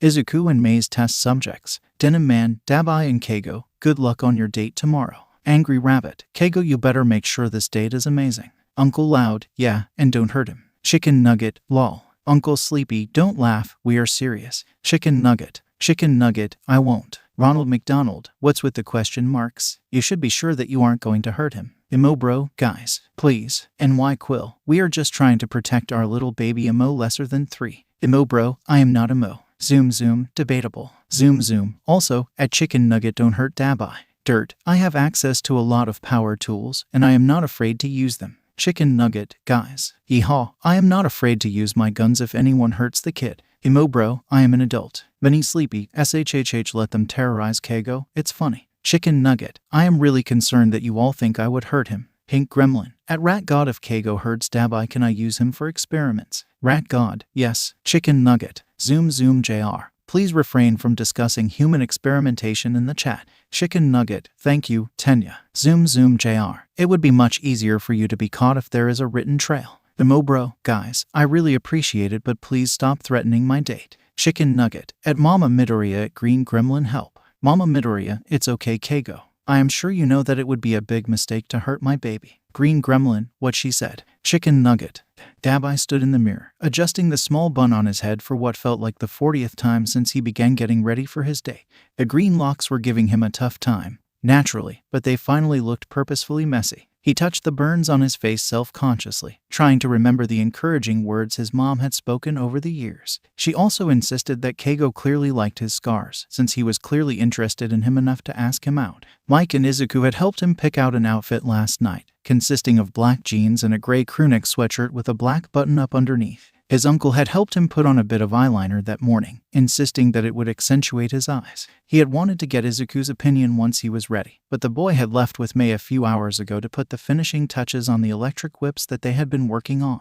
Dabai couldn't help but feel sorry for the villains that would be on the other side of Rumi and Nimari's newest weapons. After adjusting his shirt one last time, he made his way downstairs to the living room, where a few members of the family were waiting to give him a few final pieces of advice and encouraging words. His mother was sitting with Isamu, Mike, and Shota in the living room making small talk as he walked down the stairs. They all fell silent when he finally made his presence known, giving him a once-over before showering him with compliments. My baby is so handsome. Inko gushed, getting off the couch to give him a bear hug as tears threatened to pour from her eyes. You're looking sharp, kid. Isamu chuckled at the green-haired woman's reaction.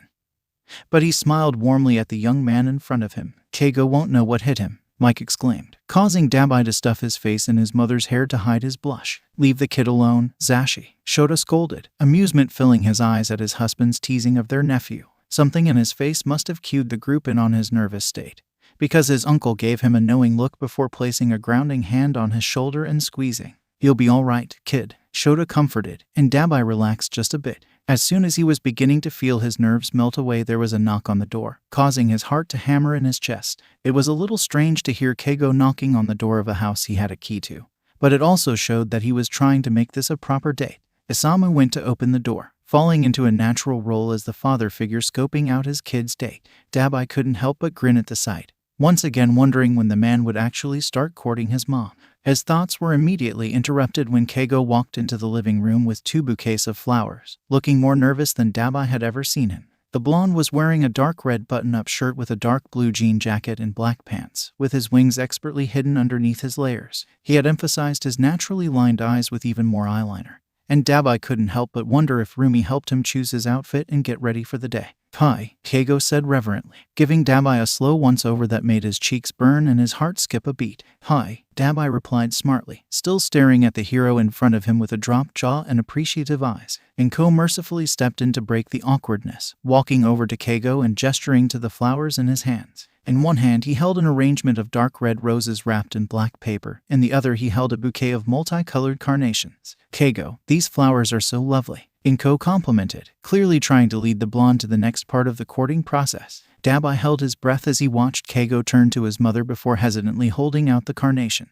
"These are for you, Ms. Midoriya." His voice cracked a bit with nerves, but Inko simply smiled as she took the offered bouquet. "They are beautiful, sweetheart." She pushed her nose into them, taking in the floral scent before looking back up. "Thank you." Keigo then turned to Dabai, who was hoping that no one in the room could hear the pounding of his chest as he watched his date hold out the beautiful roses with a small blush on his cheeks. "These are for you, Dabai." His hands reached out unconsciously, and he felt like he was watching the entire interaction from far away as he pulled the flowers close to his chest. "Thank you," he muttered in bewilderment before copying his mother's actions and smelling the flowers. The 2 men stood there for a few long moments, seemingly unsure of what to do next. Once again Inko rescued them from their own awkwardness, stepping up to wrap her arm around Dabai's. "Let's go put our lovely flowers into vases, honey." She pulled lightly on his arm and he followed obediently, leaving the living room as his mother pulled him into the kitchen. As he watched the woman pull out 2 colorful vases and begin filling them with water, he felt himself relaxing once again. "Remember, honey, it's just Keigo," she advised as she handed him his vase and began unwrapping her own bouquet. "You 2 have known each other for so long now. This isn't that different from the 2 of you hanging out like before." She carefully began placing flowers in the vase as Dabai mirrored her actions. His mother's words rang through his head, reminding him of the years of shared history between him and his date. They had hung out alone together so many times. What made this any different? Now that their feelings were out in the open, it seemed like this should feel even more relaxed and natural. His rapidly beating heart calmed as he finished placing the flowers into their new home. "Thanks, Mom." He looked up at the woman with a grateful smile, and she winked at him before gesturing towards the living room. "Let's get you back. I don't want you running late for your reservation." The pair made their way back to the living room, and it was clear from Keigo's relaxed demeanor that he had also gotten advice from the men in the living room. "Make sure you get my baby back at a reasonable time, Keigo," Inko said with a sweet smile, but there was an edge to her tone that made Dabai shiver a bit. "Why, yes, ma'am," Keigo stuttered. But luckily the Midoriya matriarch took mercy on him by replacing her icy demeanor with the familiar maternal warmth they were all used to. "You 2 have fun, okay?" She kissed Dabai's cheek as she walked by, officially dismissing them to begin their date. Inko and Izuku had planned everything out, making reservations at a fancy new restaurant downtown and buying them tickets for the latest action movie later on. It was the perfect first date, according to his mother and brother. They even made sure to get them a private room at the restaurant, making it less likely that they would be recognized by the public.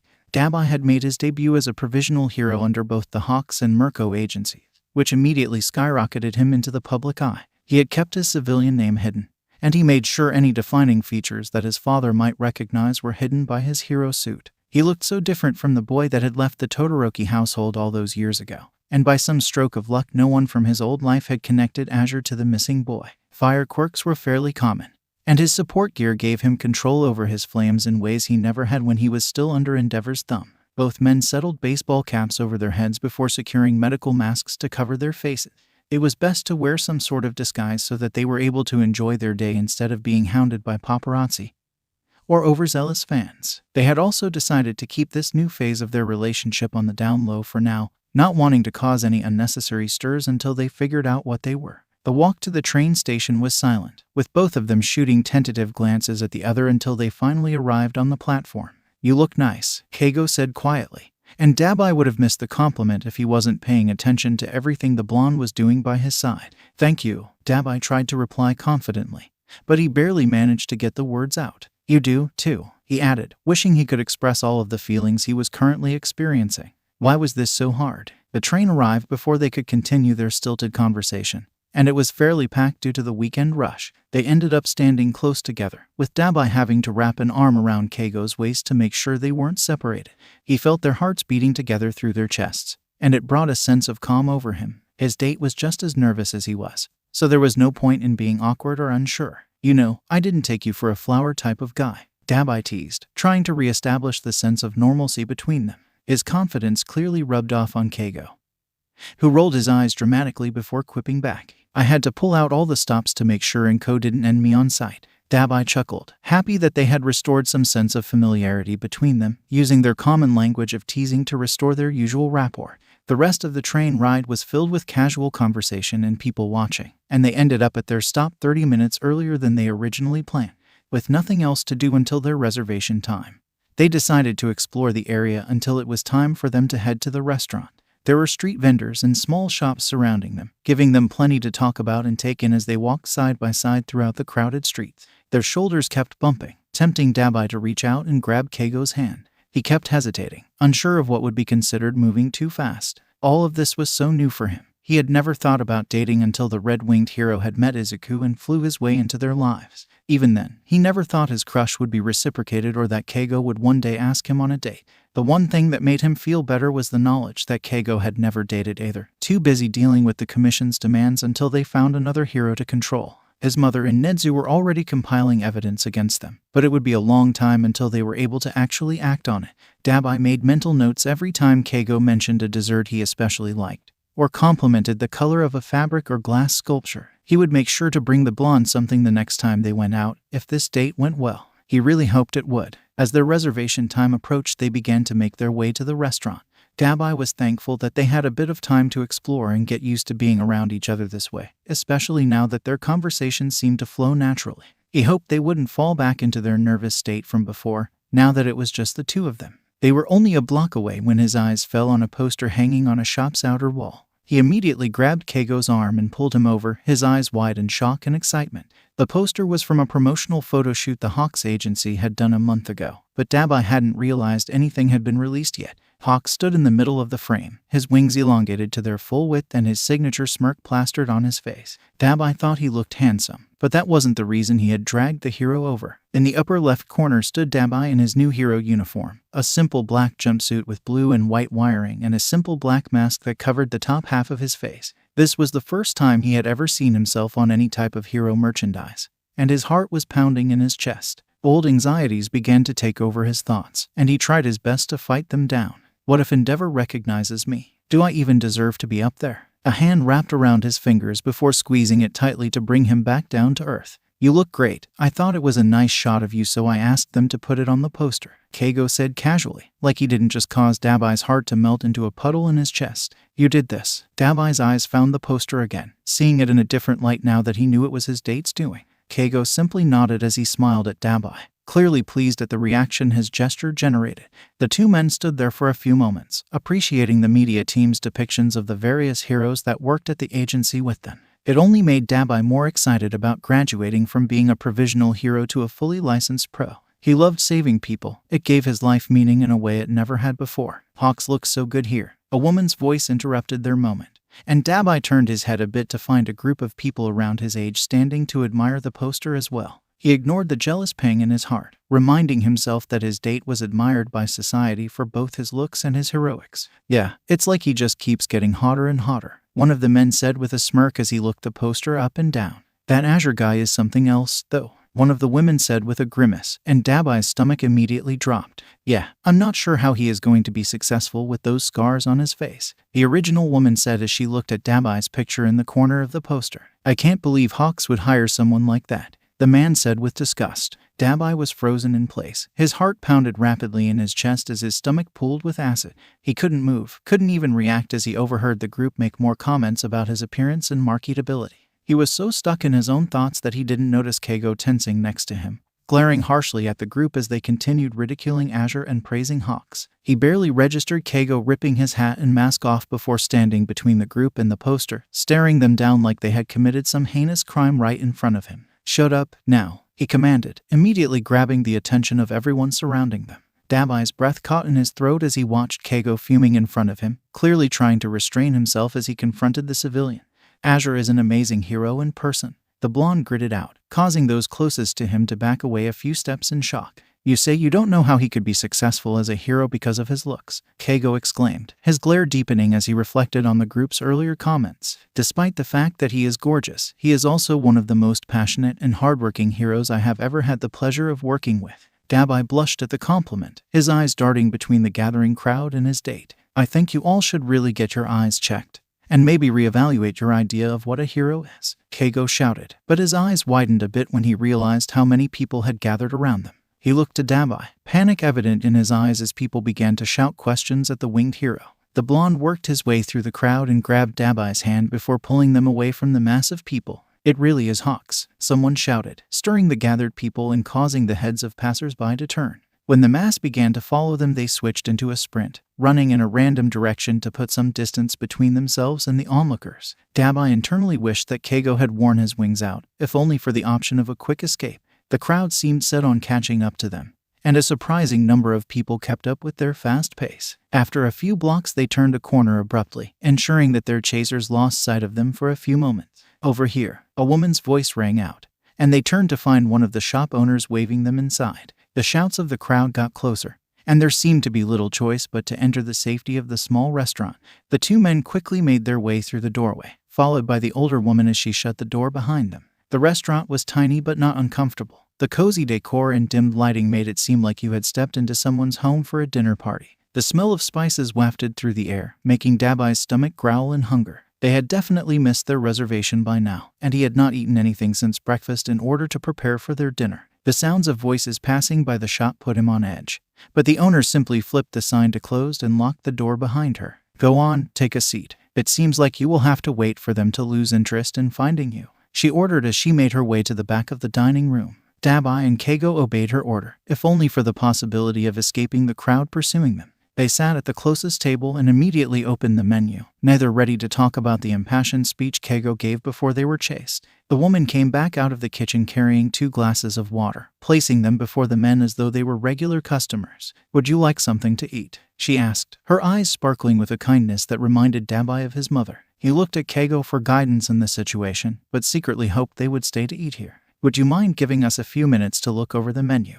Keigo was using his hero voice, and the smile on his face was the one he used for the public. It was too trained, and Dabai had to look away after a moment. This side of Keigo always reminded him that the man in front of him had been molded into a hero his entire life, and only recently gained the freedom he deserved. They went back to looking over the menu, falling back into an uncomfortable silence that neither of them knew how to break. Dabai debated on what to say when his date took the first step in conversation.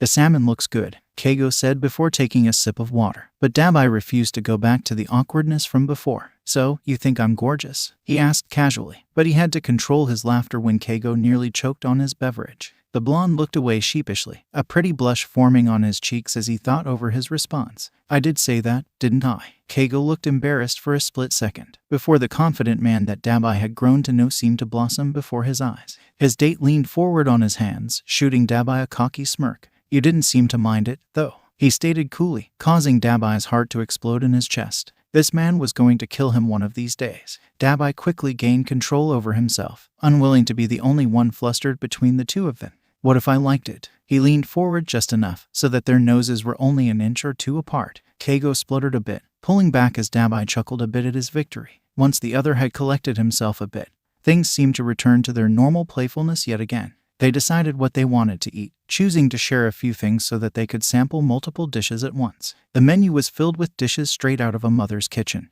and he was already salivating at the thought of a nice home-style meal. "Have you decided?" The woman returned at the perfect time, and Dabai couldn't help but wonder what her quirk was. She seemed to appear whenever someone needed her the most, if her earlier rescue was anything to go by. They placed their orders, once again thanking her for her hospitality before she went to prepare their meals. They continued chatting, relaxing now that they were in a safe space away from the prying eyes and cutting comments of the public. He had been upset over everything they had overheard, but then Keigo had called him gorgeous. He had never been called gorgeous before, and something about the word stuck with him as he listened to Keigo talk about Izuku's progress in training. The way the blonde's eyes lit up while talking about the kid made Dabai's heart flutter. He was happy to be with someone who cared about his little brother just as much as he did. The food came out quickly, plates loaded with meat and veggies paired with rice and stews. Dabai's stomach growled as everything was placed in front of them, and Keigo seemed to be salivating at the sight of their meal. "Please enjoy." The woman smiled warmly before disappearing once again into the kitchen. The pair dug into the food immediately, distributing the food so that they each got to try the various dishes in front of them. They were so focused on satisfying their hunger that they didn't even speak until the plates were empty, both of them full to the brim from the delicious meal. "That had to be some of the best food I've ever had in my life," Keigo said as he slumped back, a wide smile on his face. "We have to take the family here sometimes. Mom would love this place." Dabai closed his eyes, relaxing now that he had eaten. "Finished?" The woman reappeared, smiling down at the empty plates as she began to clear them. "Yes, it was delicious. Thank you again for rescuing us and being such a gracious host." Keigo smiled, his expression genuine instead of the trained one he used during hero work. "It's the least I can do for the heroes that saved me." She winked and returned to the kitchen before either man could process her statement. They locked eyes across the table, wearing matching expressions of confusion. "Do you recognize her?" Dabai finally asked, searching his mind for the woman's face. They had been on so many missions since he got his provisional license. It was hard to keep track of all of the rescues he had made. Keigo shook his head, clearly trying to do the same as they waited for her to return. Dabai was secretly wondering how she could recognize him outside of his hero uniform. But his scars were probably what gave him away. He normally covered them with a mask or makeup when he went out, but his mom had convinced him to let them be for the night. She came back out with 2 plates of cake, smiling at their curious expressions as she set them on the table. "Do you remember the villain attack on the hospital a few weeks ago?" she asked patiently, waiting for realization to fill the hero's eyes. Dabai specifically recalled carrying patients out of the burning building on his back, watching as Keigo carried people out of the upper windows. "You were there." Keigo suddenly sat up, looking her over for injuries as though the attack was recent. "I was. And this young man here carried me out before the room I was in burst into flames." She put a hand on Dabai's shoulder, and he stared at her with wide eyes as recognition filled his mind. He had never met anyone he had saved before, although he had seen the other heroes in his family get stopped on the streets when grateful citizens recognized them. He remembered a woman clutching onto him as they rushed through the door of the hospital. She patted his cheek after he helped her onto the back of an ambulance, thanking him profusely as he began to walk away. He suddenly recalled that she had recommended he visit her restaurant, but the offer had fled his mind as he ran back into the burning building. "I'm sorry I didn't recognize you before," Dabai said shyly, embarrassed that he hadn't recognized her until this moment. She squeezed his shoulder as Keigo chuckled at his date's sheepish expression. "It's okay, dear. I'm just happy the universe brought you two here so that I could properly thank you. Now, eat up." She gestured to the desserts in front of them before turning to walk away. "Wait, we never got your name, MS." Keigo interjected before she could return to the kitchen. "You can call me Grandma Hazuki." She introduced herself, making a point to not ask for the men's real names. Dabai was glad she respected their boundaries. Most civilians wanted all of the information they could have on the pros that were in the spotlight each day. They glanced at their plates, choosing not to mention the heart-drawn and red icing on their cake slices. The few sips of tea they had each taken had helped them digest a bit of their meal, leaving just enough room for the delicious sweets in front of them. "I feel like Izuku is going to adopt a new grandmother when we bring everyone here," Keigo said offhandedly, causing Dabai to laugh and almost choke on the bite of cake in his mouth. "I think we can take credit for adopting her. Thank you very much," Dabai said with a shit-eating grin. But he was excited for everyone to meet the kind woman that had saved their first date. After they had finished up, Grandma Hazuki refused any type of payment from them. They tried to insist, but finally settled on promising her they'd bring Izuku and Inko there soon. They said their final goodbyes, already missing the welcoming energy of the small restaurant as they began their journey down the sidewalk. They had been in the restaurant for much longer than expected, and they were too far from the theater to make it in time for their movie. It seemed that their original plan for the night was being completely thrown out the window, and it was time for them to improvise yet again. As they walked down the sidewalk to find something else to do for the rest of the night, they gravitated towards each other. After their shoulders brushed for the 10th or so time, Keigo reached out to grasp Dabai's hand in his. The street was fairly empty, and the blonde stopped them at a corner before turning to the taller man with a serious expression. "You know I meant everything I said back there, right?" His eyes were earnest, pulling Dabai in for a moment before he was able to process the words spoken to him. His heartbeat was pounding in his chest, and he was unable to form any words in response. He simply nodded, although his insecurities were trying to convince him that Keigo was lying to him. He looked away so that the other man wouldn't be able to see the uncertainty in his eyes. "Dabai, look at me," Keigo said firmly, giving his hand a squeeze as he waited patiently for Dabai to comply. His eyes hesitantly rose to meet those golden orbs that had stolen his heart, and his stomach flipped at the affection radiating from the other man's eyes. Before either of them knew it, their faces were only an inch or so apart. "You're gorgeous," Keigo stated firmly, his conviction almost convincing Dabai that the words were true. Their faces drifted closer together, and Dabai distantly realized that he was about to have his first kiss. He pushed his racing thoughts to the back of the mind, unwilling to let his anxiety ruin this moment for him. His lips were about to brush Keigo's when a loud crash rang out from an alleyway nearby. They jumped apart, their senses alert as they turned to the dark alley to check where the noise was coming from. To their relief and mild frustration, it was just a stray cat that had jumped onto an overturned trash can. Keigo let out an airy chuckle at their misfortune, and neither man knew how to recreate the moment that had just been interrupted. Dabai simply reached out to grasp the blonde's hand before continuing their trek down the sidewalk, hopeful that they would be able to finish what they had started later in the night. They passed by restaurants and small shops, the streets getting busier and busier as they returned to the main part of the shopping district. A neon sign in the distance caught their attention, their faces breaking out into large grins as they found the perfect activity for the rest of their date. Keigo bumped his shoulder into Dabai's, his golden eyes reflecting the string lights hanging around them. "I'll race you," he challenged, his tone giddy with excitement. Dabai couldn't refuse him, especially when there was a challenge to be won. "You're on." Dabai smirked as they readied themselves, keeping their eyes out for any civilians or blockages in their path. Once they were both ready, they began counting down together. 1, 2, 3, then they were off running, both men laughing at themselves as they made their way closer to their destination. The race was fairly even, both of them taking the lead every few seconds as they gained on the finish line. Dabai was about to secure his victory when a red feather hit him in the face, stopping him in his tracks and almost causing him to trip over his feet. "I win," Keigo announced proudly. Dabai ripped the feather from his face with a scowl and pointed it at his date. "You're a cheater," he exclaimed, but his anger was mostly for show as he joined Keigo at the entrance of their destination. "Let's see how he likes it when I beat him at every game," Dabai thought to himself as they entered the multicolored space. He looked up at the sign one last time with a mischievous grin. "Dave's Arcade." "It's not cheating, it was just strategy," Keigo pouted, crossing his arms over his chest as they made their way to the counter to get coins for the games. The lights and sounds of the arcade caused adrenaline to start pumping through his veins, and a familiar sense of competitiveness began to overcome him. Neither of the men had been able to go to arcades as a kid, but had grown to love them over the years of taking Izuku and the other kids to various arcades throughout the area. It was nice to escape the stresses of life for a few hours, your only focus being who was able to collect more tickets or win more games. They filled a large bucket with coins, making sure to grab an extra one for the mountain of tickets they were hoping to collect.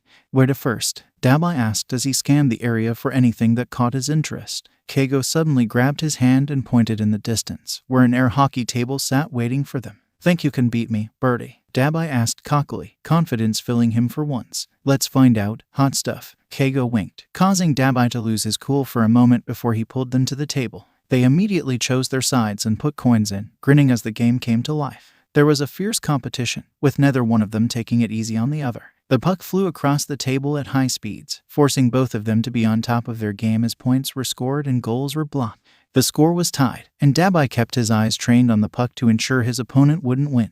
The puck came hurling towards him, and in a split second he was reaching out to block it. It skirted past his hand and into his goal, solidifying a win for his date. He looked up, ready to complain and feign annoyance at Keigo's win, but the sight in front of him stopped him in his tracks. The blonde was smiling brightly, his eyes lit up by the neon lights of the games surrounding them. His face was filled with pure joy as he laughed and threw light-hearted taunts at Dabai. "He's beautiful." Dabai shook himself out of his thoughts and made his way to the blonde's side of the table. He had a sudden surge of confidence, wrapping an arm around Keigo's waist and pulling him into his side. Good job, Birdie. He spoke into Keigo's ear, delighting in the small shiver he felt running through the shorter man's body. Let's find something I can beat you at. Dabai turned them around and began walking towards the rest of the games. They spent hours in the arcade, even though it was crowded with families and teenagers enjoying a night out. No one recognized them in the dim lighting of the arcade, but they made sure to put their masks on if anyone got too close to them. They did not want a repeat of the incident from earlier, especially now that they had finally gotten more comfortable with each other. The men played every game that piqued their interest, from racing simulators to the basketball shootout. Their pile of tickets was growing too large for their singular bucket, and they began transferring coins into their pockets so that they could use the second bucket for the massive winnings. Once they had run out of coins, they decided it was time to spend their tickets on a few prizes. I think we should get the Hawks plushie. Keigo's eyes sparkled with humor as he pointed at the giant plush hanging from the ceiling above the prize counter. Dabai eyed the stuffed rendition of his date warily, trying to imagine how difficult it would be to get it home on the train. I think we should get squishy hands so that we can throw them at Izuku when he is being a brat. Dabai pointed to the container of sticky toys underneath the glass, already imagining the look on Izuku's face when he hit him in the forehead with one of them. Their light-hearted banter continued for a few minutes, trying to decide the best way to use their winnings. They had arrived at an impasse, but Keigo's eyes suddenly lit up as he spotted something in the distance. He pulled on the sleeve of Dabai's shirt and discreetly pointed towards the end of the counter. Dabs, look at that kid's shirt, the blonde said with a wide smile. Dabai's gaze followed the direction of his date's pointed finger, and when he saw the little boy, his heart began hammering in his chest. The kid looked around 6 or 7 years old, barely able to see above the counter as his parents pointed at the various toys he could use his small handful of tickets to get. His arms and the left side of his face and neck were covered with burns that couldn't have been more than a few months old. He was wearing a black t-shirt with blue flames on the sleeves, but it was the front of the shirt that brought tears to Dabai's eyes. In the middle of the boy's chest was a rendition of Dabai in his hero uniform, looking like he was ready for battle. Azure was written in bright blue and white letters underneath his image. There was no official Azure merchandise out, so the shirt must have been custom made. Dabai stood there staring for a few moments until Keigo nudged him and gestured towards the buckets of tickets in front of them. Dabai immediately nodded in silent agreement before wiping the small pool of tears from his eyes. He grabbed the bucket and made his way over to the family. Excuse me, is it all right if I give your kid my tickets? Dabai asked quietly, not wanting to bring too much attention to the interaction. He wasn't expecting to be recognized in his civilian clothes. So when the kid's eyes lit up in recognition, he had to hold a finger to his lips. Azure, the boy whispered, his voice laced with excitement. Dabai smiled, his heart bursting at its seams as he watched the child turn to his parents with a bright smile. The couple was watching the interaction with tears in their eyes, and he had to control himself so that he didn't burst into tears of his own. Damn those adopted Midoriya genes. Dabai handed the boy's dad the bucket of tickets and knelt down so that he was eye level with him. Up close could see how much time and effort went into the custom shirt, and he couldn't help but wonder who made it. Can you sign something for me? The kid asked, his eyes glittering in awe as he gazed at his hero. Of course, kiddo. Dabai hoped he was doing everything right. He had never interacted with a fan like this before. After signing everything in the kid's backpack and taking a discreet selfie, the boy, whose name ended up Akihiko, decided to focus his attention on the prize counter. Keigo had now joined them, but he had put his mask on so that he didn't take any attention away from Dabai during his moment. You know, he was so scared of going outside after he left the hospital, the boy's mother said, her eyes trained on her son as her eyes filled with tears. Then he saw you standing on the screen with Mirko after a successful fight, and he wanted to know everything about you, she continued, and Dabai's stomach twisted with an unidentifiable feeling. He remained silent, allowing the woman to finish her story. He kept begging us for Azure merchandise, but there was nothing out there. We ended up having to learn how to make our own.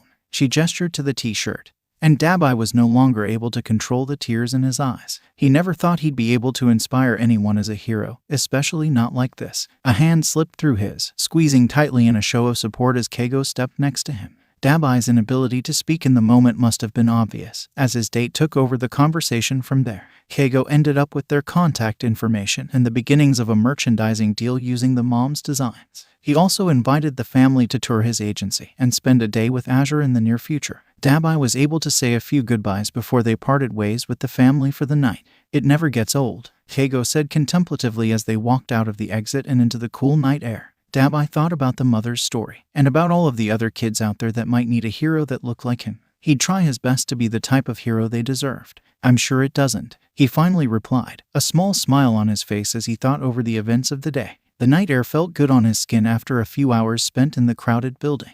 "Why don't we walk around for a little bit, Bertie?" he asked as he squeezed Keigo's hand. Dabai was filled with glee at the sight of the small blush on Keigo's cheeks, making a mental note to pull out that nickname more often. The streets were quiet as they walked around, talking about everything and nothing as they clasped each other's hands. There were clouds covering the stars, but the neon signs of shops and restaurants painted the air with artificial stars. Dabai remembered the feeling of Keigo's face only centimeters away from his, and his mind flooded with possibility. He stopped on a corner, positioning them underneath a half-lit sign for a flower shop. "You okay?" Keigo asked quietly. His golden eyes lit up in various shades of blues and reds. Dabai could count the tiny freckles on his nose from this distance. Something he would surely do another time. His sole focus at the moment was claiming his first kiss.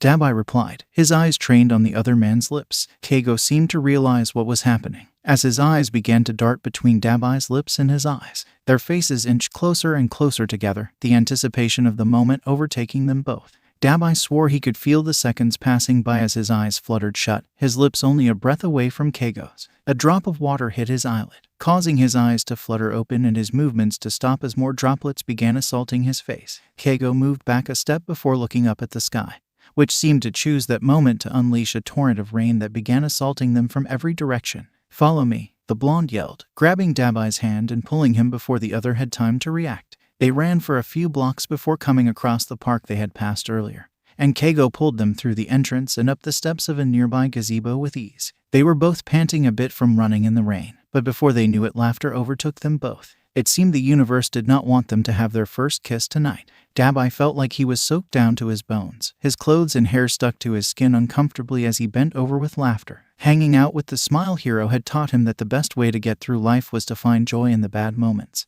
And that was what he was choosing to do. Both he and Keigo were bent over, clutching their stomachs from laughing so hard. They looked up at each other, their eyes meeting as they smiled at their misfortune. Keigo reached out to brush a strand of hair out of his face, but he kept his hand on Dabai's cheek as they both straightened up into standing positions. Their bodies seemed to sense out the other as they twisted into a sweet embrace. The water dripping from their clothes did not deter them from wrapping their arms around each other sweetly, gazing into each other's eyes as they defied the universe one last time. "I'm going to kiss you now," Keigo declared, daring the cosmos to interrupt them again. "Yes, please," Dabai whispered in the minimal space between them, closing his eyes once again as they drifted closer. Finally, their lips met. Kissing Keigo was like nothing he had ever experienced before. It was as if his fire had ignited inside him in a way that he never wanted to extinguish. It was clear that neither of them had any experience. But it didn't matter when the other man was so impossibly close. He could stand there forever, kissing that beautiful man in a gazebo while the entire world flooded around them. Izuku adjusted his bow tie as he and Mei made their way into the living room, where everyone was waiting for their presentation to begin. The lights were low, creating a dramatic effect as the two inventors stepped in front of their audience. Mei pressed a button on her bracelet, causing a spotlight to appear on the pair as they gestured towards the display between them. "Welcome to the first presentation of Hatsum and Midoriya Industries," Mei spoke dramatically, and her announcement was rewarded with enthusiastic applause from the group gathered before them. It was Izuku's turn to speak and to introduce their newest invention. "May I introduce our latest invention, the multifunctional whip made with every hero in mind, the Villain Cracker." The drape over the display dropped, revealing a dozen or so whips with different functions and capabilities. Mei dove right into a thorough explanation of the features and customizations they had made to the whips, and Izuku couldn't help but notice how much better she had gotten at presenting since she first joined the family. He watched with a wide smile as she finished her explanation, which was once again responded to with applause. "We'd also like to thank the Ingenium Agency for their gracious donation of materials for the waterproof barrier on the whips," Izuku added, winking at Tensei and Tenya as the duo we patted on the back for their contribution. While they originally were going to make whips only for a few people in the family, they had ended up making whips for everyone. The possibilities were endless, and it was fun to test out the weapons on training dummies at UA. He hoped his mom would never need hers. He did feel better about her having a weapon on hand at all times. Shota had even assisted everyone with their permits so that they could use the whips when needed. His uncle had tried to act unamused at the idea of using the whips, but his excitement was evident through his thorough preparation and constant questions about the safety of the features. They had customized them for each user, making sure that Inko's whip let out a much lower electric charge than the rest due to her civilian status. Gina's whip was woven with fabric that he could control, while Shota's was made of a similar material to his capture weapon. The whips were also made with each hero's color scheme in mind, so that no one could misplace theirs or accidentally take someone else's. At the end of their presentation, they called each hero up and gave them a brief demonstration on how to activate the charge and the custom features for their quirks. No using whips in the house, Inko called, causing a majority of the group to run to the backyard. Mei and Izuku had set up a few practice dummies, but most of their training would happen at hero agencies or on UAS campus. Keigo, Rumi, Dabai, and Tensei were the first ones out of the door. Cackling could be heard from the group as they scrambled to the backyard. Shota had stayed back with Izuku's mom and Snipe, who were carefully looking over their new weapons and discussing alternating Izuku's training schedule so that he and Nimori could give them all tips on using the whips. Genist began walking towards the backyard, where Emi was currently trying to detangle Tensei and Rumi's whips without getting electrocuted. "Really? You too?" Isamu asked with a chuckle, clearly surprised that the normally put-together man would want to join in on the chaos. Genist responded with a sheepish shrug, holding up his whip with an excited glint in his eyes. "The children worked hard on these. It would be a shame not to use them." Izuku smiled as he was joined by Hitoshi and Tenya as he watched everyone enjoying the inventions he and Mei had spent so much time on. His whip was begging to be used, but he had gotten enough hours of practice in the lab. For now, he'd let his family enjoy their use of the practice dummies and the light-hearted chaos they were causing. "I am so proud of you too," Nanzu gushed as he made his way over to the group of 12-year-olds. "You worked so hard on these support items. I can't wait to see what you do in the future." The principal hopped up on Hitoshi's shoulder to be able to speak face-to-face with the kids, much to the boys' dismay. "Thank you for your mentorship, Netsu. We would not have been able to do it if it weren't for everyone's support." Izuku replied with a big smile. He was always thankful for the support his family gave him, and he hoped that he was earning it. Those that had chosen to stay in the living room migrated to the backyard eventually, laughing as Rumi chased Keigo with her whip or as Mike hit himself in the face with his new support weapon. The kids were all staying for a sleepover that night, and Izuku was excited to experience Mei's first sleepover as a group. His mom had already prepared snacks and they would be setting up the living room for a movie night once everyone left. He was looking forward to relaxing with his friends after the week he'd had at school. One of the second years had tripped him down a flight of stairs, causing him to gain a big bruise on his back that he had been trying to hide throughout the week. Izuku was slow to react during one of his training sessions with Shota due to his injury, but the man simply came to the conclusion that he was tired and needed a break. Izuku was told to take off a few days of training, which he gratefully accepted as he waited for the bruise to disappear. Izuku would have to be extra careful changing in front of Tenya and Hitoshi, as both boys knew he shouldn't have any training injuries after a few days off. If either of his friends noticed his bruise, they would tell the adults, and Izuku wouldn't be able to stop them from taking him out of order if they knew he was being physically assaulted. Then they'd know how worthless you really are. His mind helpfully added, "Bye, Squirt. I'll see you tomorrow morning, okay?" Dabai ruffled his hair as he followed Keigo, Rumi, and Tensei out of the house for the night. The young adults were going to have a night out after a particularly busy week at their agencies. The rest of the heroes had left for the night, leaving Izuku and his friends in the house with Inko to supervise. "Be safe, and don't do anything too illegal," Inko called as she descended the stairs with an armful of blankets. "We won't," the group called as Dabai shut the door behind them. "Why don't you kids change into your pajamas and then we can get you set up for movie night?" Inko instructed as she began setting up the couches for their sleepover. After they were changed, they made their way downstairs, already debating which movies to watch first. Inko laughed at their antics and said goodnight, insisting that they come find her if they needed anything. The group decided on a horror movie, something that Hitoshi recommended after watching it with his dad's one night. According to the purple-haired boy, Mike had accidentally used his quirk after a particularly scary jump scare. They settled in with snacks and drinks, ready for a night of relaxing with their friends. Izuku was a bit nervous about sleeping on the couch with his bruised back, but he had played off injuries before. If he woke up feeling stiff, he could easily slip in an early morning shower and take pain medication before his friends woke up. Tenya and Mei fell asleep after the movie, both tired from an evening of attacking practice dummies and running around with the family in the backyard. Izuku and Hitoshi had always suffered with a bit of insomnia, although it had gotten better over the years. They laid on the two larger couches with their heads near each other so that they could have a quiet conversation without disturbing their friend. Hitoshi had been quiet for a few minutes, and Izuku assumed he had fallen asleep until the boy quietly whispered his name. "Izuku, you still up?" He twisted his head so that he could hear the purple-haired boy without disturbing Mei and Tenya. "Yeah, Toshi, you okay?" Izuku whispered back, curious to see what his friend wanted to say. "Do you ever think about how lucky we are?" Hitoshi asked as he stared up at the ceiling, and Izuku didn't have to ask him to clarify what he meant.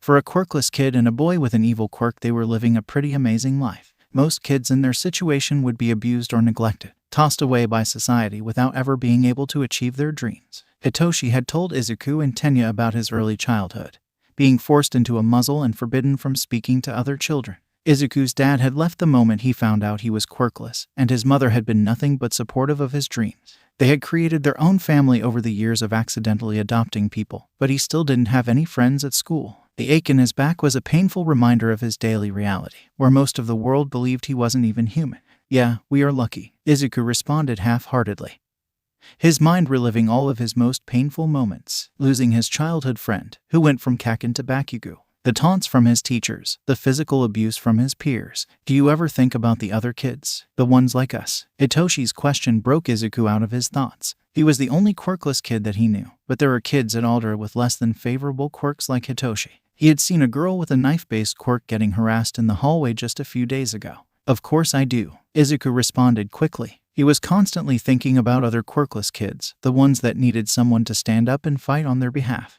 It was why he wanted to be the first quirkless hero, to prove that they weren't less than those born with powers. "We should talk to our parents about trying to do more community outreach to kids like that. I'm sure if everyone in our family put their minds together we could really make a change." Hitoshi's voice was wistful, like he had imagined this idea over and over again. Izuku thought it was a good idea in theory, but wouldn't it make it seem like he and Hitoshi were charity cases? The public would only view them as publicity stunts, two outcasts that the heroes took pity on to help them achieve their dreams. Could they ever be taken seriously as pro-heroes if they did something like that? His quirklessness wasn't something he tried to highlight, especially now that his combat and weapon skills more than made up for his lack of a quirk. When he wasn't at school, he sometimes forgot there was anything wrong with him, especially when everyone in his family treated him equally. What would he do if he was forced to face other quirkless kids? Would he have to face what his life could have been like if he wasn't so lucky? What would his mentors do if they saw how little power quirkless people really had in society? Would they leave him? His thoughts were racing as he listened to Hitoshi's soft snores, the purple-haired boy oblivious to his friend's internal dialogue.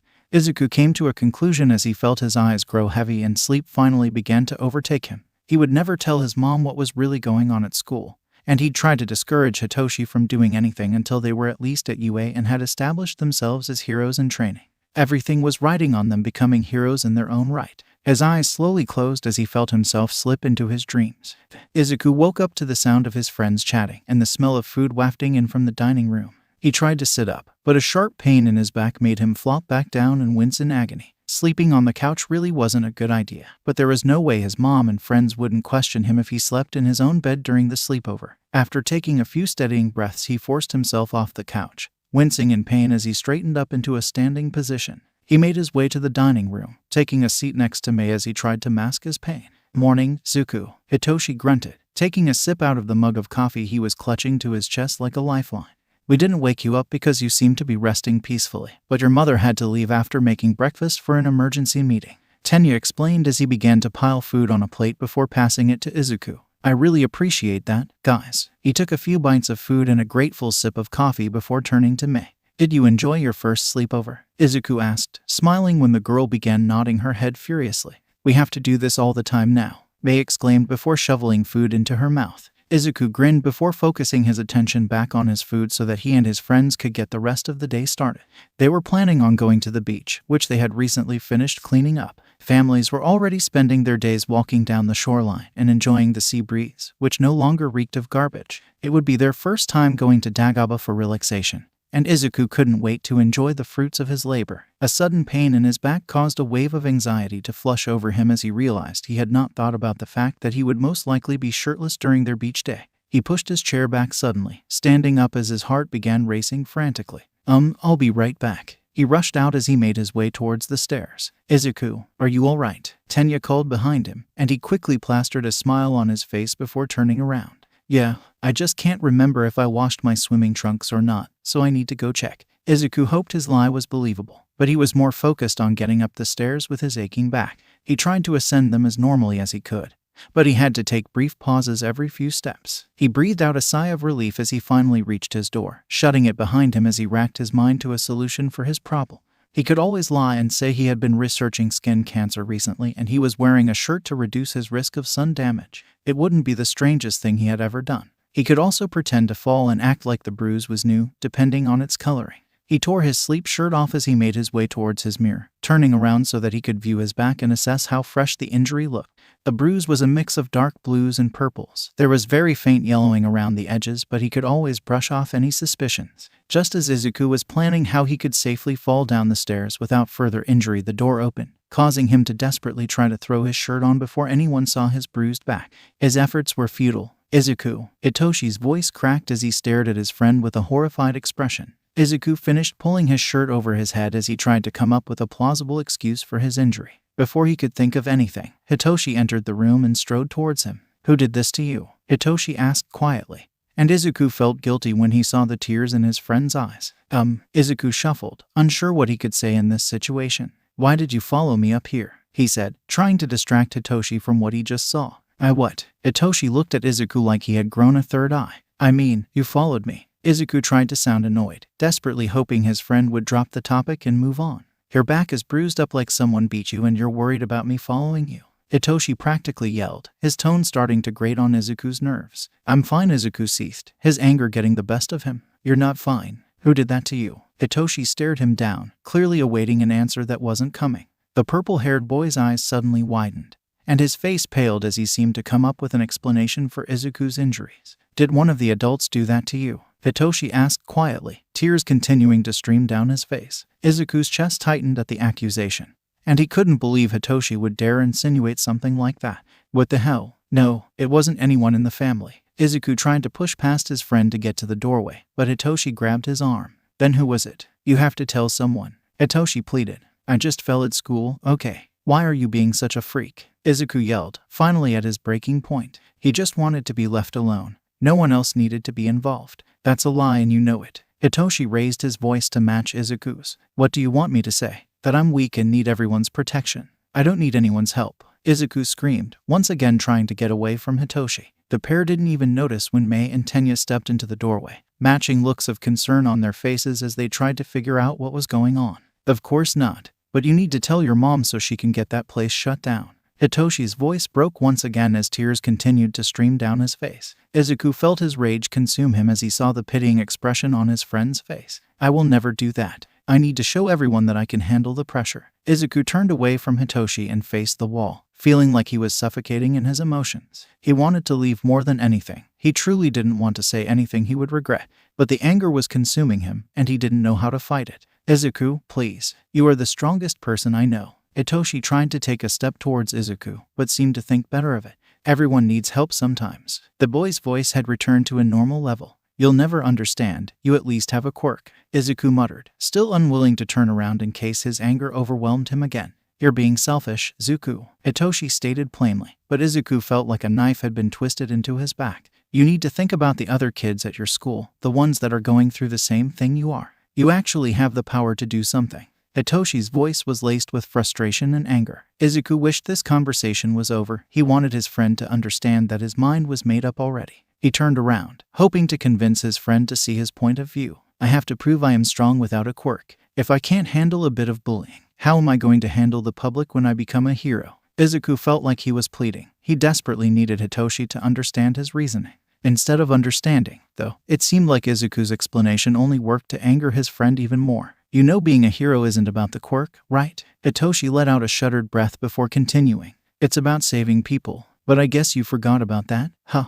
He sent a withering glare at Izuku before turning and walking towards the door. Tenya and Mei were standing in the room, both shifting awkwardly. It was clear they both were unsure about how to intervene in the situation. Right before Hitoshi stepped out of the room, he paused in the doorway and turned his head towards Izuku. "Let me know when you remember that." Hitoshi sucked his teeth and left the room, and Izuku listened silently as he heard his friend walk down the stairs with finality. Tenya and Mei stood frozen for a few moments before turning to Izuku with concern in their eyes. "Izuku, surely you and Hitoshi can work to understand each other on this. I am sure it will blow over in no time." Tenya moved towards him, but he held his hand up. He was trembling where he stood, unable to tell if it was from anger or devastation. Memories of Bakugo and his other childhood friends pushing him away began to flash through his mind. "Leave," Izuku whispered. "I know you want to." "Izuku, what are you talking about?" Mei's eyes were filled with unshed tears, but he was so tired. "Leave." He turned towards Mei and Tenya, pointing to the door and walking forward so he could corral them out of his room. The pair looked heartbroken, but didn't argue with him as he slammed the door behind them. He slid down to the ground, stuffing his face into his hands when he heard the front door shut after a few minutes. He wasn't sure how long he sat there as tears fell silently down his cheeks and onto the ground beneath him. So many emotions ran through his mind and he wasn't able to separate them out from each other. Sadness turned into anger and frustration, the pressure building in his chest until he felt like he needed to burst. His eyes landed on the punching bag he kept stashed away in his closet, and he pulled himself off the ground and made his way over to it. After lugging it to the center of the room, he cracked his knuckles and took a stance, not even wrapping his hands before he began pummeling the bag with punches and kicks. Distantly, he knew he was sobbing and screaming, but it didn't fully register as his mind focused on the satisfying pain in his knuckles. Suddenly, a pair of strong arms wrapped around him and pulled him down to the ground. Izuku immediately escaped the grip and pinned the person to the ground, ready to punch the intruder. Zuku, what the fuck? Dabai laid there, pinned down by Izuku's knee and trying to escape the hold of the younger boy. Izuku immediately backed up, his breath becoming labored as he realized that he almost hurt his older brother in his blind rage. Dabai approached him carefully, holding his hands out as he crawled over to where Izuku was leaning against his bed. "It's me, Squirt. What's going on?" His older brother spoke softly, finally reaching Izuku and tentatively placing his hands on his shoulders. The younger boy immediately broke down again, the sobs racking his entire body and taking away his ability to respond. Dabai pulled him to his chest, running a hand down his back to try to get him to calm down before he hyperventilated. "I'm here, Zuku. I'm here." The words calmed him a bit, allowing him to finally ask the question that had been on his mind since Hitoshi turned his back to him after their argument. "Why do they always leave me?" His voice wavered as he spoke, and his brother stared at him in confusion and worry. Izuku knew that he had messed up, but he wasn't sure how to fix it. He wasn't sure if he wanted to fix it. A voice deep inside his head begged him to find his friends and apologize immediately, but another voice told him that he didn't need them. Dabai seemed to be at a loss for words as he clutched Izuku close to him, stroking his back instead of answering his question.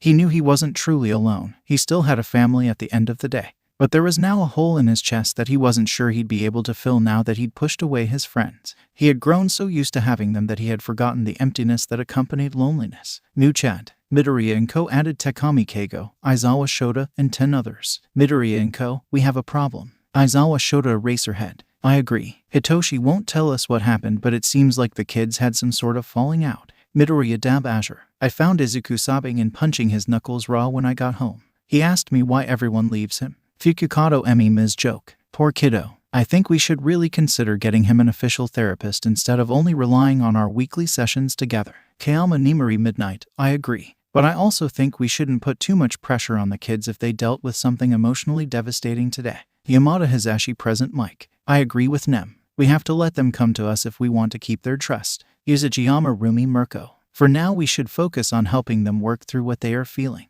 They are still kids and probably don't know how to process what happened on their own. Arima Isamu Snipe. I can take Izuku out to the range tomorrow. I think it'd help him clear his head a bit. Hopefully he'll open up a bit so we can figure out our next steps. Majima Higari Power Loader. I'll make sure May and I get some father-daughter time in the support lab tomorrow. Ida Tensei and Genium. Tenya has locked himself in his room, but I already have someone covering my patrol tomorrow so that I can spend some time with him. Yamada Hizashi Present Mike. Sho and I are going to take Hitoshi to the cat cafe, if he's up for it.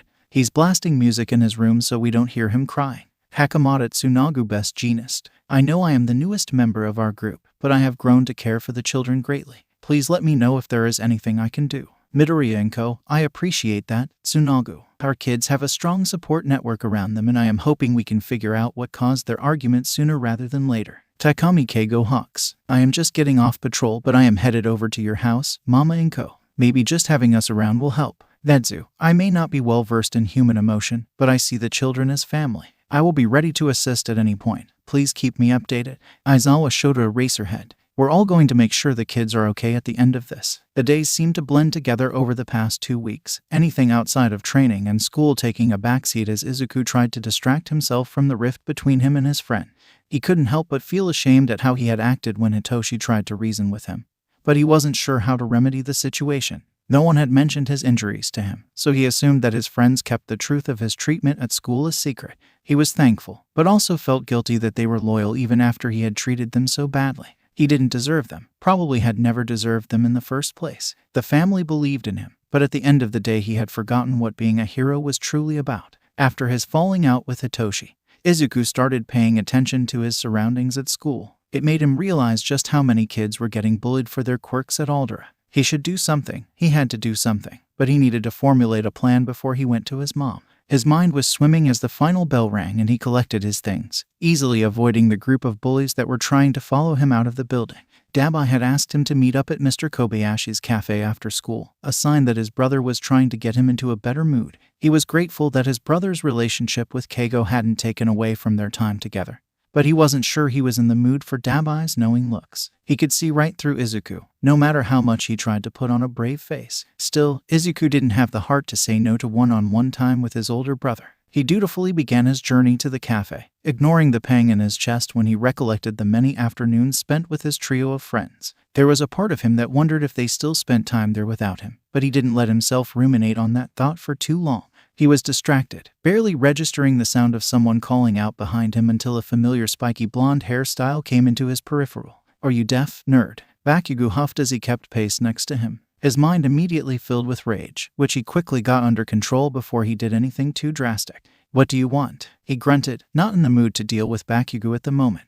The blonde hadn't bothered him too badly over the past few years, but they weren't friends either. He wasn't someone Izuku wanted to associate with, especially since he still hung around the bullies that terrorized people based off of their powers. Being a bystander was worse than almost anything, even though he felt like a hypocrite saying that now. "You've been acting all weird and mopey," Bakugo replied, his words more of a statement than a question. Izuku was left to puzzle out the intention behind those words, but his mind was too exhausted to play whatever game this was. "And how does that concern you?" he responded, not willing to give his ex-childhood friend the satisfaction of a cordial response. Instead of the anger Izuku was expecting, the blonde took his attitude in stride. He didn't respond to the question, choosing to walk in silence for a bit before speaking up again. "Nothing is wrong with Auntie, right?" Bakugo asked, his eyes landing everywhere else except Izuku's own gaze. Izuku couldn't help but stop as he processed the question, taking in the genuine concern in those red eyes. "She's fine," he answered truthfully, trying to ignore the sigh of relief that came from the blonde at the confirmation.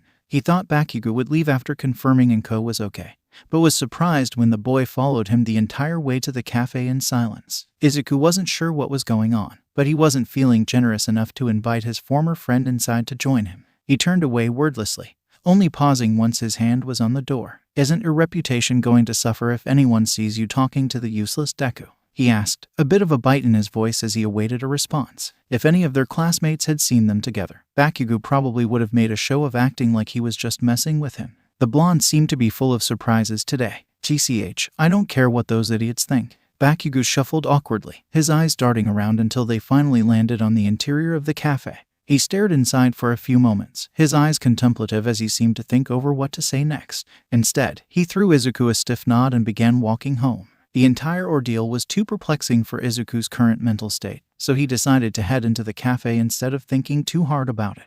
He would not give the universe the satisfaction of letting this get to him, especially after what happened with Hitoshi. There was a small part of him that wanted to accept the strange olive branch Bakugo had extended to him, but it was much more than he deserved at the moment.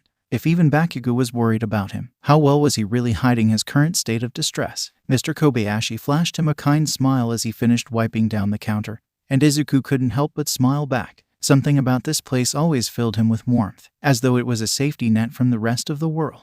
"I'm happy a certain someone finally got his head out of his ass," the man said, tipping his head towards the door before turning around to start working on Izuku's drink.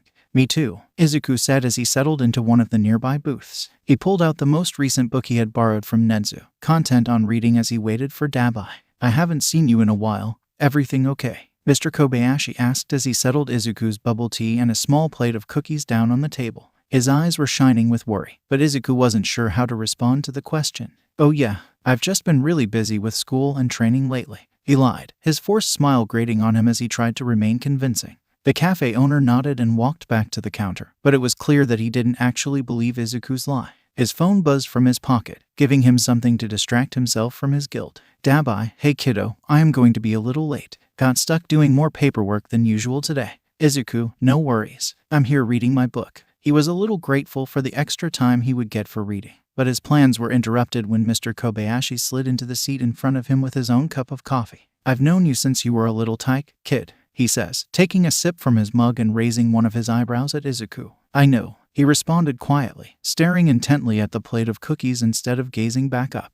Listen, if you don't want to talk about it, I won't bother you. But if you need someone to talk to, I'm here. Mr. Kobayashi began to stand, but Izuku spoke up before he could stop himself. What do you think makes a good hero? The man sat back down, thinking over his response before nodding and looking back up at Izuku. A good hero helps anyone that needs it, no matter who they are. Mr. Kobayashi responded, his answer making Izuku's mind whir with questions. Even if they are a villain? He asked in confusion. Especially if they're a villain. The cafe owner responded, which was met by another confused look from Izuku. Kid, villains don't spring up out of nowhere, Mr. Kobayashi explained, taking a sip of his coffee before continuing. Villains aren't born that way, they are made into what they are. Anyone could be turned into a villain under the right circumstances. The man's face flashed with pain for a moment before he continued his explanation. Sometimes all it takes to save them is someone reaching out when they need it most. Izuku's stomach clenched, thinking of the first night he met Dabai and brought him home. Of the nights listening to his brother have night terrors, reliving things that no one should have to go through.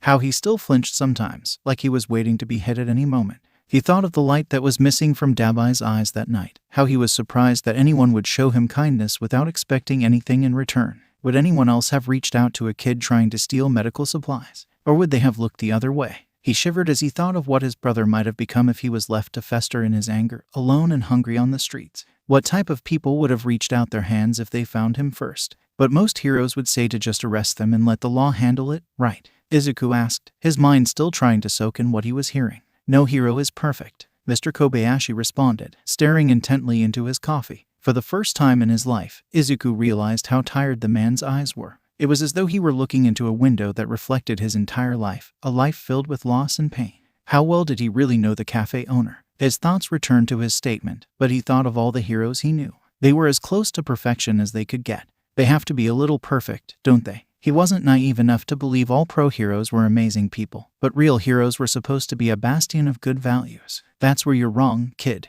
Mr. Kobayashi smiled warmly, his eyes sparkling like he was about to share a special secret. Izuku couldn't help but lean forward a bit, hungry for whatever information he was about to hear. A hero is someone who sees a person in need and helps them. It seems like you've done that plenty of times, right? The man had a knowing smile, and Izuku blushed as he recalled his various rescues over the years. Before he could respond, though, the door slammed open as a group of sketchy-looking men entered.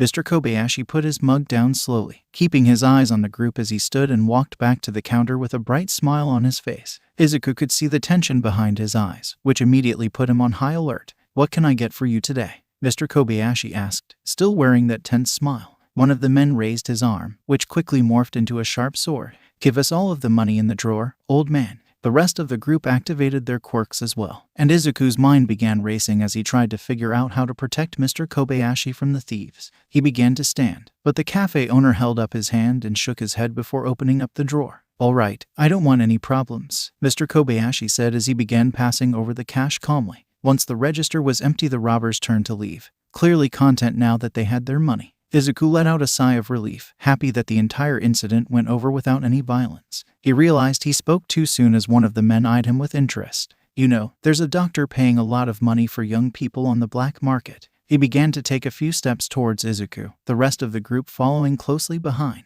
Their creepy grins put Izuku on edge, and he began calculating how he could escape this situation. His panicked gaze fell on Mr. Kobayashi, whose face was filled with thinly veiled rage. Leave the boy alone. You've gotten what you came for. He spoke, his voice calm but firm. Shut up, old man. We're taking this brat with us, one of the men said as he reached towards Izuku. The metal tip jar that sat on the counter was suddenly flung in the air, coins and bills fluttering throughout the cafe as the jar hit the man in the head. He crumpled to the ground, clutching the spot where the projectile had made contact.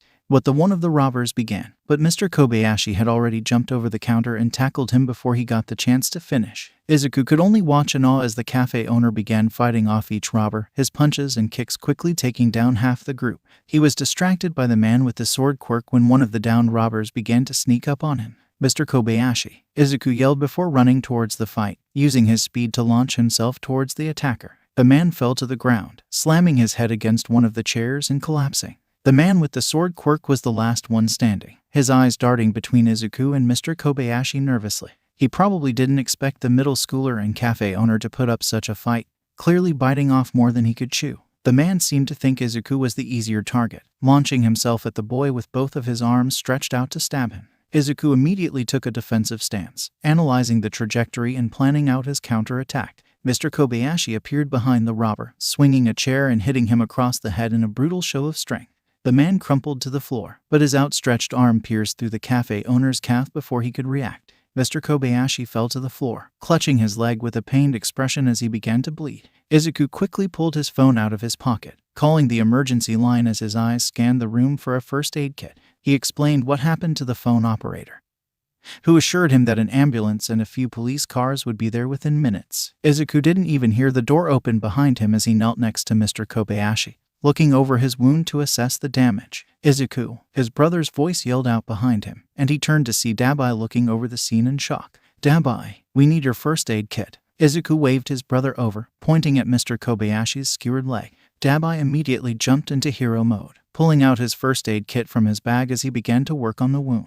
Izuku grabbed any additional supplies his brother asked for as they waited for the ambulance. "I'll be okay, kids. I've dealt with much worse than this." The man chuckled as Izuku and Dabai fretted over him. "I guess owning a cafe is more dangerous than I thought," Dabai joked, clearly trying to lighten the mood as they tried to stop the bleeding. They had just gotten the bleeding under control when the door opened, a group of paramedics and police officers entering the cafe in droves. "Over here," Dabai called, guiding the paramedics to where Mr. Kobayashi and Izuku were. They quickly got to work, loading the man onto a stretcher and preparing themselves to take him to the ambulance. "Hold on a second," one of the cops, a man with a bird mutation quirk, said as he held his hand up. Izuku couldn't imagine why they were stopping, especially when Mr. Kobayashi was getting paler by the moment. "You two took these criminals down all by yourselves." The man gestured to the robbers that were currently being handcuffed by the rest of the officers. "Yes," Izuku replied, his eyes darting to the stretcher once again, wishing they could head to the hospital already. "Well then, I need to see your quirk registration cards. What you two did could be considered vigilantism." The man held out his hand expectantly, and Izuku's vision immediately clouded with rage. "Vigilantism? Were we supposed to let them kill us?" His voice cracked as he tried to control himself. Dabai was shaking with anger a few feet away, stomping forward as he pulled out his hero license. "You can't be a vigilante if you're quirkless," Mr. Kobayashi wheezed out. And Izuku initially thought the man was only trying to save him from the possible repercussions of their actions. "Which one of you is quirkless?" the cop asked, disgust evident in his tone as he glanced between the two of them. Izuku's stomach felt sour, discouraged from seeing quirk discrimination play out right in front of him. "Both of us," the man replied, crying out in pain as his leg began to twitch. Izuku only had a moment to process the meaning behind that statement before his arms were being thrown behind his back by the officer questioning them. "You expect me to believe two quirkless took these thieves down? I will arrest you both for lying to a police officer." Izuku cried out in pain as his wrists were forced into cuffs. "If you want to play that game, I am officially taking control over this crime scene. Let my little brother out of those cuffs now." Dabai growled as he flashed his license around and ordered the paramedics to load the ambulance up. "Azure, I didn't realize it was you, sir. My apologies." The officer shook as he uncuffed Izuku, bowing apologetically and stepping away from the boy. "Yeah, you will be sorry when I explain what just happened to our mother." Dabai sent the cop a glare before turning to Izuku and pointing to the ambulance. "Get on the ambulance, your face is bleeding," he demanded, and Izuku immediately followed his instructions. He and Dabai stayed out of the way as the paramedics worked to further stabilize Mr. Kobayashi before they reached the hospital. The cafe owner was immediately taken to one of the operating rooms while Izuku was placed in a room near the entrance of the ER. A kind nurse took care of his small scratches and bruises, instructing him to take it easy for a few days. She gave him a concerned look when she saw the yellowing bruises underneath his shirt, but he told her that they came from training. As soon as she stepped out of the room, the officer from earlier stepped inside. Izuku felt a bit panicked at the sight of the man, as Dabai had stepped out to grab them something to eat and check on Mr. Kobayashi's condition. "I need to ask you a few questions," the officer said, making himself comfortable on one of the chairs before pulling out his notepad. "Okay," Izuku responded, not wanting to cause any more trouble for himself or his family. "Who really took those robbers down?" he asked, staring up at Izuku from behind his notepad. "We already told you. It was Mr. Kobayashi and I," Izuku responded, a bit annoyed that he had to repeat himself again. "You really expect me to believe that two quirkless fought off a group of robbers?" the officer asked in a mocking tone. "Just because we're quirkless doesn't mean that we are helpless." Izuku puffed out his chest, unwilling to let this man make him feel small. "Maybe you're not helpless, but your kind is completely useless to society." The cop stood, striding towards Izuku before towering over him where he sat. Before Izuku could respond, the curtain was moved to the side, and a man in a tan coat and hat stepped into the room. He smiled warmly at Izuku before turning to the officer with a frown. You know, quirk discrimination has some really nasty penalties for police officers, the mystery man said. And Izuku watched as the officer began to shake where he stood. Detective Tsukachi, sir. I didn't realize you were on this case, the officer said as he backed away slowly from Izuku. An old pro-hero friend reached out to me, asking me to come check on his nephew while he made his way to the hospital. The knowledge that this man knew someone in his family immediately calmed him down. And nephew? The officer looked like he was about to burst with anxiety at the prospect of not only pissing off one pro-hero, but two. If only he knew how many people would be coming for his badge once they found out what had happened. Why don't we step outside so you can debrief me on your conversation with Mr. Midoriya? The detective held the curtain open, and the officer took shaking steps as he made his way out of the room. For the next 15 minutes, Izuku listened as Tsukachi tore the officer apart, sprinkling in phrases such as abuse of power and completely irresponsible as he scolded the officer for his behavior. The man was left with a final "I'll have your badge" before Tsukachi returned to Izuku's room. Hello, Mr. Midoriya. My name is Detective Tsukachi. I'm an old friend of Eraserhead. The detective held his hand out with a small smile, and Izuku immediately shook it. Nice to meet you, Izuku responded, still unsure about how he should act around the detective. I apologize if you heard my conversation with Officer Sugimoto, but I couldn't let him think that type of behavior was acceptable. Tsukachi made himself comfortable in one of the seats, clearly planning on waiting until Izuku's family got there. It made him feel more at ease, knowing that the detective would stop anyone else from bothering him. Thank you. It's nice to know someone in the force is willing to stick up for quirkless people. Izuku was sad that there were people out there that hated quirkless people so much, but it was nice to know people like his family and Tsukachi existed. He couldn't help but think that the tired-looking detective would make a great addition to the family. Well, we have to look out for each other, the detective replied with a sad smile, and it took Izuku a moment to realize what he meant. Wait, you're quirkless? Izuku asked, his eyes wide as Tsukachi nodded. As quirkless as they come, the detective replied. Izuku couldn't believe that he now had two quirkless adults in his life, especially people like Detective Tsukachi and Mr. Kobayashi. They didn't seem ostracized by society, and were important members in their community. It gave him a bit of hope that he could actually achieve his dreams, that he could make a difference in the lives of quirkless people. Encouragement was great, but seeing quirkless adults living their lives changed his entire perspective on things. Before they could continue their conversation, Dabai entered the room with 2 trays of food and a few bags of snacks. His older brother immediately tensed when he saw the detective, carefully placing their food down on a table and then standing in between Izuku and the stranger. Can I help you? Dabai had his arms crossed, his intimidating gaze shooting daggers in the man's direction. Dabai, he's friends with Uncle Sho. He's also quirkless, Izuku exclaimed, and he knew his eyes were probably sparkling with joy at the moment. Dabai immediately softened, but he still seemed to be keeping an eye on the detective. My name is Tsukachi Naomasa. I'm a detective and a friend of Aizawa. He reached out to shake Dabai's hand, and the hero shook it cautiously. Tsukachi explained the debacle with Officer Sugimoto, which led to Dabai apologizing profusely for leaving Izuku alone. The younger boy waved his concerns off, more worried about Mr. Kobayashi's condition. He's okay, there wasn't any serious damage. They used a healing quirk on him and recommended that he rest for a few days before returning to work, Dabai explained as they ate. The taste of the hospital cafeteria katsudon made Izuku want to go home even more than before. Where is my son? Inko's voice rang through the hall, and Dabai immediately jumped up to find her. Their mother could be terrifying when she was angry, and the brothers really didn't want her to let that anger loose on the nurses and doctors in the emergency room. A few moments later, she entered the room with Aizawa and Mike right behind her, the trio immediately fretting over Izuku and his small injuries. Once they had checked him over and saw that he wasn't mortally wounded, she turned to the detective.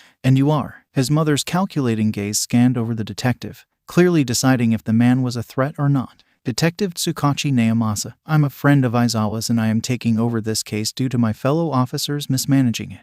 Tsukachi's eyes seemed fearful as he tentatively reached out a hand towards Inko. The woman shook it, her eyes still filled with suspicion as she turned towards Shota to confirm the information. Tsukachi is the friend I called to come check on Izuku. I can vouch for him and his trustworthiness. Shota seemed amused by how terrified the cop was of Inko. Izuku, how is Mr. Kobayashi doing? Zashi sat next to him on the bed, giving him a bit of space due to his injuries. Dabai and Izuku began explaining what happened, and Detective Tsukachi got permission from Inko to take notes and ask questions for his report. Aizawa and Mike shared a concerned glance when they heard about the doctor offering money for young people, but they seemed content on asking more questions later. As Izuku and Dabai explained how they were treated by the officers, the adults seemed to fill with rage. I expect the officers in question will be dealt with. Inko turned to the detective with a raised brow, and the man nodded with a nervous smile. I promise I will do everything in my power to make sure they are punished for this behavior, Sakachi responded, and Izuku believed him. It was nice to be able to trust another adult,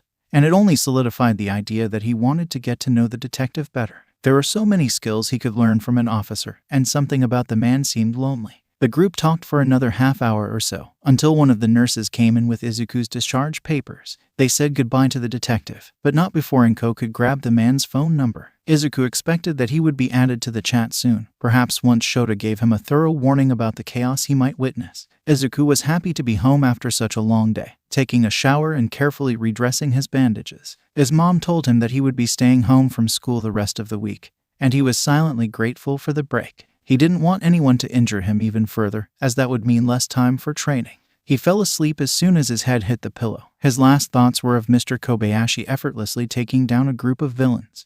Shota liked to consider himself an observant man, and his memory had only improved over years of underground hero work. He remembered the name and face of every villain he had ever taken down, of every student he had ever watched graduate, and especially the students he had lost to the field of heroics. He also remembered every vigilante he had ever come across, especially the ones that fought by his side over the years. One name always stuck out amongst all of them, the man that Shota owed his life to. Kibo, the vigilante, had disappeared years ago, before Shota had even met Izuku or the group of people he now considered a family. The man was extremely honorable. His mission was to help villains get back on the right path. He had taught Shota so much about the world, how the lines between hero and villain weren't as simple as society made them seem. Kibo saw the good in people, but it was never rooted in naivety. He would take down those that were too far gone, never hesitating to do what needed to be done. He had become Shota's unofficial patrol partner for most of his early career, the two of them sharing cups of coffee and talking about their lives. Kibo was secretive about his identity, but he still talked about growing up in society as a quirkless kid with dreams of being a hero.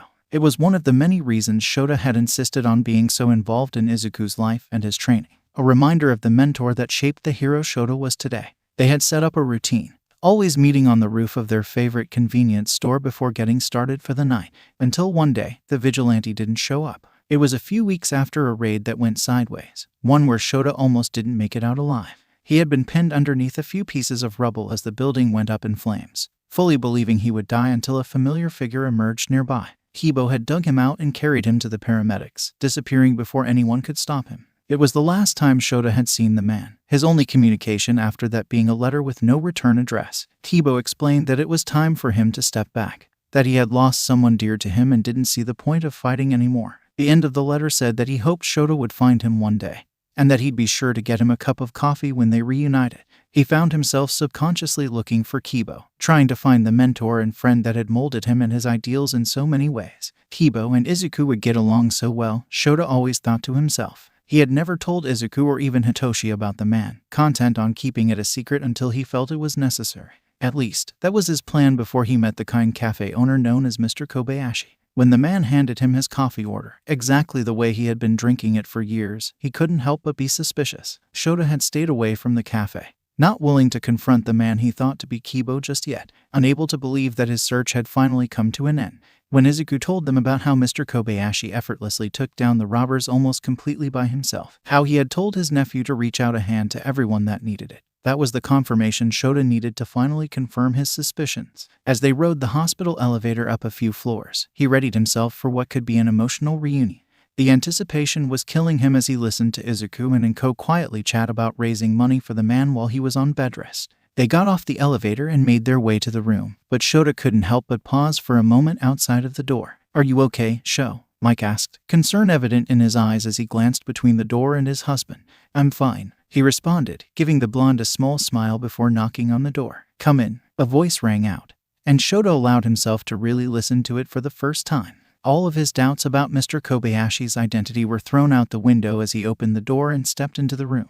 "Did you finally figure it out, kid?" the man asked from the bed, smiling as Shota gave him a tearful nod. Inko, Mike, and Izuku watched in confusion as Shota strided over to the bed and wrapped Mr. Kobayashi into a soft hug. "I'm happy you survived out there without me, son." Mr. Kobayashi spoke quietly, his own eyes filled with tears. Shota felt elated when he heard the old term of affection, the one that made him forget his strained relationship with his parents as he patrolled the streets with the man in front of him. "I had a somewhat decent teacher." Shota laughed as they pulled apart. Mr. Kobayashi glanced behind him, and he realized he had a lot of explaining to do. "Everyone, this is Kibo," showed a gesture towards the man, and Mike's eyes immediately lit up in recognition. The rest of the afternoon was spent drinking coffee and filling his family in on his past with the vigilante. Kibo, or Iki as the man insisted on being called, told them about what he had been up to since he left his alter ego behind. Shota watched as Izuku asked questions about his fighting style and what it was like to be quirkless while he was growing up. It was wonderful that two of the most important people in his life could bond like this, and he knew that Iki would be a great addition to their family. He was excited for the man to meet Hitoshi one day, hopefully once his son and nephew were on better terms again. He felt warm all over, like a puzzle piece he was missing had finally returned to its rightful place. It reminded him how wonderful family could be, and how it wasn't limited to the people you shared your DNA with. Family is the people that find you, who see you for who you are and decide that they love all the parts. Those that choose to be in your life, not based on obligation but out of pure love and trust. There was nothing more beautiful than finding your people, feeling embraced for the first time in your life. What a beautiful thing it was. Chat, Midoriya Izuku, Ada Tenya, Shinsu hit. Izuku, I know I'm the last person you all want to hear from, but I think I'm starting to remember what being a hero really means. Izuku, I'll let you know when I've figured it out. Hitoshi, we'll be waiting.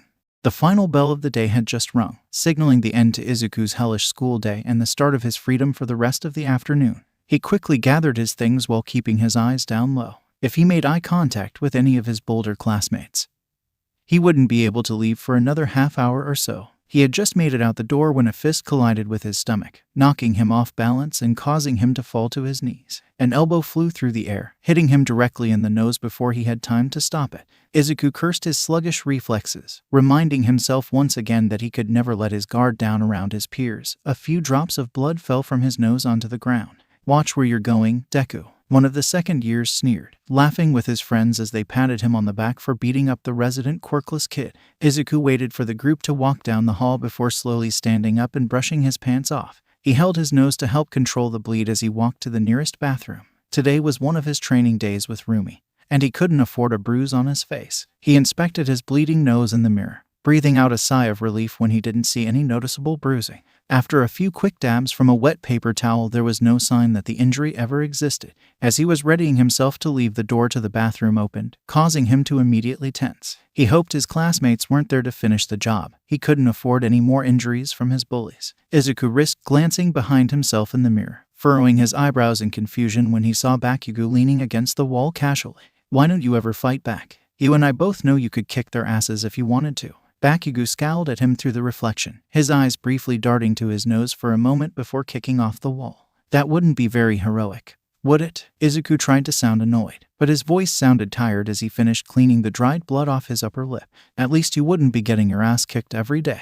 Bakugo was staring at a random spot in the corner with his arms crossed as he spoke, avoiding Izuku's eyes. "If I want to be the first quirkless hero in Japan, then I will need to have really thick skin," Izuku reasoned, not quite sure why he was still entertaining this conversation. "TCH, that's some fucked up logic." Bakugo grunted, and Izuku could only scoff. The blonde had followed him halfway home every day since the walk to the cafe, staying silent but still walking by his side. It was all a farce, some strange way for the other boy to work out his guilt and pity towards him. It was really starting to piss him off. "Why are you pretending to care?" He turned towards Bakugo, his eyes fixed into a fierce glare as he bared his teeth. Being pitied was so exhausting. He'd much rather go back to the time when Bakugo was just a bit afraid of him. Bakugo stood there, frozen in place with wide eyes as he tried to figure out how to respond to Izuku's question and change of demeanor. His shocked expression eventually morphed into a scowl, which felt like familiar territory for the pair. "Whatever," the blonde huffed, walking to the door before pausing and stuffing his hands in his pocket. "Don't get your ass killed. I still need to beat you at UA." Bakugo walked out the door before Izuku could process what he said, leaving the greenette standing in the middle of the bathroom with a puzzled expression. Some long-forgotten part of Izuku knew the other boy was trying to reach out, even if it was in his own complicated and egotistical way. But Izuku truly didn't have the capacity to take on Bakugo's emotional baggage at the moment. He had far too much of his own to deal with first. Was there a future where the two of them could be friends again? Is that even what Bakugo wanted? He would have to table these thoughts until he figured out what he was going to do about Aldera, which was his biggest priority at the moment. The apology he owed his friends had been weighing on him, and he couldn't wait to show them how sorry he truly was. Izuku left the bathroom, happy to find that no one was waiting for him as he finally left the school building. His stomach was still sore from being punched, but he didn't have time to focus on it. In 2 hours he would be meeting up with Rumi for training, and he couldn't afford for his older sister to get suspicious before he finalized his plans for Aldera. The walk home was quick, even though he had slowly grown used to his unwanted companion. He breathed a sigh of relief when he saw his house in the distance, already imagining the hot bath he would take before he had to leave for training. Keigo and Dabai were on the couch watching an action movie, but they paused it to greet him. "How was your day, little bird?" Keigo asked, his arm slung casually around Dabai's shoulder. "It was fine. I'm really looking forward to training though," Izuku lied. "You're always working so hard, Squirt. I hope you're still giving yourself time to be a kid." Dabai was looking at him with concern written across his face, but Izuku shifted uncomfortably under the attention. Keigo must have sensed his discomfort, effortlessly changing the subject before things could get too awkward. Inko stepped out for an emergency client meeting, but she should be back before you have to leave. Izuku nodded and thanked him for letting him know, giving them both a small wave and smile before heading up to his room. He missed the matching gazes that followed him, both young men unsure of how to help the boy that had rescued them. He took off his uniform shirt to assess the damage to his stomach, wincing as he catalogued the multicolored bruises littering his torso. Once again he cursed his conflicting emotions, not wanting to seem weak but desperately needing to rely on his support network for help. As he watched the bath fill up with water, he thought about his family, the people who cared for him so deeply and would do anything to help him. He knew they would burn the world down for him, but he still struggled to believe he deserved it. His mom had casually mentioned going to therapy, and he was sure it had something to do with his falling out with his friends. But some part of him still desperately wanted to believe there was nothing wrong with him, nothing broken to fix. He knew Dabai went to therapy, and he was pretty sure all the other heroes he knew did as well. There was no need for him to have such a stigma about it, but it was something he still needed to unlearn on his own time. Izuku lowered himself into the hot water, breathing out a sigh as his sore muscles began to relax a bit. He really needed to make more time for soaks, especially with how much he trained and worked out. If he weren't dealing with injuries from his bullies, he'd probably be making even more progress during his sessions with his mentors. He soaked in the tub for as long as possible, allowing his mind to empty and relax for the first time in a while. His eyes had drifted closed, his body half asleep as he wandered between dreams and reality. A soft knock on the bathroom door was the only thing that broke the spell, causing him to panic as he desperately tried to figure out what time it was. "Izuku, honey, do you need a ride to training?" His mother's soft voice came from the other side of the door. Yes please. I'll be down shortly." He began to drain the tub and dry himself off, breathing out a sigh of relief when he saw that he had somehow only spent 20 minutes in the bath. Once he was changed, he headed back downstairs, preparing himself a small bowl of noodles to hold himself over until dinner. He joined Keigo and Dabai in the living room to watch the last half of the movie, allowing himself to relax and enjoy quality time with the pair. He couldn't help but reflect on how lucky he was to have his family, people who always wanted the best for him and were always willing to help. He wanted to be worthy of their unconditional love. It was time for him to be a real hero, someone that stands up for everyone. He promised himself that he would sit his mom down after school on Monday, giving him enough time to finalize all of his plans and to think of what he wanted to say to his friends. If only he knew that the universe never waited for you to be ready for these types of things. Most people thought Rumi only cared about winning and fighting, but they were sorely mistaken. A little green-haired kid had dug his way through the walls surrounding her heart and made a home there. And then came the rest of the lovable idiots she called family. She always looked forward to spending one-on-one time with Izuku, especially since they were both so busy now. Climbing the ranks always had its perks, but she relished the time spent eating dinner with her family or taking the kids out to the arcade or amusement park.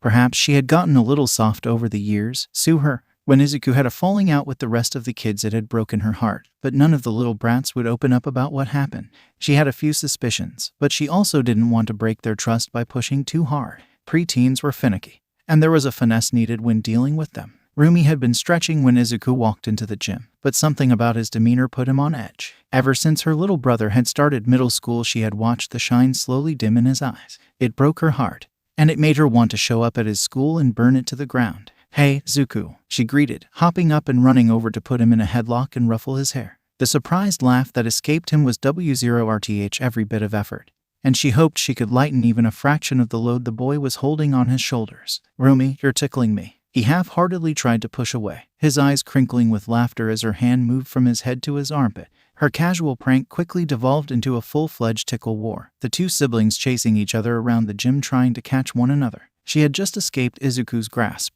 ready to make her escape until she heard a soft gasp of pain behind her. When she turned, her stomach dropped. The sight in front of her made her chest clench in panic. Her little brother was kneeling on the ground, clutching his side as he clenched his side stomach in pain. "Izuku, did I hurt you?" Her heart was hammering, her greatest fear realized right in front of her. She was always terrified that she would take it too far one day, that she would hurt her precious kid brother and lose everything she had grown to cherish. "I am fine, Rumi," Izuku wheezed as she knelt beside him. "It was nothing you did," he finished, closing his eyes as he tried to control his breathing. Her hands clenched his wrists and pulled them away, and she had already lifted his shirt up to assess the damage by the time he had yelled stop. Anxiety was replaced with cold rage as she saw the multitude of bruises littering Izuku's body, sickly shades of yellows and purples marring her little brother's torso. "Who did this to you?" she asked, her voice scarily calm as her eyes roamed the injuries. Izuku grabbed his shirt and pulled it down, scooting himself backward until there was a foot of distance between them. "Please, please don't tell anyone."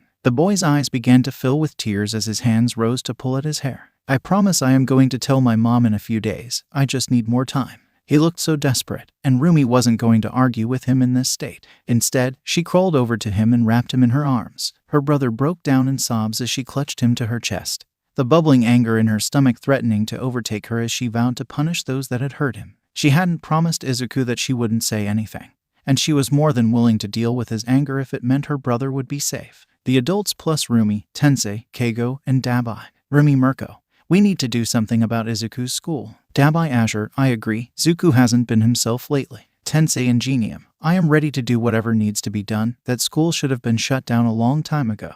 Nedzu. "I have been waiting for this opportunity for a long time." Inko. "I have multiple folders dedicated to taking down that sad excuse for a school." Nimuri Midnight. "How can we handle this without losing Izuku's trust? That boy is extremely stubborn." Keigo Hawks. "I don't want to upset Izuku more than necessary, but we also need to prioritize his safety and mental health. I'm not sure how to pursue this, if I'm being honest." Emmy Ms. Joke. "Perhaps some type of undercover operation. Gathering intel is an important first step to bringing any type of organization down."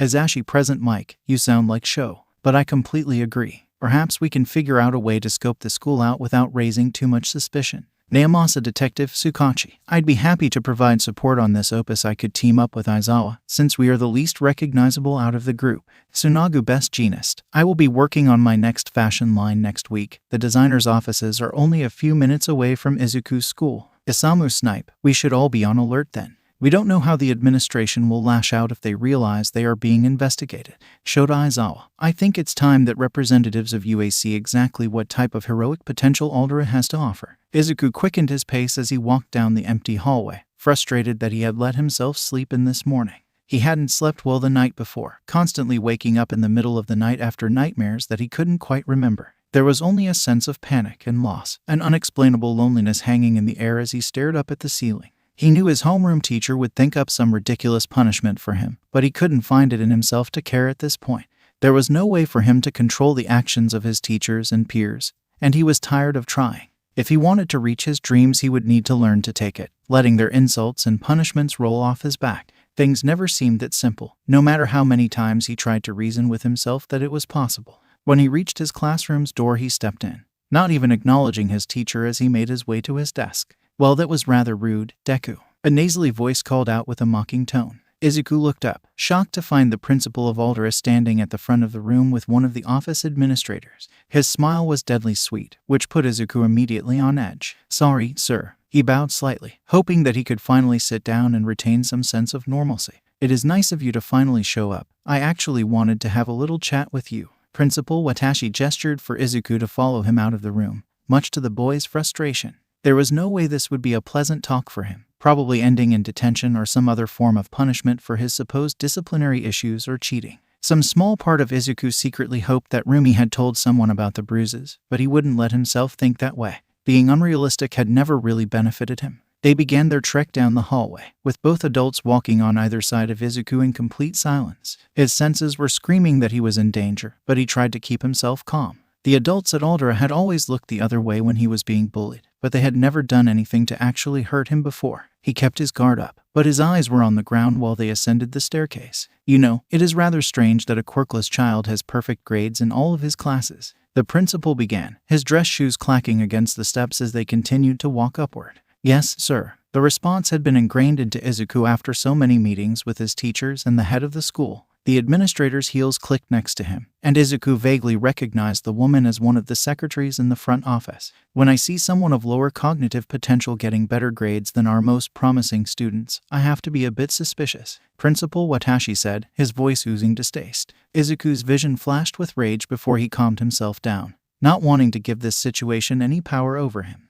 The man continued talking as Izuku zoned him out, choosing to focus on his shoes instead of whatever discriminatory nonsense was being thrown his way. It seemed they had finally reached their floor as a door opened in front of him, and he walked through the doorway unquestioningly so that he would not get in even more trouble. A slight breeze hit his face, causing Izuku to look up and realize they were on the roof. Suddenly he was shoved forward, successfully tucking and rolling so that he didn't get injured as he fell to the ground. He looked behind him in shock, hoping that this was some sick misunderstanding or practical joke. The unfeeling expressions on both adults' faces confirmed his worst fear. This was actually happening to him. He jumped up, trying to run back towards the door until a sticky substance formed underneath his feet. The receptionist was holding her hands in front of her, clearly using her quirk to prevent his escape. I apologize, Deku. We have a few distinguished guests visiting today, and I want them to only see the absolute best the school has to offer. The door closed as the principal finished his spiel, leaving Izuku completely alone on the roof of his school. He tried to claw the door open, cursing himself for leaving his bag in his locker that day. His teachers had been confiscating his things, and he didn't want any more of his inventions to be stolen away from him or broken.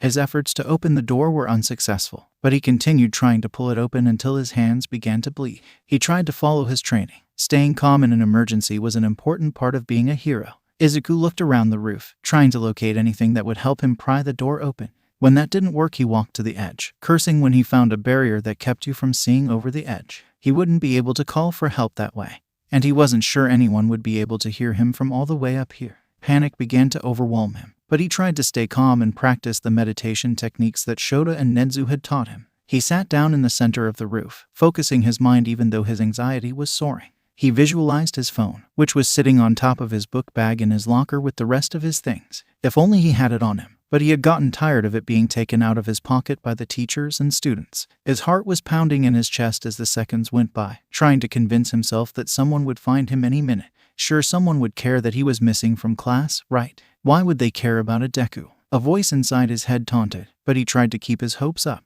Time continued to pass, and the overwhelming fear that he would never be found took over any rational thoughts as his eyes bore invisible holes into the door. He thought of his family, wondering if they would come looking for him, or would they be happy to be rid of him finally. No more quirkless runt to look after. They could finally focus on the 3 kids that actually had quirks and potential. Tears were pouring down his face as he cursed his inability to control his negative thoughts and anxiety in a crisis like this. How would he ever become a pro if this was how he was acting? He began fidgeting with the metal bracelet he wore every day, a Christmas gift from Nenzu that he would cherish forever. His eyes widened, his gaze shifting back down to the accessory as he remembered something the stoat had said after fastening it to his wrist. If you're ever in trouble, press your fingers to these 2 beads for 3 seconds. Then press the bead in the middle. Was this an emergency worth using the bracelet? Would he just be bothering Nenzu if he sent out a panic alert? Izuku silenced the voices in his head, using the brief clarity to follow the instructions his mentor had given him. Once he pressed the middle bead, the bracelet began to flash red before emitting a series of beeps, clearly sending out a signal of some sort. He couldn't help but sob in relief, hoping that his family would be able to find him on the cold rooftop. Shota fidgeted with the keys in his pocket as he and Tsukachi walked the halls of Alder Middle School. The moment they had approached the building, something just seemed off, like there was a negative energy radiating from the school. They were posing as representatives from UA that were sent to look for children with heroic quirks, whatever the hell that meant. His stomach twisted as he thought about the quirkist implication of that language, and how the principal had readily accepted their request. Any educator worth a damn would have questioned their intentions, but they were allowed to visit the school with little resistance. The principal was leading them around, droning on about the potential of their students and boldly bragging about illegal quirk training on school grounds. They were introduced to a few of the students, who were all instructed to demonstrate their quirks for the visitors. Shota was ready to shut down the school based on that alone, but he wanted to gather more evidence to ensure that their case was rock solid. He and Tsukachi were wearing mics and body cameras, capturing everything they saw and heard that day. The pair had specifically requested to see Izuku's homeroom, giving the excuse that they had been scouting a few students in the class and wanted to meet them in person. It was frankly pathetic how gullible the administration at the school was, as they readily agreed to the strange request. It seemed they were much more worried about the school's reputation than the safety of the children. Shota wondered how his nephew would react when they walked through the door, but he hoped Izuku wouldn't be too mad at them. They followed the principal into the classroom, and both men scanned the classroom for the familiar head of curly green hair. Shota and Tsukachi locked eyes when they saw that Izuku's chair was empty, but they both seemed to silently agree that the kid could just be in the bathroom or something. That was until he noticed the Bakugo kid glancing between them and the empty seat with a mix of emotions in his eyes. I will have each student introduce themselves and their quirks. I'm sure you will agree that this class is one filled with heroic potential. The principal grinned, clearly unbothered by the empty seat. It seems you are missing a student. Tsukachi casually gestured towards Izuku's desk, and Shota watched as the teacher and principal shifted for a moment before smiling brightly at their visitors. Ah yes, we actually had a vacancy this year. The teacher lied through his teeth, and the alarm bells started going off in Shota's head. If Izuku had simply stepped out for a bathroom break, there would be no reason for them to lie like this. He clenched his fist, and he could sense Tsukachi tensing next to him. When we reviewed the class registry, there was another child. I believe his name was Midoriya. Shota tried to keep up his fake persona, but his concern for his nephew was threatening to take over. HM, that name doesn't sound familiar. Perhaps we can start introducing you to the students here. The principal tried to change the subject, but Shota wouldn't let him. Before he could press the man again, a surprising voice spoke up first. They took Deku away at the beginning of class and then returned without him. Don't let them lie to you. Bakugo grunted as he pointed to the principal and teacher. Shota froze for a moment as he processed that Deku was Izuku, and that something was very wrong here. He couldn't fully acknowledge that Izuku's former bully and childhood friend was speaking up for his nephew's safety. That would have to wait until they found the boy. Where's the kid? Shota dropped all niceties from his tone and began walking over to the two men, but a loud alarm began ringing through the room. He realized it was emitting from both his and Tsukachi's phones, and the two men shared a confused look before pulling the devices out. Izuku panic button activated. His heart dropped, remembering the device that Nezu had given the kid a while back. He stood frozen, unable to move as his mind raced with ways to find his nephew. Aizawa. Tsukachi placed a hand on his shoulder, breaking him out of his panicked spell. It was time for him to be a hero, to put Uncle Sho aside and to bring Eraserhead to the forefront. He turned to the teacher, hoping the man had some type of connection with Izuku after teaching him for months. Where did they take Midoriya Izuku? Shota asked calmly, trying to control his emotions before they overwhelmed him. This all seems like a misunderstanding. Clearly Bakugo wants a bit of attention from our UA visitors. The principal spoke up, trying to step in between the pro hero and the homeroom teacher. Shota shot a strand of his capture weapon out and wrapped the annoying man up, having grown tired of his constant lies. Tsukachi, text the group to let them know what is going on here. He instructed his friend, knowing that the family would be freaking out after receiving the alert. Most of them were on standby in case anything went down, but it'd be best for them to know what was going on before they jumped into action. How dare you? Put the principal down, now. The teacher began pulling at Shota's capture scarf, but it wouldn't budge. He reached into his pocket and pulled out his hero license, flashing the room so that they could see he was a pro. My name is Eraserhead. I am an underground hero and teacher at UA. This is Detective Tsukachi. He gestured towards his friend, who was flashing his own badge to the class. This is now an investigation into a missing child. No one leaves this school until we find Izuku. Shota put the principal down in one of the chairs and watched as Tsukachi cuffed him. Hopefully that would show them all how serious they were about finding his nephew. It was clear that the students were a bit confused by his use of Izuku's first name, but he couldn't find it in himself to care at the moment. We have officers on their way to lock down the school, and the family is making their way here now. Tsukachi updated him, and Shota let out a small sigh in relief. He knew that they all wouldn't rest until the kid was safe, and that this school would burn to the ground before the day was done. I'll take care of things here. You can help set up a barrier around the school once the cops arrive, Shota instructed before turning back to the principal and kneeling to his level. He activated his quirk, letting his red eyes and floating hair do all the work as he tried to intimidate the sleazeball in front of him. I will only ask you one more time, where is Izuku? He practically growled at the man, but he was quickly losing his temper. I don't know why you two are so concerned for such a useless child.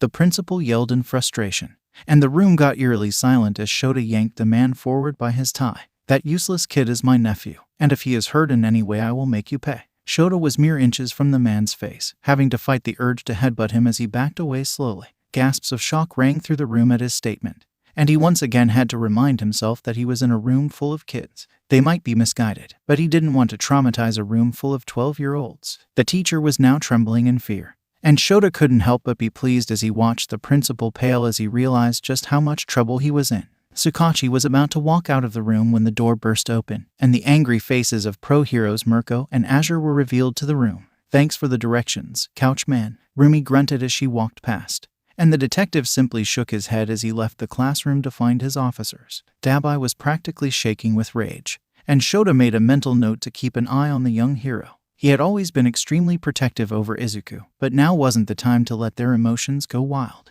"This is the principal." According to one of the students, he took Izuku out of the classroom at the beginning of the period and returned without him. "He hasn't told us where he took him." Shota pointed towards the principal, who began to visibly sweat as Rumi and Dabai glared at him. "I'll start searching the building. You two make sure these assholes don't escape before I get back." Rumi was uncharacteristically calm, but the rage in her eyes was evident. Dabai was silent as he walked to stand next to Shota, his eyes drifting between the two men who were now shaking in fear. "Why are there so many pros here for Deku?" one of the students asked, and Shota flinched when he heard the terrible nickname again. Dabai whipped his head around, a snarl escaping him as he turned towards the class and clenched his fists. "My little brother's name is Izuku, not Deku." The hero spat, little licks of blue flame dancing off his fingers as he tried to calm himself down. Shota reached out and grabbed his nephew's wrist lightly, helping him to ground himself. "Take your anger out on the adults in this situation. Those are just kids." Shota spoke quietly, pulling Dabai back to watch over the two men. The students were still reacting to the fact that two pro-heroes had referred to the quirkless kid as a family member, and some were coming to the horrifying realization that there would be consequences for their actions. Tsukachi texted him to let him know that a barrier was set up, and a group of officers was now searching the school floor by floor with Rumi's help. Shota asked the detective to have some type of notice sent out to the parents so that they knew their children weren't in danger. Shota wanted to be out there helping with the search, but he knew he had to keep an eye on these two. He would not let these two escape the impending consequences, and he didn't trust that Dabai wouldn't cross a line if he were left alone with them. The kid was born to be a hero, but he had rage festering inside of him that could pop out in a moment's notice. It would probably be boiling at the surface until they found Izuku, and Shota knew he needed to support Dabai until they did. His phone began to ring again, and he saw it was Best Jeanist calling him. "Jeanist, are you on your way?" Shota answered, not taking his eyes off the teacher as the man's eyes began to shift towards all the exits. "I'm out front. Where should I go?" The hero seemed shaken by the day's turn of events. None of them expected Izuku to go missing, but they knew to be on guard just in case. "Find Tsukachi. He'll tell you where to go." Shota hung up once he got confirmation that Jeanist was finding the detective, and Dabai seemed to relax a bit now that another hero was there. "Best Jeanist is here," a student exclaimed, and Shota chose to ignore the outburst. He couldn't forgive himself if he snapped at one of them, even though most of them deserved to be punished for what they did to his nephew.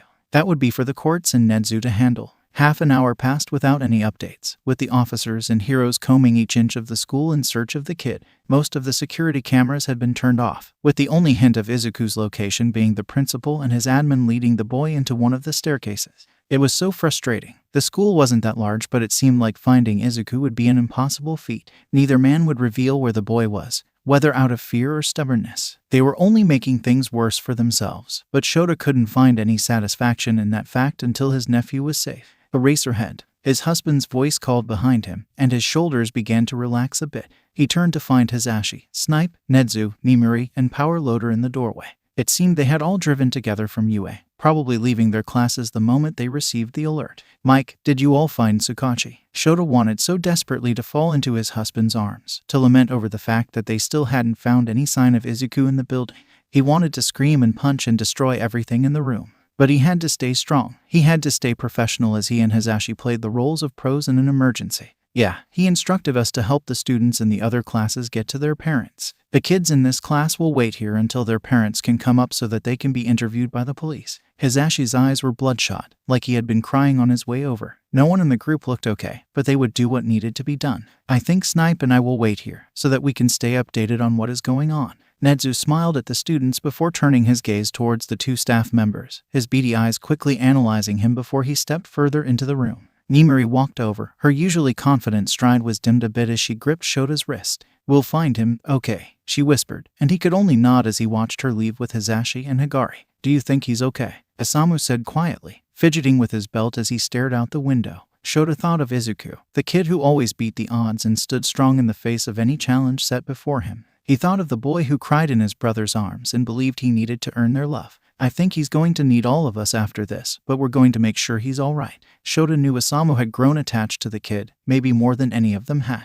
Their relationship had always reminded him of the one he shared with Hitoshi, the type of bond you could only have with your dad. While Inko and Isamu had never made anything official, the man's place in Izuku's life was clear. He may not be able to see the gunslinger's eyes, but he knew they were probably tinged red with worry. We'll find Zuku, then we're going to wrap him up in some blankets and have an all-night movie marathon. Dabai spoke as he glared up at the ceiling, clearly trying to stop himself from crying. They all knew that Izuku used to idolize the #1 hero, and on especially bad days he liked to watch old reruns of the different cartoons and movies. We will, kid. I'll deal with having to see that buffoon's face for a week if I have to. Shota tried to chuckle, but it came out as more of a wheeze, his body unable to even fake joy until he saw that Izuku was okay. They all stood there, itching to do something but forced to stand watch over the class and teachers. No updates came, and the principal was still stubbornly insisting that nothing had happened to the kid. Shota was tempted to let Dabai and Isamu do their worst. But then the gun hero's phone began to ring. Inko, Isamu answered quickly, his tone fond even with the dire situation. He nodded along for a few moments before giving her instructions on how to get to the classroom. Shota realized the woman was nearby, and he couldn't help the evil grin that formed on his face. These bastards had no idea what was coming for them, and he frankly couldn't wait to watch. How do you know Deku's mom? Bakugo asked, his eyes darting between all of the gathered heroes. Shota tensed at the nickname, but he realized the kid wasn't saying it with any malice. The blonde kept surprising him today, and he made a mental note to ask Izuku about it after all of this was over. We're his family, he answered simply, watching as the class shifted uncomfortably at the admission. How many of you would like to become heroes? Netsu stepped forward, his hands behind his back as he surveyed the room. Every hand shot up into the air, the confident faces of hero hopefuls staring up at them even under the circumstances. Well, I hope you all have acted heroically. The investigation into this school will be quite thorough. I would hate for anything unsavory to come up. The rat bared his teeth in a wide smile as he watched the class twitch under his gaze, before turning back around.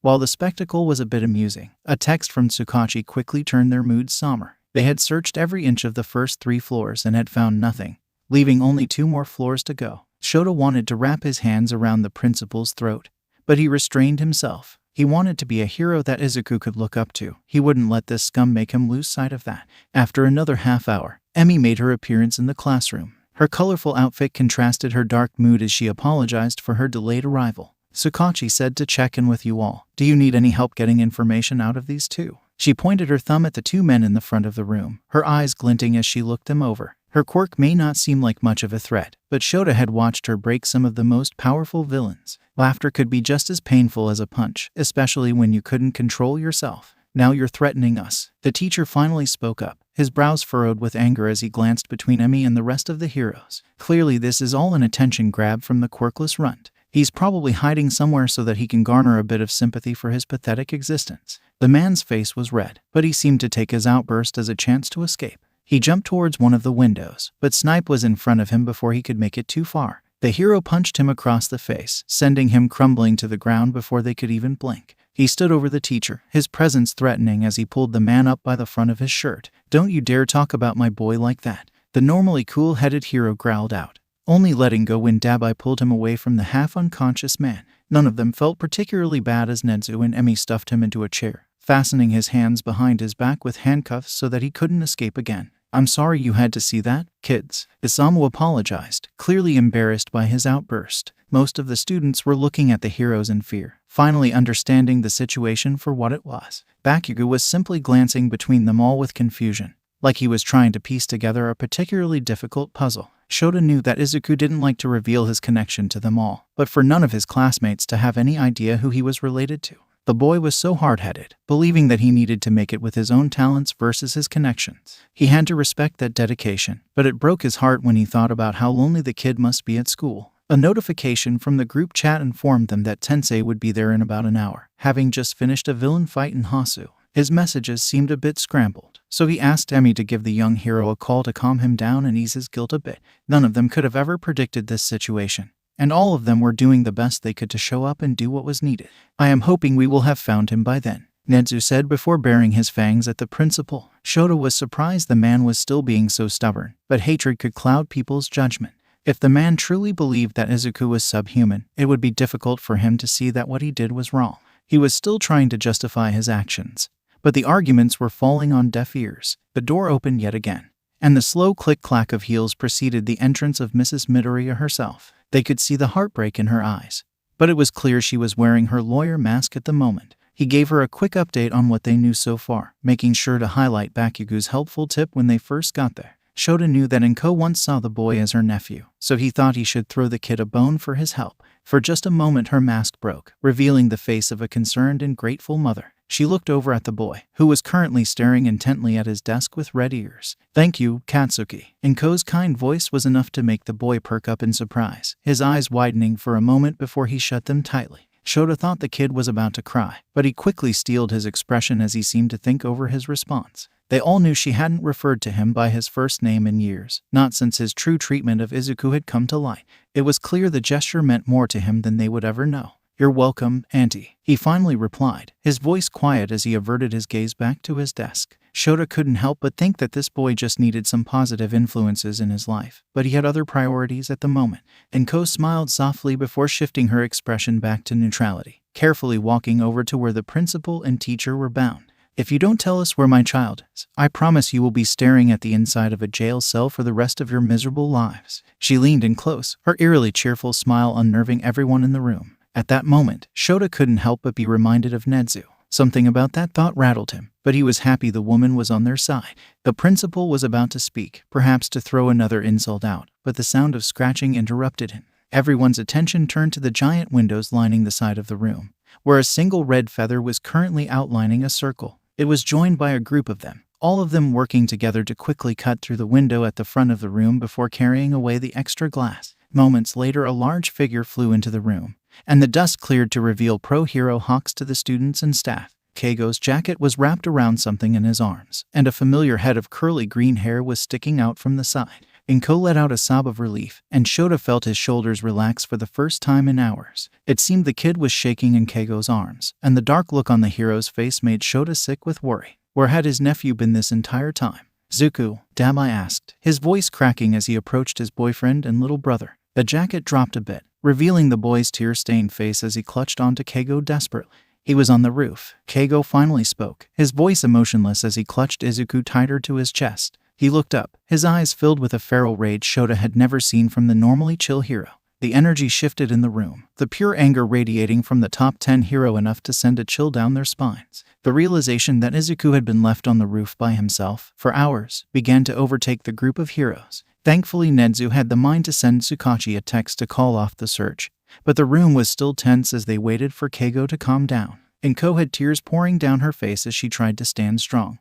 Nezu was flexing his claws as his tail wagged wildly behind him. Isamu had one hand clutching the front of his shirt, his chest rising and falling rapidly as he tried to calm himself. Shota, well, he wanted to rip this place apart and throw every adult in this building into a jail cell. "They left my baby brother alone on the fucking roof," Keigo growled, his pupils dilating as his wings flapped behind him in agitation. His entire aura screamed danger, and Shota readied his capture weapon just in case. Emotions were high right now, and he didn't want anyone making decisions they might regret. Dabai was standing at his boyfriend, his own hands crackling with fire as he turned to the principal and teacher. "You are very lucky that I decided to be a hero," he said bluntly, letting the implication hang in the air. The two men began to squirm as Dabai's hands continued to glow with blue flame, but Shota stepped between his nephew and his target. "Look at your brother," he spoke softly as he placed his hands on the young man's shoulders. Dabai's entire demeanor changed as he looked at Izuku's shaking form. "He needs you. He needs you now, and he'll definitely need you after this is over." Shota watched as his words sunk in,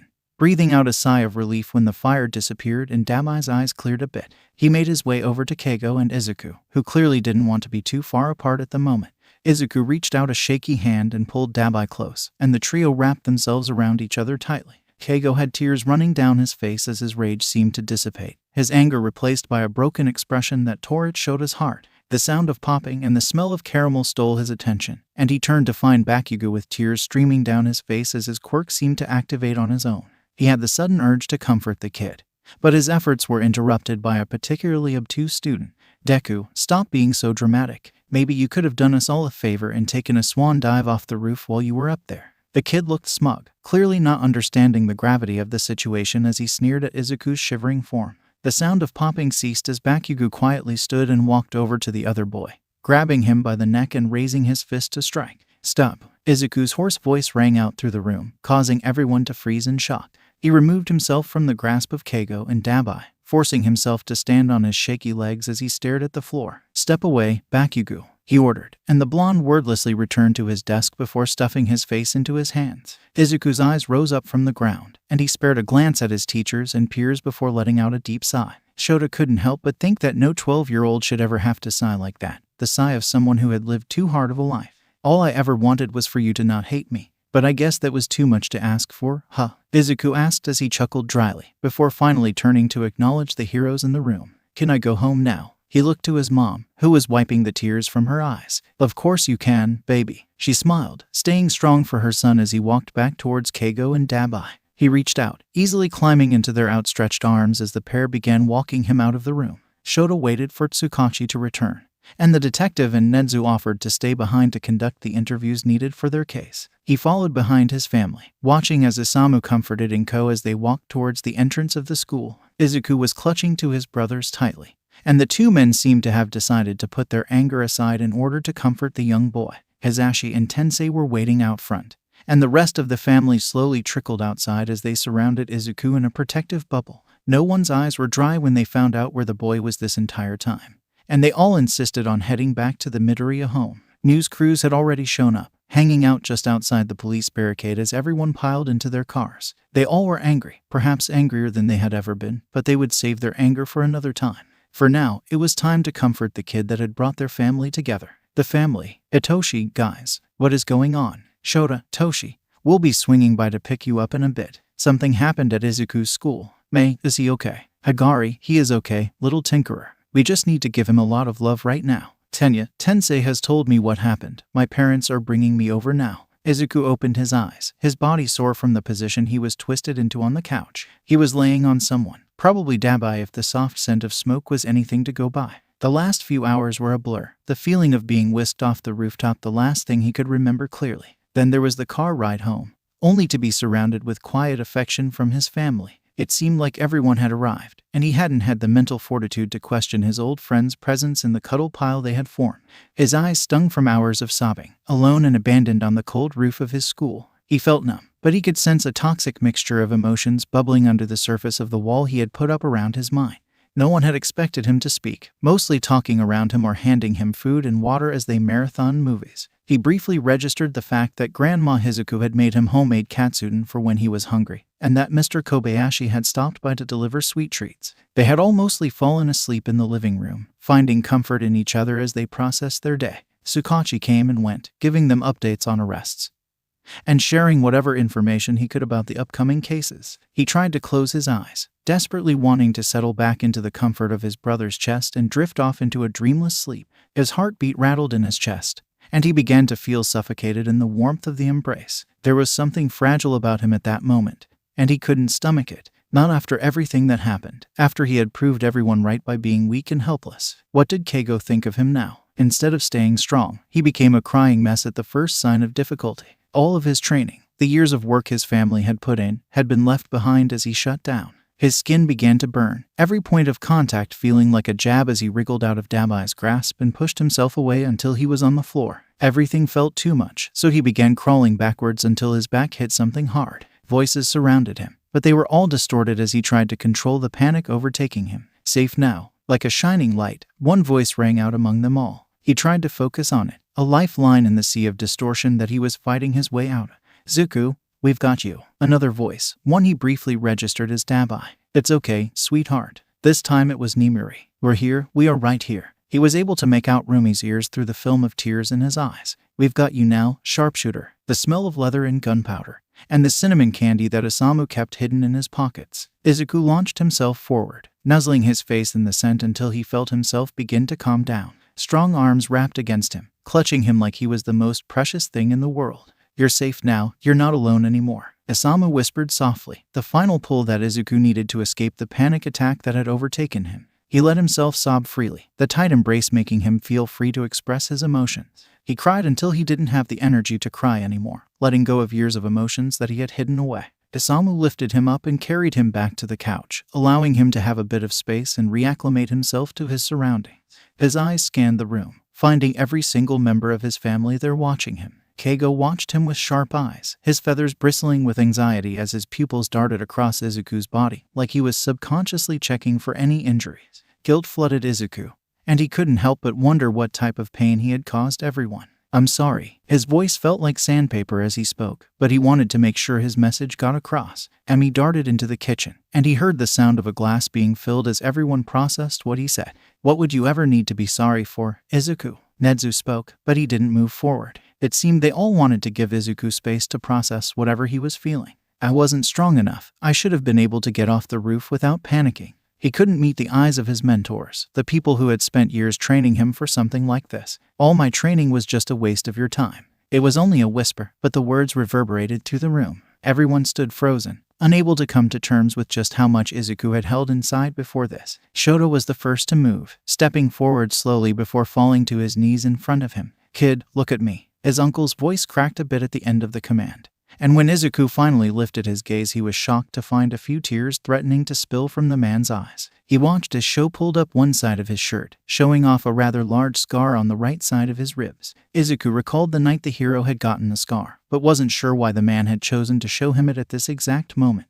"Do you remember how I got this?" Shota asked patiently, waiting for Izuku to nod his head. When the man didn't continue, Izuku recounted the story. "You were fighting a villain with a mutation quirk, and then he threw you into a pile of pipes." He was still confused by the point of this, but he was grateful for the distraction from his situation. "Yes, and I had to call in for backup. Was I weak for needing extra help?" Shota's eyes never left his own as he processed what his uncle was saying. Izuku looked up, his eyes darting around the room as the dark voice in his mind told him that he would find someone that agreed with him. His uncle's reasoning couldn't be right, could it? Rumi stepped up, pulling her t-shirt sleeve up so that he could see a scar on the back of her arm. "I got pinned under a pile of rubble. Birdie over there had to dig me out." Mike pulled off the choker he was wearing, pointing out a thin scar that covered the length of his throat. "Someone tied wire around my throat when I first debuted as a hero. I wouldn't have survived if other heroes didn't step in to save me." Tensei was next, showing off a gnarly scar that covered his entire thigh. "I got impaled. I wasn't able to use my quirk. If Manuel hadn't found me, I probably wouldn't be here right now." Isamu was next, showing off a collection of burned scars covering his lower torso.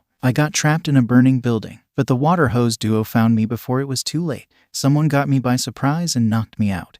They probably would have killed me if it wasn't for your Uncle Sho." Emi, with a head scar that was hidden by her bandana. "All Might saved me from a villain with a particularly nasty electricity quirk." Genist, a bouquet of lightning bolts tricking up his right arm and neck. "Got stuck underground. Thought I was a goner before Gang Orca found me and dug me out." Higari, who didn't receive a physical scar but would always remember his close call. Nedzu stepped forward and slowly raised a finger to point out the scar on his eye. "I had no hope in that laboratory, but I was given a second chance at life when I was rescued." Nimiri pulled up the back of her shirt, showing off a collection of deep scars. "A villain with a poison plant quirk got a hold of me. My quirk didn't work on her. Ectoplasm stepped in before it was too late for me." Mei stepped forward, her eyes filled with pain and hope as she stepped forward to show off a scar on her left hand.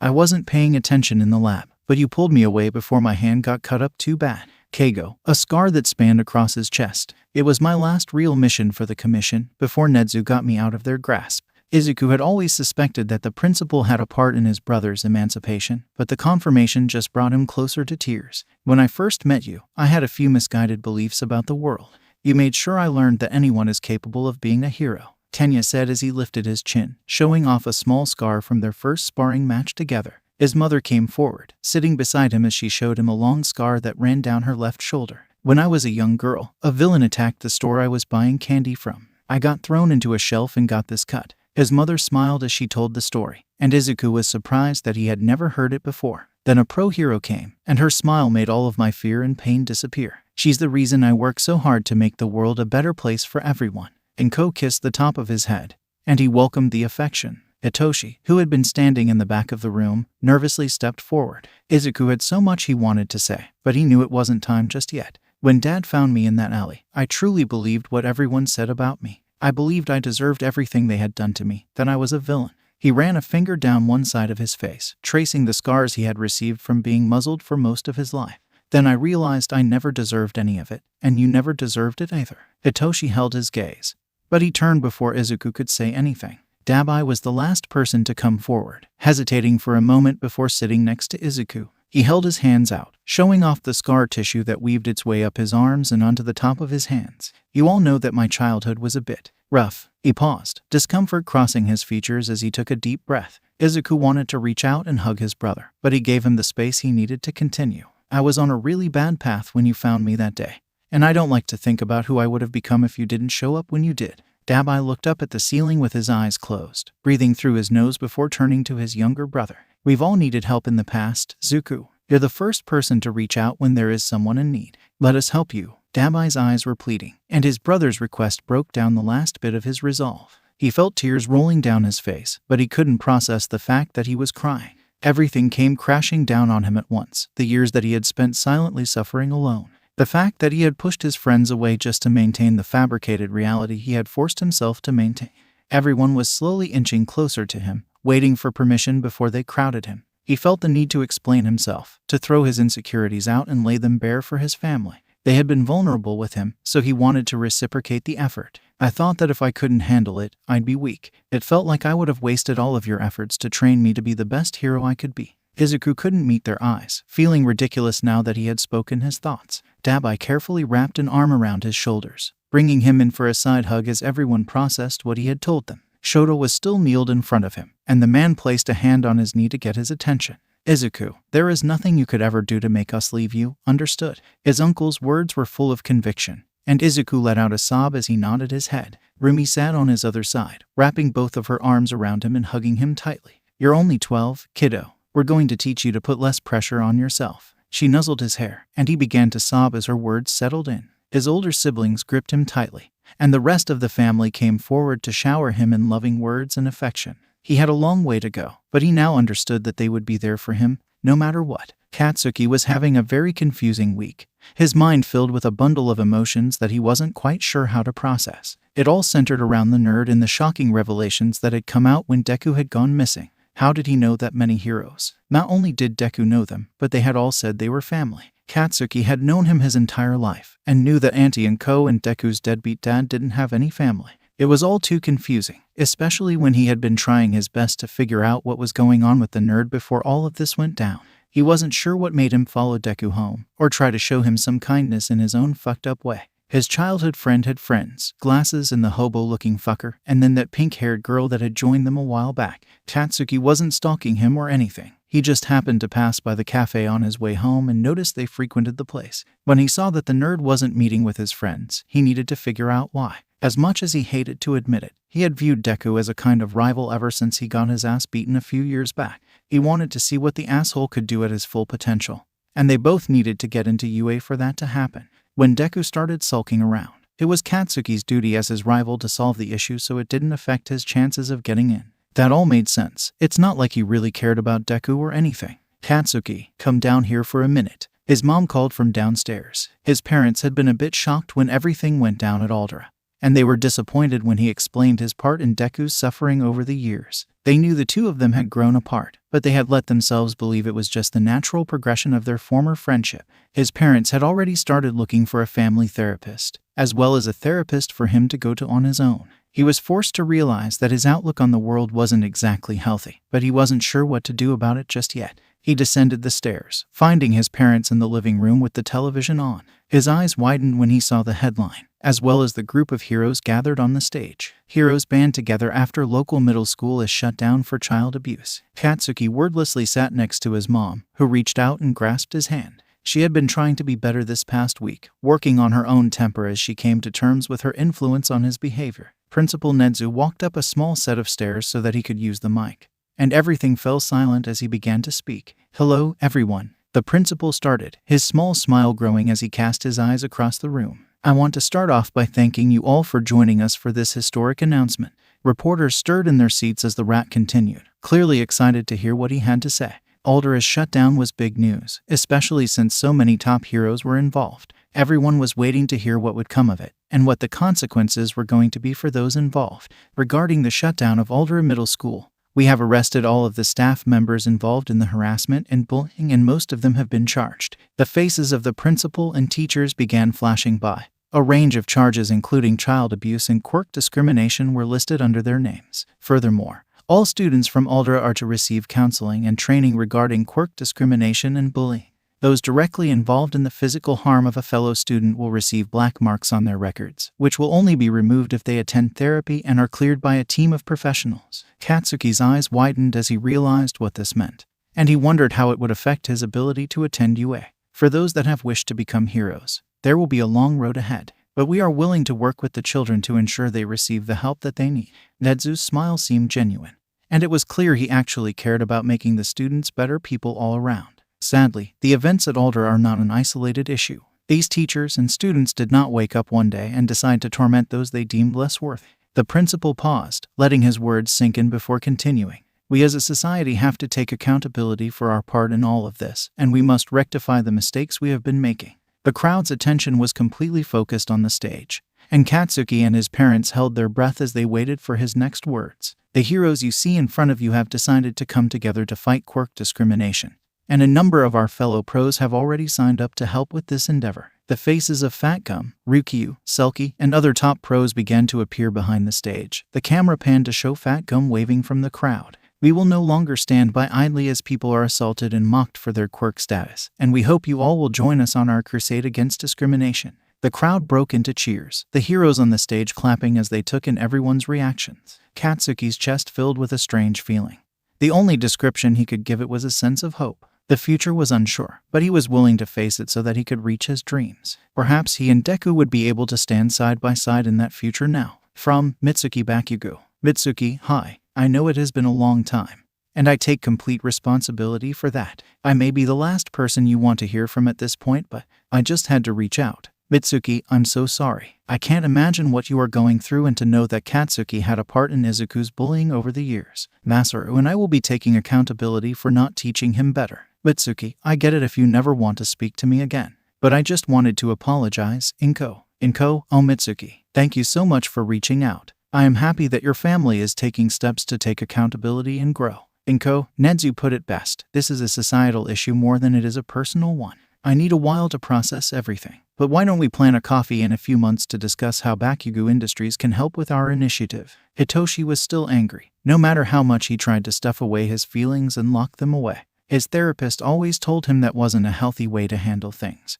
But what else was he supposed to do in this situation? He was angry at himself, of course. The minute he realized just how bad things had gotten at Aldra, he should have gone to his dad's or Auntie Inko, no matter how loyal he was to Izuku. He was also angry at Izuku, although that anger seemed misplaced after everything that happened. It was clear that no amount of support could really erase the pain and trauma that came with being born quirkless, no matter how much they all tried to pretend otherwise. No matter how much he tried to reason with himself, he was still filled with an undeniable rage that he couldn't quite get rid of.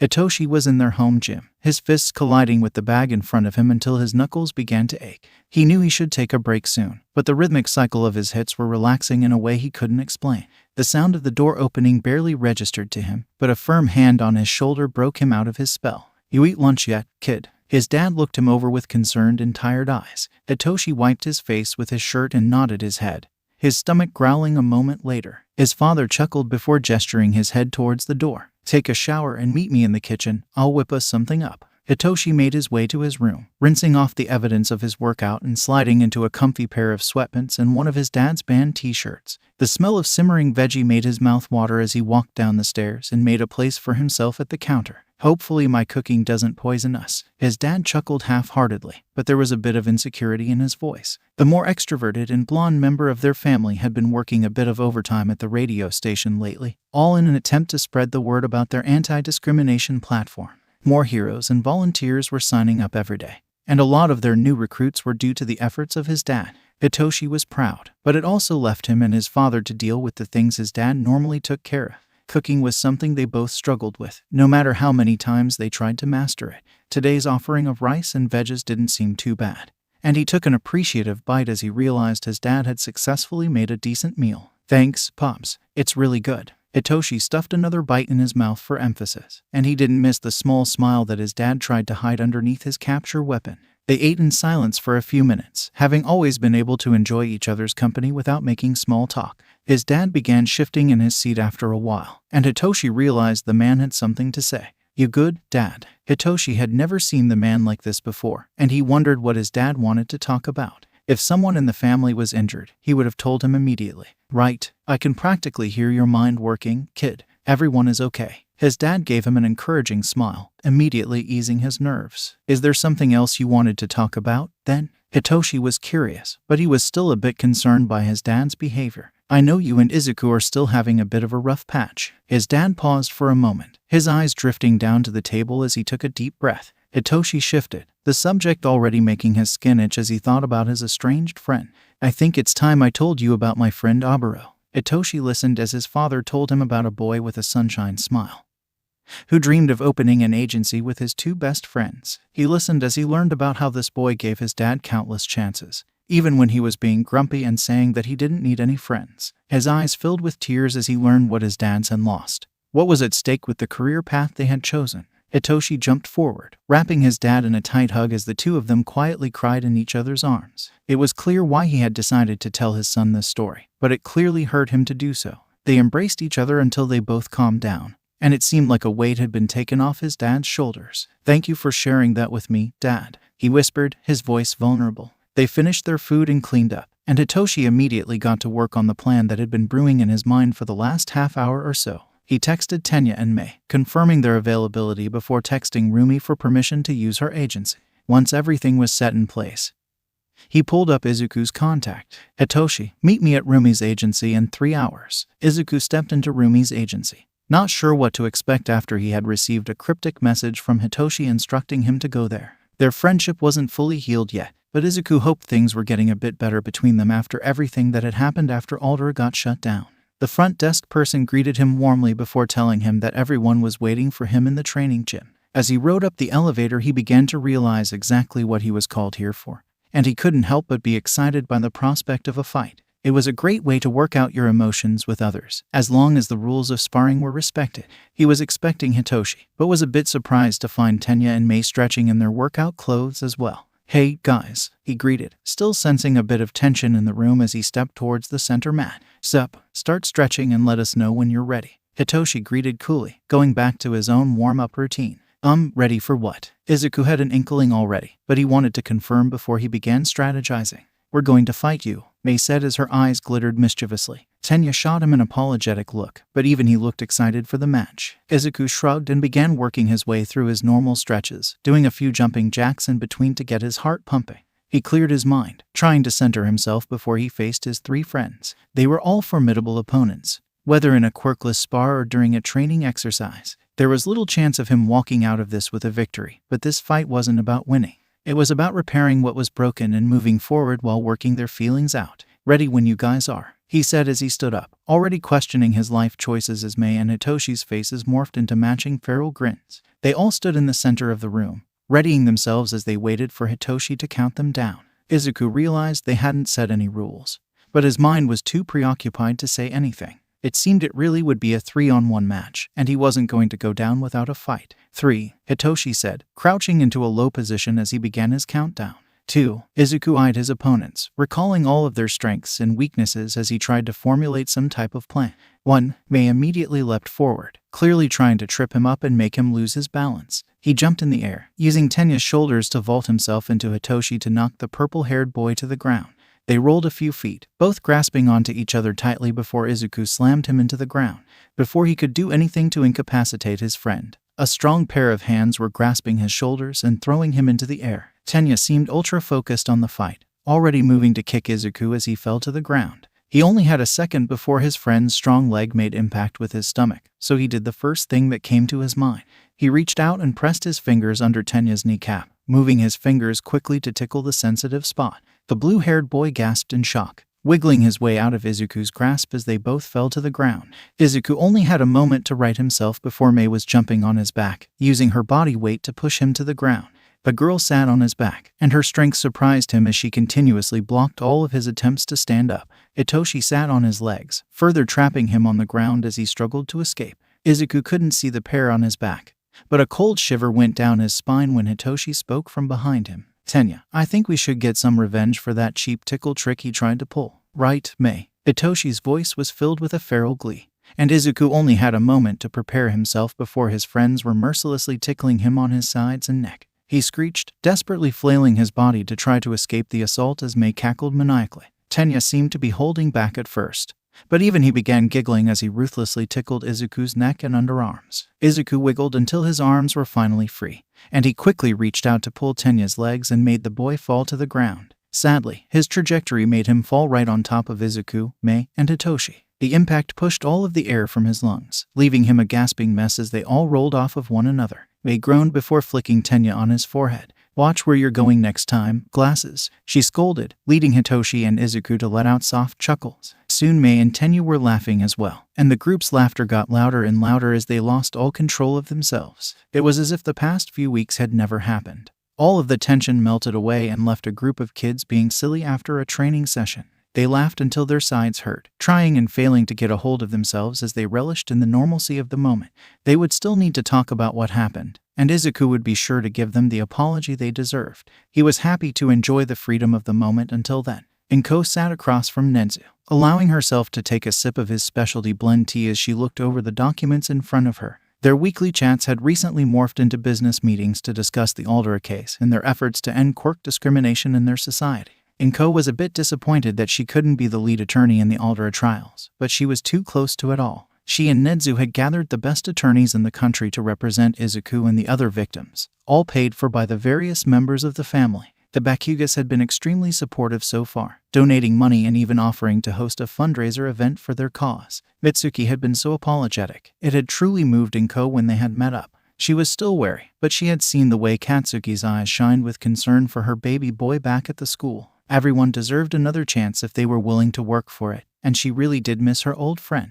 Izuku had been doing better recently, especially after he and the other children fought out their issues and rekindled their old routines. She always worried about both of her sons, but Dabai seemed happy to support his younger brother as they worked through this difficult time. She smiled as she thought about her kind-hearted eldest son, of how far he had come since the day she invited him into her home years back. He had overcome his distrust of heroes and now was working his way to becoming a fully fledged pro. She and Nezu had their suspicions on the identity of his birth family, but she refused to push him until he was ready to act. Opening up that type of trauma before he was ready to address it would do much more harm than good. Inko had just finished reading over Nimuri and Emi's proposal for a new community center near UA when Nezu cleared his throat. She looked up expectantly, ready to hear whatever it was the principal had to say. "I apologize for interrupting your focus, but I think it's time we discussed Izuku's schooling moving forward." He pushed a packet her way, and she was unsurprised to find a detailed pros and cons list for each option he was presenting. Nezu gave her a few minutes to look everything over, his characteristic smile gracing his face as he kept his paws folded in front of him.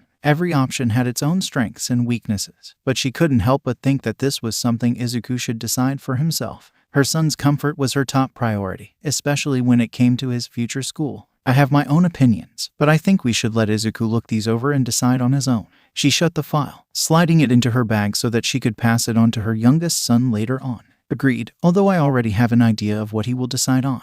Nezu filled his cup as he spoke, and Inko knew which option he had in mind. The principal had written up a mock schedule that would let Izuku attend both UA as his personal student and Sumi as an honors student.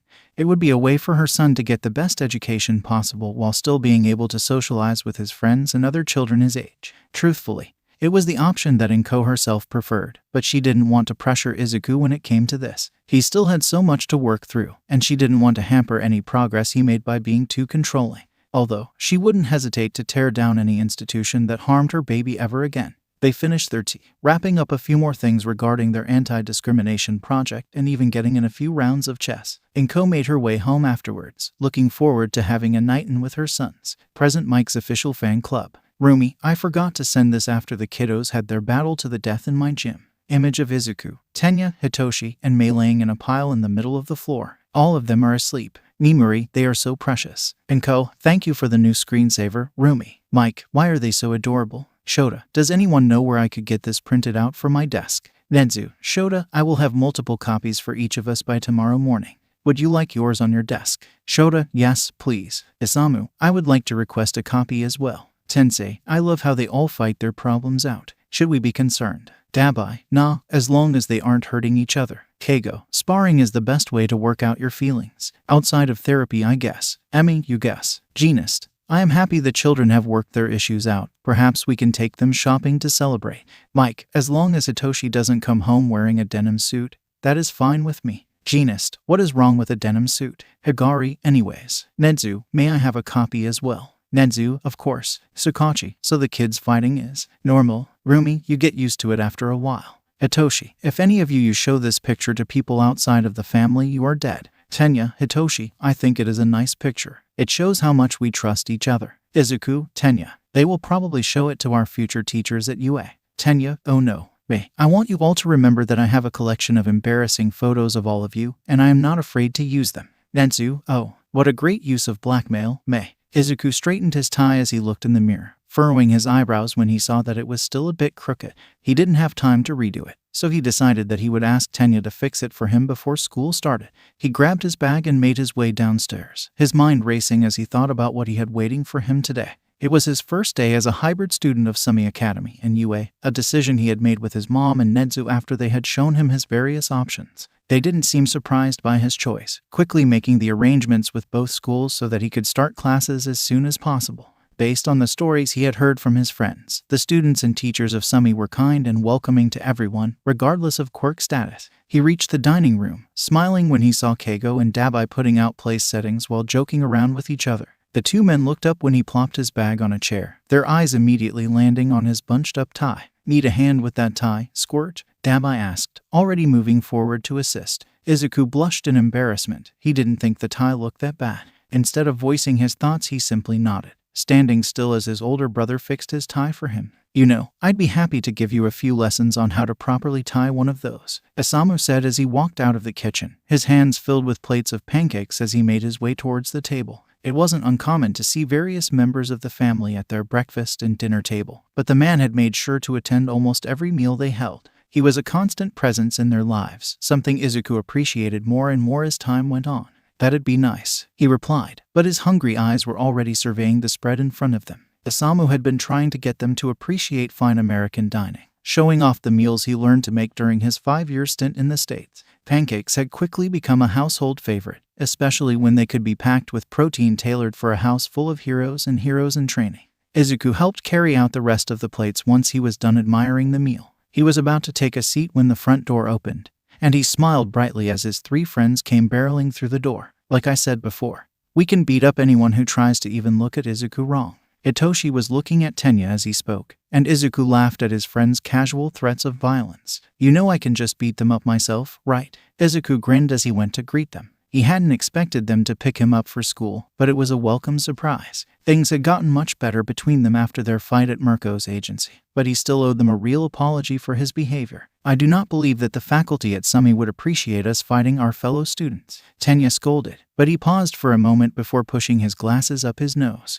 But there are certain circumstances where that might be necessary. The blue-haired boy had a mischievous grin as they all sat down at the table, and Izuku couldn't stop smiling as he ate breakfast with his friends and family. The front door opened again to reveal Rumi, still in her hero uniform after a night shift. Her nose twitched as she made her way to the dining room, her eyes lighting up when she saw the stacks of pancakes. Mornin', she mumbled before grabbing a plate and stacking it with the delicious spheres. Good morning, sweetheart. Would you like some coffee? Izuku's mom asked, but she was already pouring his older sister a generous serving. Rumi nodded, humming as she ate her meal. Izuku went back to eating until a thought crossed his mind.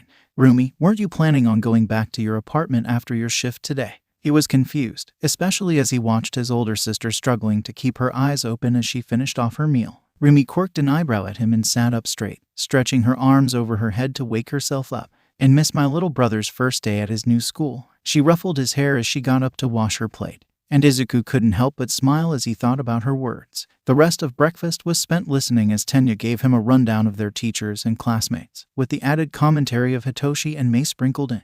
All of his classes were with his friends, and he would spend his mornings and lunch at Sumi before heading to UA for the rest of his day. He was excited to go to school without having to worry about bullies or trying to prove himself to anyone. The children helped clean up all of the dishes once they were finished with their meals, and Rumi gave Izuku a bone-crushing hug and a grumbled good luck before passing out on the couch. Good luck, little bird. Keigo ruffled his hair before pulling him into a hug and squeezing him. If anyone gives you any problems, you know where to find us. The hero continued, his eyes glinting darkly as he made his way towards the door. It was clear his older brother had been struggling a bit since the incident at Aldera, but Dabai had insisted that he was helping his boyfriend through it. Izuku never wanted to overstep, but he also understood the dangers of trying to deal with these types of things on your own. He just hoped his brother knew that he had a support system. Give them hell, Zuko. Dabai kissed the top of his head and gave him a thumbs up as he followed Keigo out the door. Izuku chuckled and rolled his eyes, letting his thoughts drift back to the day ahead of him. He shouldered his bag, making his way to the kitchen so that he could say goodbye to his mom and Isamu as well. His mother had wanted to drive him to school, but he had convinced her to let him ride the train with his friends. It would be fun to commute with his friends each day, something to look forward to in the mornings before they had to face the trials of academia. His ride to UA in the afternoon would be its own joy, a time for him to be by himself to decompress before whatever Nezu had planned for him. Have a great day, baby. I can't wait to hear all about it. His mom kissed his face all over, and he tried to hide his face behind his hands to rebuke the onslaught of affection. Mom, that is so embarrassing, he whined while laughing. Hitoshi had his phone out, and his mischievous grin made it clear that he had captured the moment on his camera. I was just trying to wish my baby boy good luck, but I guess you're too old for that now. Inko winked at him and gave his forehead one last kiss before picking up her cup of coffee and taking a sip. Good luck, sharpshooter. I'll meet you outside the shooting range when classes are over. Isamu pulled him in for a quick hug and gave him a strong pat on the back. The man had offered to give Izuku a ride home from UA, something he was grateful for. Izuku always enjoyed one-on-one time with Isamu, and he looked forward to telling him about his day later on. The kids said their last goodbyes and made their way to the train station, laughing and joking around as they enjoyed their new routine. Mei was telling Izuku about a new idea for Dabai's hero suit while Hitoshi and Tenya talked about a new video game that just came out. There was a lightness in the air, but something still sat heavily on Izuku's chest. It sat on his mind as they waited for the train, and its weight continued to press down on his mind as they rode to their stop. There was something he had to do before they made the first steps on this new journey together. The walk from the train station to Semi Academy was short, but it gave Izuku enough time to think over his words as they approached the sprawling campus. It was a beautiful school, one Izuku couldn't wait to explore over the next 2 years with his friends. He stopped right outside the gate, stepping to the side so that other students could head in for the day. His friends noticed his pause, and they stood next to him with concerned faces as he gazed up at the school. Izuku, it's okay to be nervous, Hitoshi said, placing a hand on his friend's shoulder as a sign of support. Izuku smiled at his friend and softly brushed his arm off. His nerves weren't important right now. Before we go inside, I have something I need to say. He made sure to look up as he spoke, to show he was serious about every word that left his mouth. What's going on? Tenya asked, his eyes filled with worry as he waited for the shorter boy to respond. Izuku took a deep breath, briefly going over what he wanted to say before he spoke again. I am deeply sorry for how I treated you all. You have been great friends to me and I pushed you away when you were only trying to help me. Izuku's fingers began playing with the hem of his blazer as his eyes began to dart around. I promise that I will come to you all whenever I am experiencing something like that, and I will never treat you that way again. He waited with bated breath, hoping that his intentions were clear. His friends had forgiven him with their actions, but he wanted to use his words to put this all behind him. 3 pairs of arms wrapped around him suddenly, crushing him in a tight group hug as his friends spoke over each other. We've already forgiven you, idiot, Mei exclaimed, but her eyes glistened with unshed tears as she stuffed her face into Izuku's chest. That was a very honorable apology, Izuku. Tenya tightened his hold as his glasses began to slip down his nose. I'll hold you to that promise. Hitoshi gave Izuku one last squeeze before letting go, giving him a genuine smile before gesturing to the front gate of the building. Now, I think it's time for you to start your first day at Semi. Izuku's first day at Semi Academy could be described in many different ways, depending on how you looked at it. There was the chaos that came with sharing a classroom with his 3 best friends, especially when Mei insisted on telling everyone that they were business partners whenever she got the chance. There was the surprise he felt when his quirklessness was easily accepted. His fellow students were more interested in why he was transferring so late into the year than his quirk status. The joy he felt as he sat at a lunch table with his best friends, free to eat his meal and joke around without wondering if he would be attacked. Here he was not Deku, the quirkless freak who occasionally mumbled and was an easy target. He was Midoriya, a student with potential and friends that were by his side the entire day. His classmates were friendly, each of them coming up to introduce themselves and wish him luck at Semi. Izuku briefly wondered if his friends had said anything threatening before his first day, but he decided he would let them have their fun if it meant the rest of the school year would be peaceful for him. The first part of the day had gone by quickly, the hours melting away until it was time for lunch and then his train ride to UA. His walk back to the station was relaxing, although people gave him strange looks as he passed by in his school uniform in the middle of the day. It probably looked like he was skipping, but he'd make sure to get some type of pass from Nezu in case anyone asked too many questions. Although the route was a bit different, the journey to UA was a familiar one for him after so many years training at the school. He got off at his stop and made the trek to UA's campus, his mind wandering as he walked. Izuku couldn't help but wonder what the rest of his day would involve, but he knew Nezu would have something exciting for him to do. He passed through the front gate, smiling as he saw students milling about campus as they walked to class or took a break on the lawn.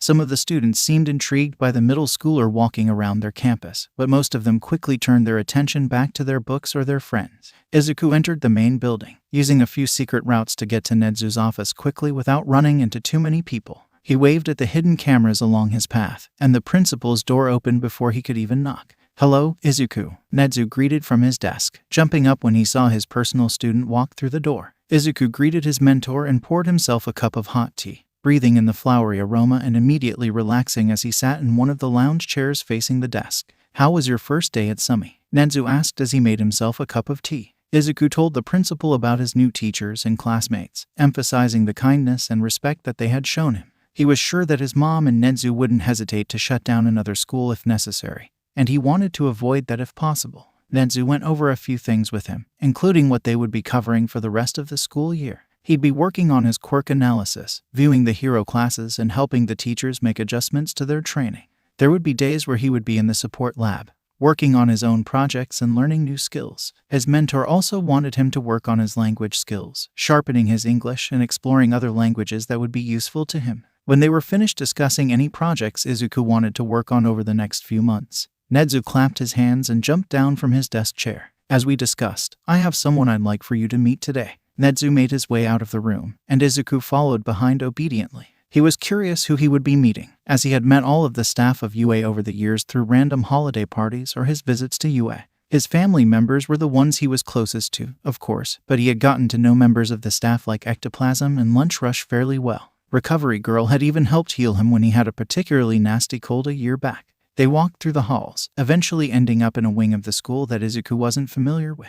There were mostly empty offices in this part of the school, places for visiting heroes or new staff members to set up their spaces. Nezu approached a half-open door, carefully knocking to alert whoever was inside of their presence. "Come in," a gruff voice called out, and Izuku followed the principal into the office. Someone was bent over a box in the back corner of the room, and the entire space looked like it was still being put together. When the man stood up, Izuku immediately recognized him as the pro-hero Hound Dog.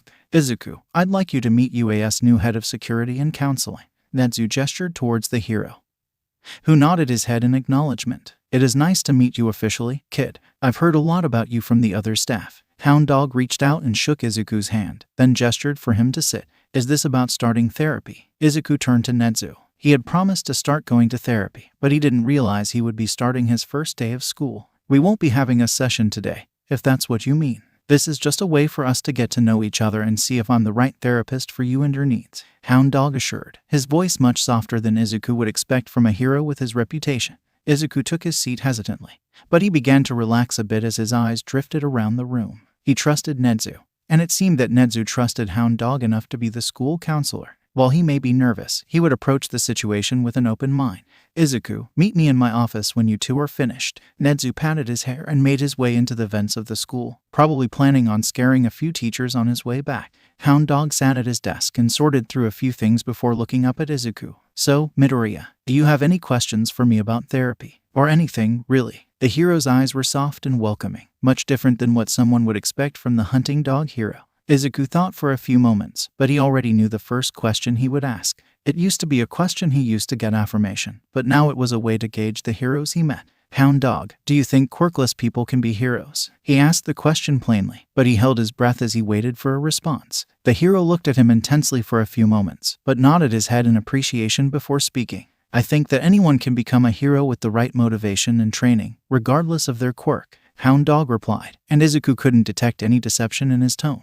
"Also, you can just call me Inui, kid," the hero finished. "Thank you, Inui." Izuku smiled at the counselor. Perhaps therapy wouldn't be too bad, after all. The weeks began to pass by as Izuku got settled into his new routine. His training was balanced with trips to the arcade with his friends and siblings, therapy sessions with Inui, and whatever trouble he and Mei could get into at the lab. He felt secure, more secure than he had ever been before. There were still moments where anger threatened to overtake him, but he was learning how to control it. Heroes continued to sign up to support their movement by volunteering their time and donating money. Izuku didn't miss the various donations the Bakugus had made, but he wasn't quite ready to face that just yet. "Izuku, are you ready?" His mom called from downstairs, and he looked himself over in the mirror one last time before leaving his room and walking down the stairs. The entire family was gathered for a picture, something Inko had insisted on after she realized they did not have a family portrait. Everyone had been instructed to come, including Grandma Hazuki and Mr. Kobayashi. Inko was sitting at the center of the couch with Isamu, Mr. Kobayashi and Grandma Hazuki flanking them on either side. Hitoshi, Tenya, and Mei were sitting on the floor in front of her. Izuku quickly joined them there before glancing at everyone else. Keigo and Dabai were sitting on one end of the couch, with Dabai's arm casually draped over his boyfriend's shoulders. Tensei and Rumi were at the other end, throwing taunts and kissy faces at the couple. Mike, Sho, Emi, and Nimori were standing behind the couch chatting with Genist. Tsukachi and Higari stood next to them, listening quietly to the chaotic conversation. Nedzu seemed content standing on Shota's shoulder, sipping on his signature cup of tea. The photographer finished setting up, helping everyone get into position as she adjusted her camera. "All right, everyone. On the count of 3, she instructed cheerfully. Izuku and his friends wrapped their arms around each other and pulled themselves in close. All of their heads were smushed together as they smiled brightly. This family was his home, and he was ready to face the future with them. Green Bean Protection Squad. Mama Inko, dinner will be ready in about an hour. Isamu cooked up something special to celebrate the end of the Aldera trials. Uncle Sleepy Aizawa. We will be there shortly. We wanted to pick up some dessert for everyone. Rat God Netsu. Splendid. I brought over a delicious new tea blend that would pair perfectly with sweets. Mini Sleepy Hitoshi. Dad insisted on us getting a decorated cake. Uncle Loud Mike. Hey, celebrations need a special cake to go along with them. Ronald McDonald Ms. Joke. Oh, I'm down for cake. Nem and I are on the train now. NY Quill Midnight. We brought some wine for the grown-ups and a few fancy non-alcoholic drinks for the kiddos. Future Mad Scientist May. No fair. I want some wine. Mole Man Power Loader. Nope. Mole Man Power Loader. Also, we'll be there in about 20 minutes. Denim for Lift Genist. I am walking up now. I picked up a few movies I thought we could watch later on. Carrot Lover Mirko. Isamu won't let me steal a taste of whatever he's making, but it smells so good. Yeehaw Snipe. If you help set the table, I will give you a small plate. Herb Hawks. Rumi just launched herself over the couch. Imobro Dabai. I've never seen her move so fast in my life. Zoom Zoom Tensei. You would think she was the one with the speed enhancement quirk. Zoom Zoom JR Tenya.